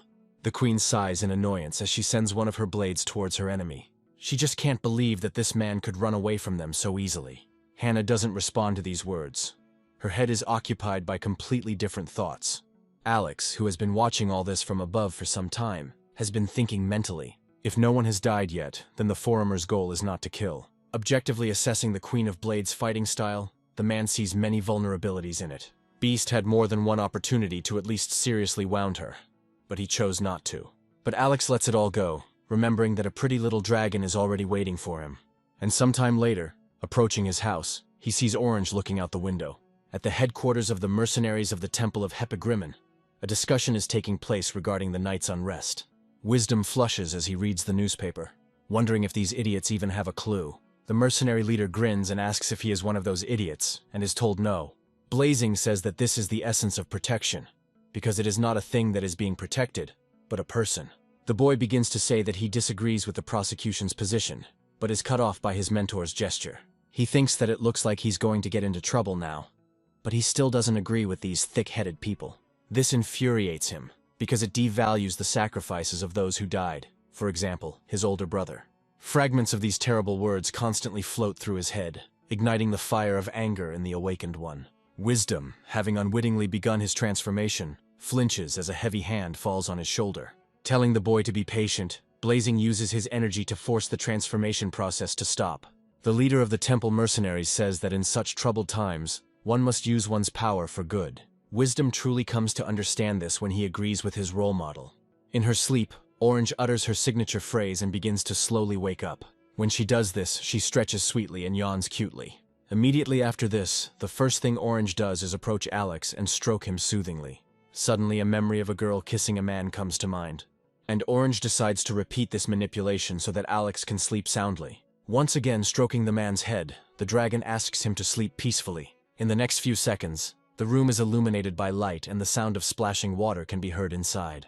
And then, accompanied by her guardian spirit, Orange runs out of there, bursting into laughter. Finding her slippers, the little girl tries to put them on her foot, but the attempt is unsuccessful. Then Orange bursts into tears, and her Undine is puzzled by the state of her little mistress. The spirit comes up with something, and soon the baby's shoes are put on with the help of a stream of water. Orange is delighted with what they have achieved and squeals with delight. After that, she trots her little legs to the front door and goes outside. Noticing the tiger cub, the girl calls out to him and asks him to come to her, while running up to her herself. Raising her tiny hand, Orange Paw, saddling the cat, tells him to go forward. Sometime later they find themselves in a forest, and the girl allows her steed to walk on its own. When he stops at the graves of his fallen comrades, Orange asks what it is. The little girl's attention is attracted by something, and she says that there is something shiny there. Driven by curiosity, the dragon uses magic to extract magic stones from the ground. The girl is delighted as she watches objects spin in the air and shimmer in the sun. And then she remembers Alex's words about how, having disturbed another's peace, one must respond with kindness. Without thinking twice, Orange hands the magic stone to Tiger Cub. He, not intending to refuse, obediently sinks his teeth into the enticing crystal. As soon as the last piece is consumed, the animal's body begins to glow. Carefully watching Tiger Cub's every move, Orange Cub notes with admiration that he has grown. The girl wants this too, so she starts biting the magic stone from all sides. Nothing works, and then Orange again feeds the tasteless thing to Tiger Cub. When the flashes of magical light end, the girl commands her steed to ride on. On their way home, they notice a sign, and the girl asks the cat to slow down. As she begins to read what is written, Orange learns that they eat a huge portion of noodles here. Inside, the count is decreasing, currently reaching 9. As he empties his plate, this guy is proud of the fact that he ate a huge portion in just 20 minutes. Orange is so impressed by this activity that she cannot make any articulate sounds. The next moment, the area is cut by her scream, expressing her desire to also try the huge noodles.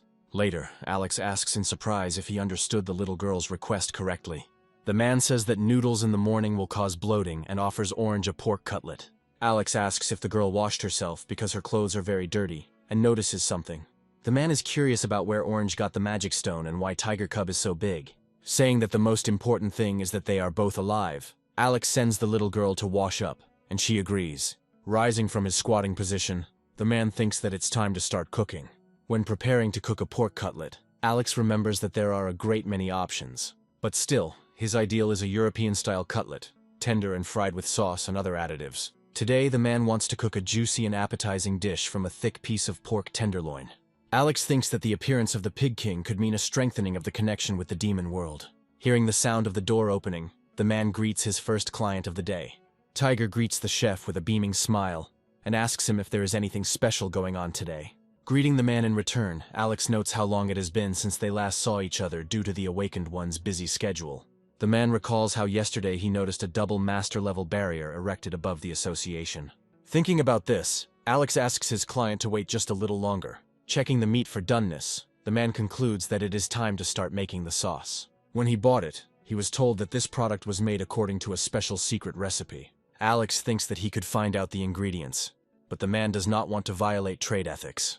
The man likes to dip his cutlet in sauce, so he's going to serve it in a separate bowl.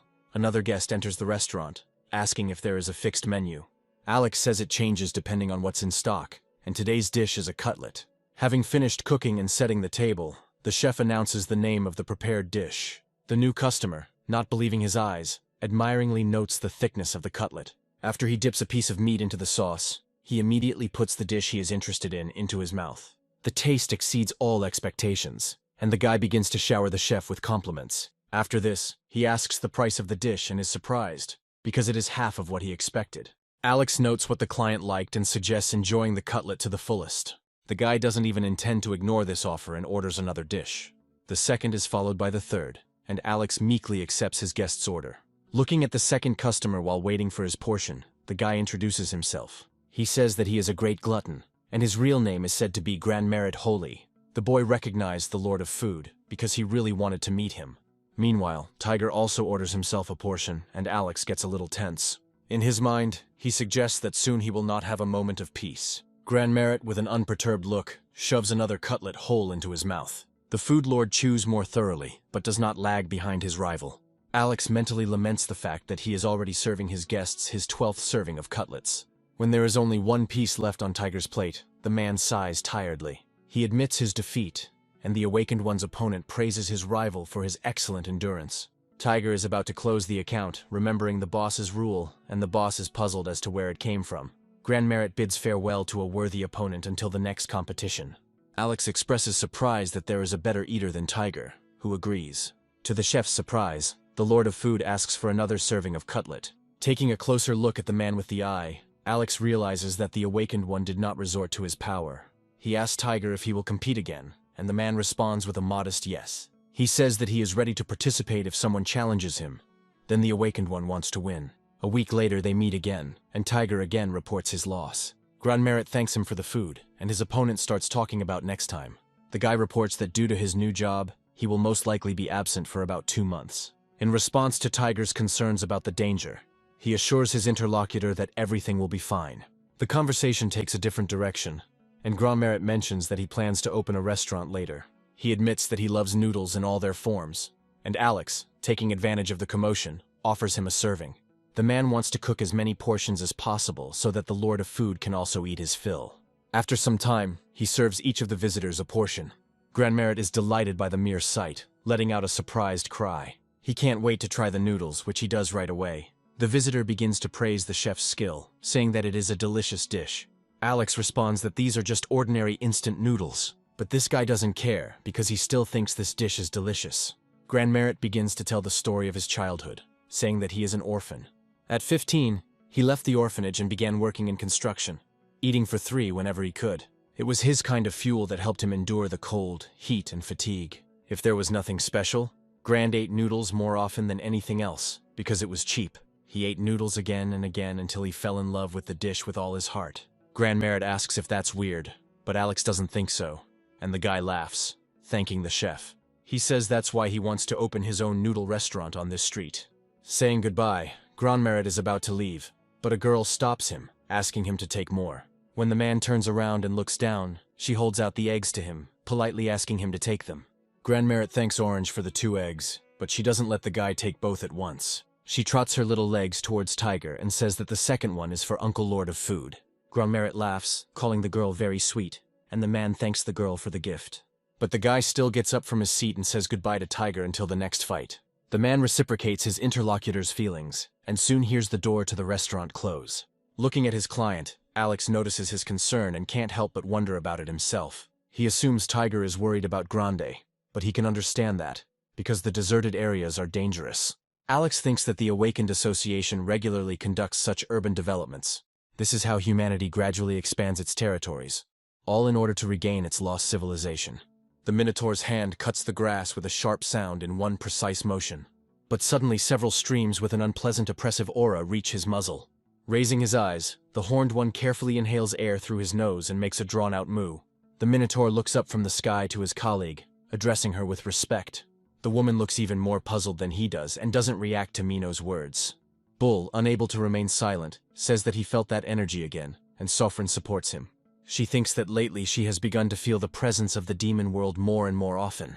Even though the energy instantly disappeared, the vampire managed to catch it. Sofran then extracted the energy of the Demon King, and is now discussing obedience to her master.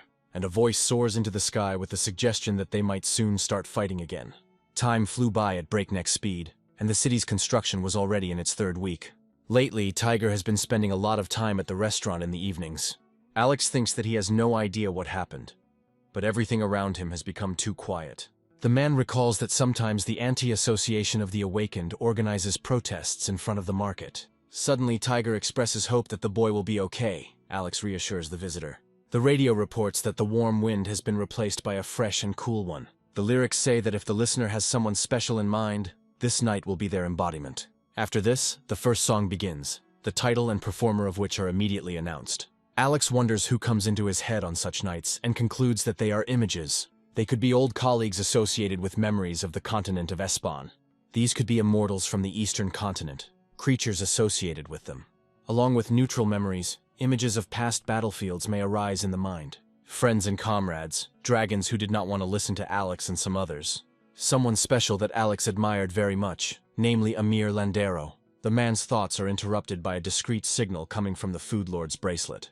He jumps up from his seat, announcing that this is an alarm signal, and that he needs to leave immediately. He leaves the money and runs away, inadvertently slamming the door, and the radio comes to life at that moment. It reports that a giant gate has appeared in the suburban area of Happy Grit Moon. From the moment they emerged, monsters began to emerge from there, and the association quickly began to act. Alex thinks about this, and hears that a thick purple fog has begun to envelop the area around the gate. And as soon as the man hears the words that the haze is getting thicker, it overtakes him.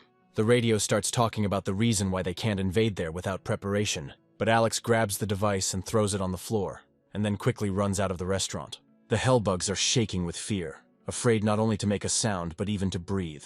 Sofrin is standing not far from them, but she herself is silent, as if she doesn't care at all about what's happening. But the Minotaur is shaking like a cow, afraid to take his eyes off the one he is looking at.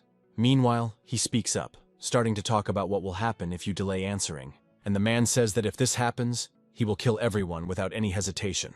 And Alex, in an ominous tone, demands to know if the Demon King has appeared here. Gabriel is in a hurry, standing on the outskirts of Happy Grit Moon, near the uninhabited zone. Stopping in front of the gate, she notices that it is much larger than the previous ones. The woman suggests that this sticky and nauseating purple fog might be to blame.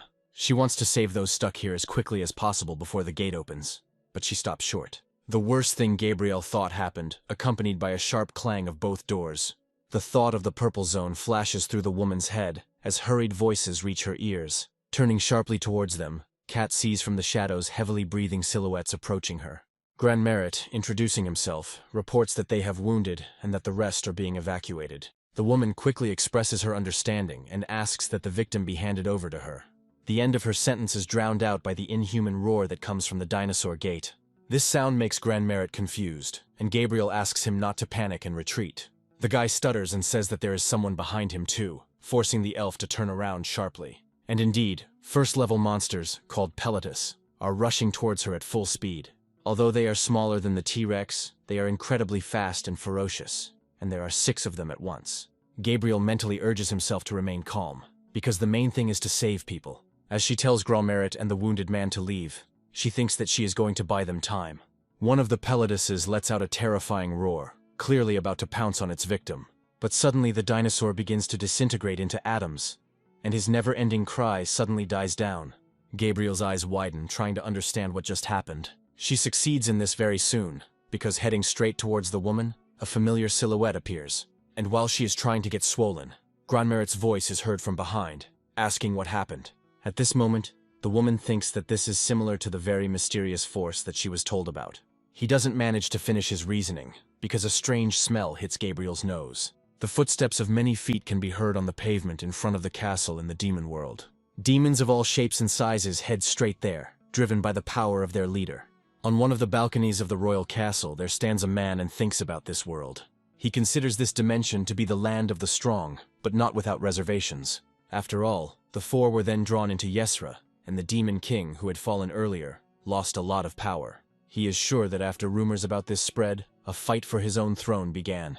But the main problem now was that that bastard was going to get to this place. A decade ago, man demolished the central part of the demon world, and now he is driving hordes of them here. The Demon King wonders if people become stronger when they enter this dimension.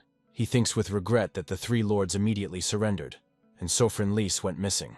The man is furious. He does not want to lose his throne so easily. When the gate appears behind him, the Demon King is surprised, but turns around and walks towards it. He notices that they are exactly like those who forcibly dragged them to the continent of Espan. The king thinks that he is willing to take one step back for the sake of 3 steps forward, without making a mistake this time. In his mind, he turns to Miro and Jaeger, promising to show them who will win. The king is going to regain his powers, reclaim the world of demons and reign over them all. In front of the giant gates, frightened screams and voices calling for escape are heard. One of the men urges the others, calling on them to run in a certain direction. An unknown force makes him fall silent and turn around sharply to see a terrible picture. The man falls down in fear, mentally trying to understand what it is. The demon lord, meanwhile, descends to the ground, taking his first step on solid ground. Slowly, like a cat teasing its prey, he approaches the man trembling with fear. When addressing a human, the Demon King states his title and introduces himself as Rohan. The man asks again, confused, and Rohan notes that the language of this continent is different from Hispana. With a sinister grin, the Demon King speaks the words that activate the authority of subjugation. He notices that even she doesn't feel a soul around, as if there are no strong demons around. Suddenly, Sofran appears on the radar, and Rohan realizes that the Vampire Lord has arrived here. The king likes this, and he decides to move to the demoness. He is distracted from implementing his plan by a familiar voice and an approaching person. By saying that he knew about it, Alex becomes more certain of his assumptions. The Demon King can't help but be emotional, asking in shock what this man is doing here. And Alex misses, as Rohan dissolves right at the moment of impact. Realizing that he has failed to achieve his goal, the man slowly straightens up. Turning around, he carefully examines the surrounding space in search of his target. Meanwhile, in the labyrinth of the Minotaur, it is already deep night. However, the work here does not stop, because strong male hands know no rest. Sofran comes to the Minotaur's aid, breathing heavily just like him. She begins to address Mino at the moment when something materializes behind her. The Vampire Lord turns around sharply, and the Minotaur follows her example. Seeing who is in front of them, they immediately fall to their knees, respectfully greeting their king. Rohan tells Sofran the terrible news, but the vampire says she already knows it. The man notes that this madman hasn't aged at all, and Mino adds that the dragons obey him. Rohan can't believe his ears, asking again, and his interlocutor suggests surrendering to Miro races. The Demon King asks if he is dreaming, and is answered uncertainly that he is not. Rohan begins to grit his teeth and say that he is the 14th Demon King. With great pride, the man names his countless names and gets to the heart of the matter. He begins to talk about how he is not going to bow his knees to a pathetic person. He doesn't manage to finish, and literally a couple of moments later the king cries out in pain. Addressing the Vampire Lord, Alex orders her to immediately drag her master to him. There is nowhere to go, and Sofran obediently fulfills the man's request.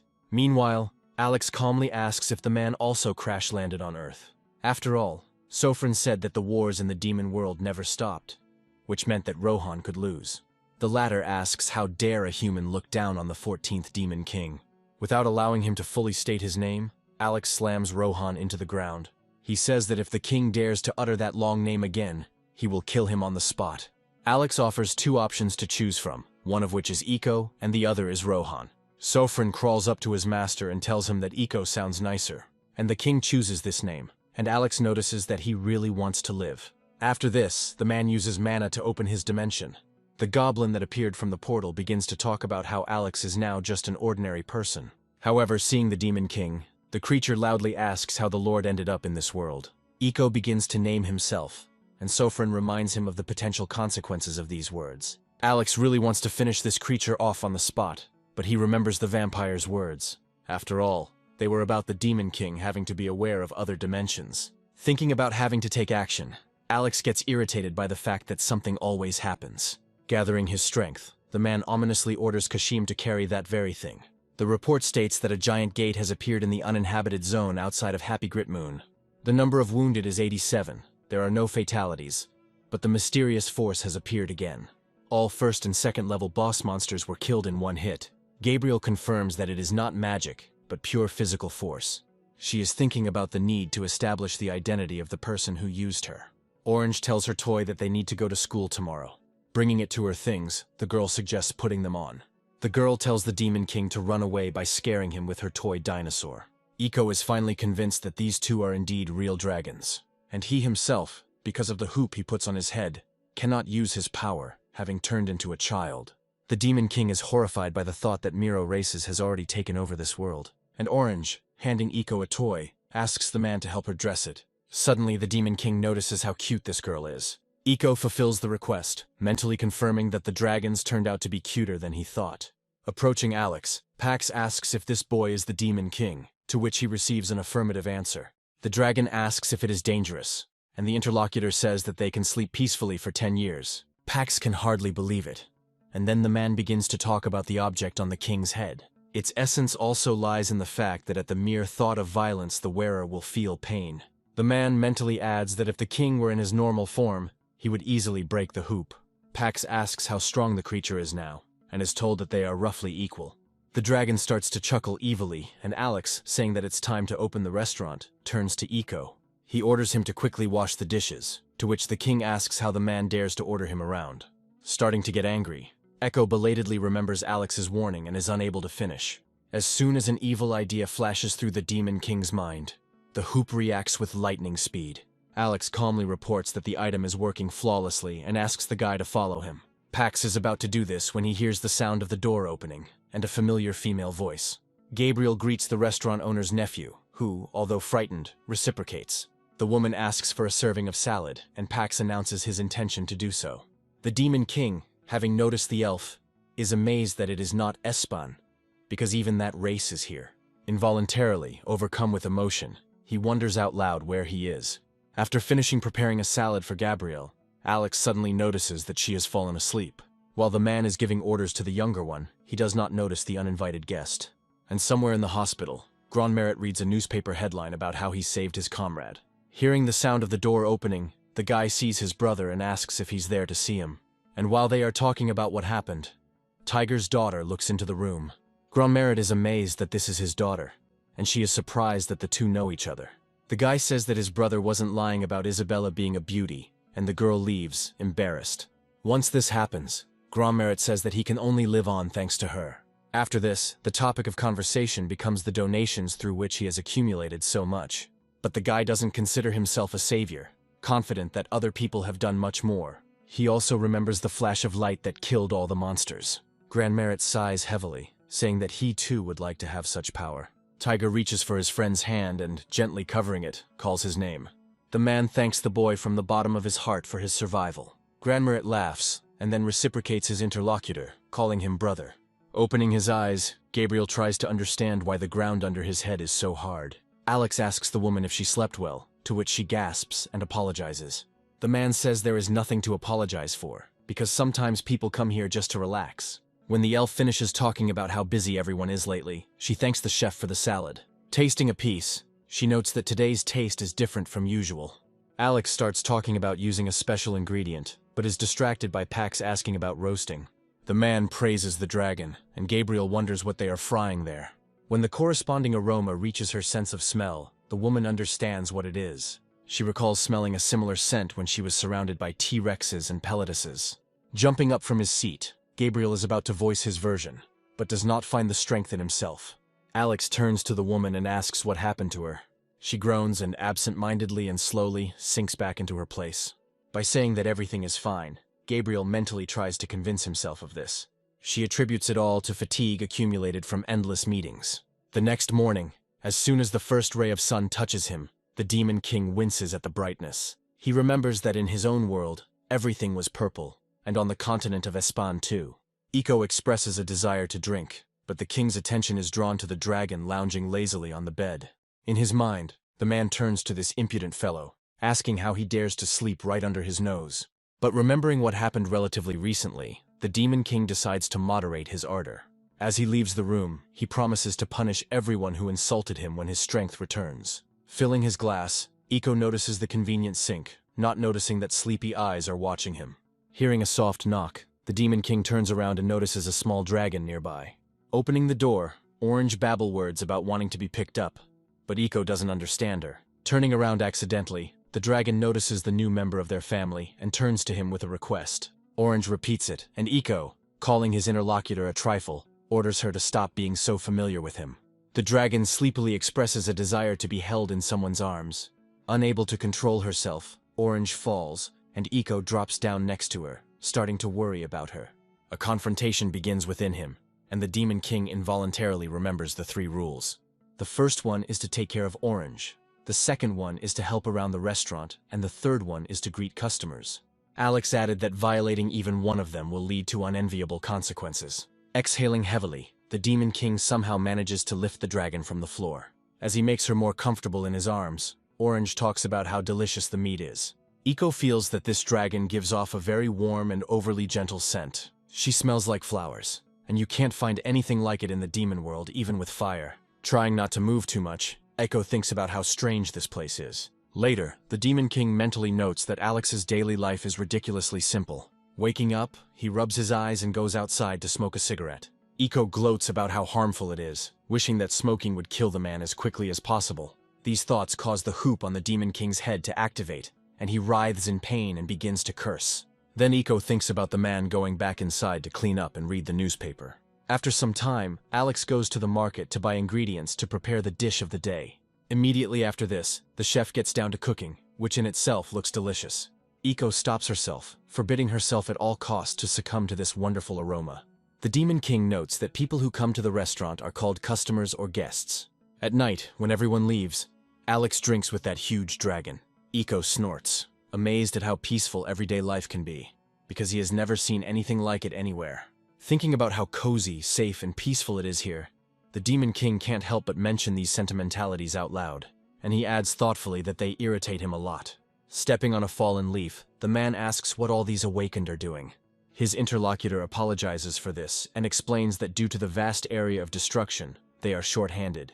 The man continues to stand his ground, and Brainy wonders what he's even doing right now. Sometimes they grab him by the lapels, sometimes they even beat him. But the official tries to help people with all his might. But sometimes, after everything you've experienced during the day, you give up, because the patrol officers are considered extras. The man continues to talk about the attitude towards people in his business, including his superiors. Looking at the falling leaves, he sighs heavily and says that he doesn't feel like working like this at all. Sometime later, he, already joyful, almost shouts that he will not do this anymore. He greets the chef from afar, asking the restaurant owner about his new cleaner. Laughing heartily, Brainy shares that this is the first time in his entire service that he has taken a vacation. Alex invites the man inside, and Echo becomes irritated, reminding the man of his words about the establishment being closed. Brainy asks who it is, and the Demon King answers him very rudely, for which the chef apologizes. Alex says that this guy is going through adolescence, but the official is not offended, saying that he is used to it. As he goes inside, lost in his thoughts, Brainy doesn't even notice what's going on in the background. Alex says his nephew will apologize later, but his interlocutor stands his ground. The chef asks about the dish, but Brainy says that he wants a drink since the piece doesn't go down his throat. Nevertheless, the man's stomach protests, and Alex offers his guest an assorted seafood platter. Saying that he has prepared a lot of different pickles, the man asks if Brainy likes seafood. He agrees, believing that everyone loves them. But Alex remembers the reaction to the Demon King's pickles. The chef has prepared 2 types of pickles, the first of which is salted kraken. Second on the list is salted archerfish roe. Since the name of the first creature might be off-putting, Alex renames it squid. The man thinks about the main component in preparing pickles, which is quality ingredients. When combined with high-quality salt, such as the highest quality sea salt, it produces an excellent taste. Brainy says he's never seen anything like it, and Alex suggests trying dishes with sesame oil. The man decides to trust the gourmet and adds a little directly to the full portion. Brainy starts with the kraken, tasting a few small pieces. His eyes light up with delight as soon as the rich taste hits his tongue receptors. Brainy thinks that it has been a long time since he has eaten such a firm squid. He believes that rice and vodka are ideal accompaniments to this. And indeed, the combination of these 2 flavors creates a simply unearthly sensation. Giving the boss a charming smile, Brainy says that it's easier to think on a full stomach. When Alex says he was worried, the man says it's a long story. Having received his interlocutor's permission, the official begins his story by saying that his family was nothing special from the start. Brainy's father achieved everything on his own, going to university, getting a job, and getting on his feet. He often reminded his son of his example, but he was not a shining example and did not stand out in any way. Alex can't help but think that this story seems very familiar to him. Brainy, meanwhile, says that he entered a completely ordinary third-rate university. The first course flew by unnoticed and was already beginning to approach its logical conclusion. And at that very moment something happened that no one expected. The world collapsed. The Awakened appeared, the gates opened, the world changed beyond recognition. And Brainy himself remained the same unremarkable person as he was before all this. He was always in the background, in the classroom, in the city, in the crowd watching the hero flying through the sky. Brainy says he's trying to live his life as best he can, but he's plagued by doubts and a reluctance to be a statistic. Alex thinks about how difficult it is to listen to other people's problems, although he used to experience the same thing. And he decides to tell his interlocutor what he once heard from his own father.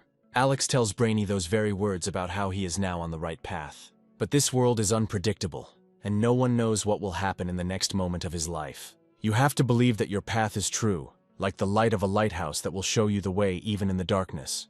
Having finished, Alex apologizes if he has tired his interlocutor with such a long remark. But he says that this is not so and thanks the man for sharing with him. Now Brainy tries the salted archerfish roe, also noting its delicious taste. The official begins to describe what exactly he liked about this dish.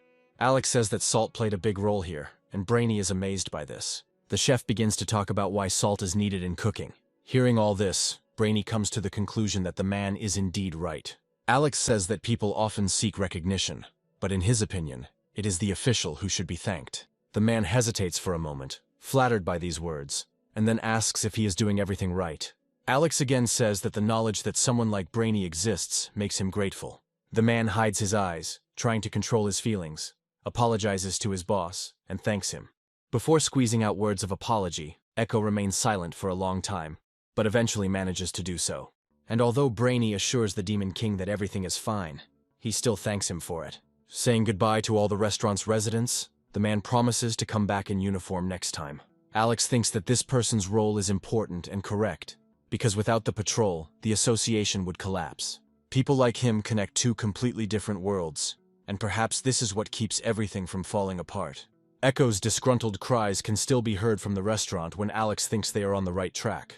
And no one inside notices that the restaurant is under surveillance. The Awakened Association's forge is in full swing. This gray-haired blacksmith is named Smith, and he asks the spearmaster about the desired blade length.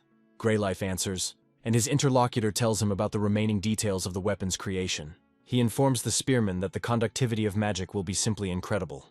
They have a conversation about getting the carcass of a superior monster in perfect condition. Smith says he saw everyone killed with a single blow to a vital point.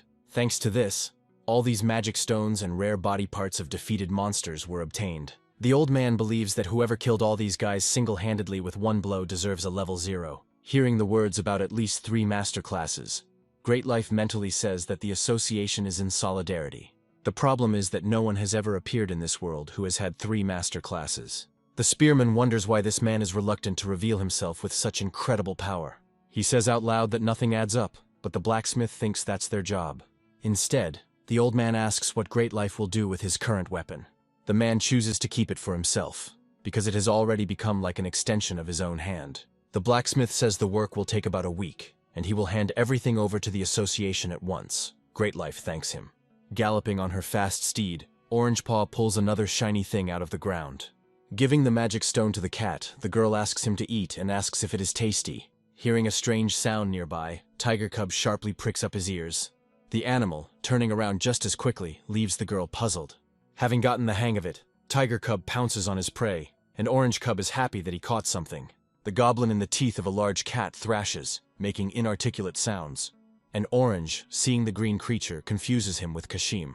The goblin continues to scream, and the girl closes the distance, trying to make out the unfamiliar curses. Alex's words about how one cannot ignore those in need of help come to mind. The girl understands the little green man in her own way, taking him in her arms and causing the latter to be stunned. Goblin can't come to his senses, and Orange asks Tiger Cub to carry them together. Observing this picture, Echo moves away, making a sound that characterizes disgust. Pax doesn't understand why the Demon King grimaces so much when he sees a common goblin. Eco says that he hates this race for their appearance. He wants to destroy them. The king says that goblins like to hide stolen goods in their sacks, and he gloats over the loss of them. And while the demon tries to cope with the pain after negative thoughts, the girl calls her brother to her. By pretending to have a rumbling stomach, Orange tells him that she wants to eat. The dragon starts to say that Alex is not at home now. He went to the market, but stops short. Pax feels like, since he's been living here for a while, he can cook just as flawlessly as the owner. Emerging from his dreams, the dragon begins to laugh ominously, and then he tells Orange that he will cook her the best dish in the world. Sometime later, Alex returns home, not even suspecting anything. Questions start to creep into your head right from the threshold when you see all this soot. And later he is completely amazed, asking the guests what kind of madness is going on here. Alex asks Pax if he really decided to light the oven with meat, and Pax is puzzled. Checking the creature's status window, the man notes that it belongs to the gourmet class. Eco is surprised by this, because he was sure that this goblin's class was greedy. Alex recalls that this race has an amazing ability to evolve in different directions. Gourmet goblins are known for their pickiness, but if they like something, they will reward you well. Orange brags about how she helped her older brother, and Alex praises his daughter. Repeating after the man that she is a good girl, the girl asks him for a treat. And then Alex takes out a special jelly made from natural fruits from his bag. When the girl thanks him, the man thinks that he needs to prepare more of these. Opening his dimension, Alex is going to listen to what this goblin gourmet wants. Kashim starts to scrape, but the man interrupts him, asking to speak to another goblin. Alex learns that if you give a gourmet delicious food, he will give away the treasure he carries with him.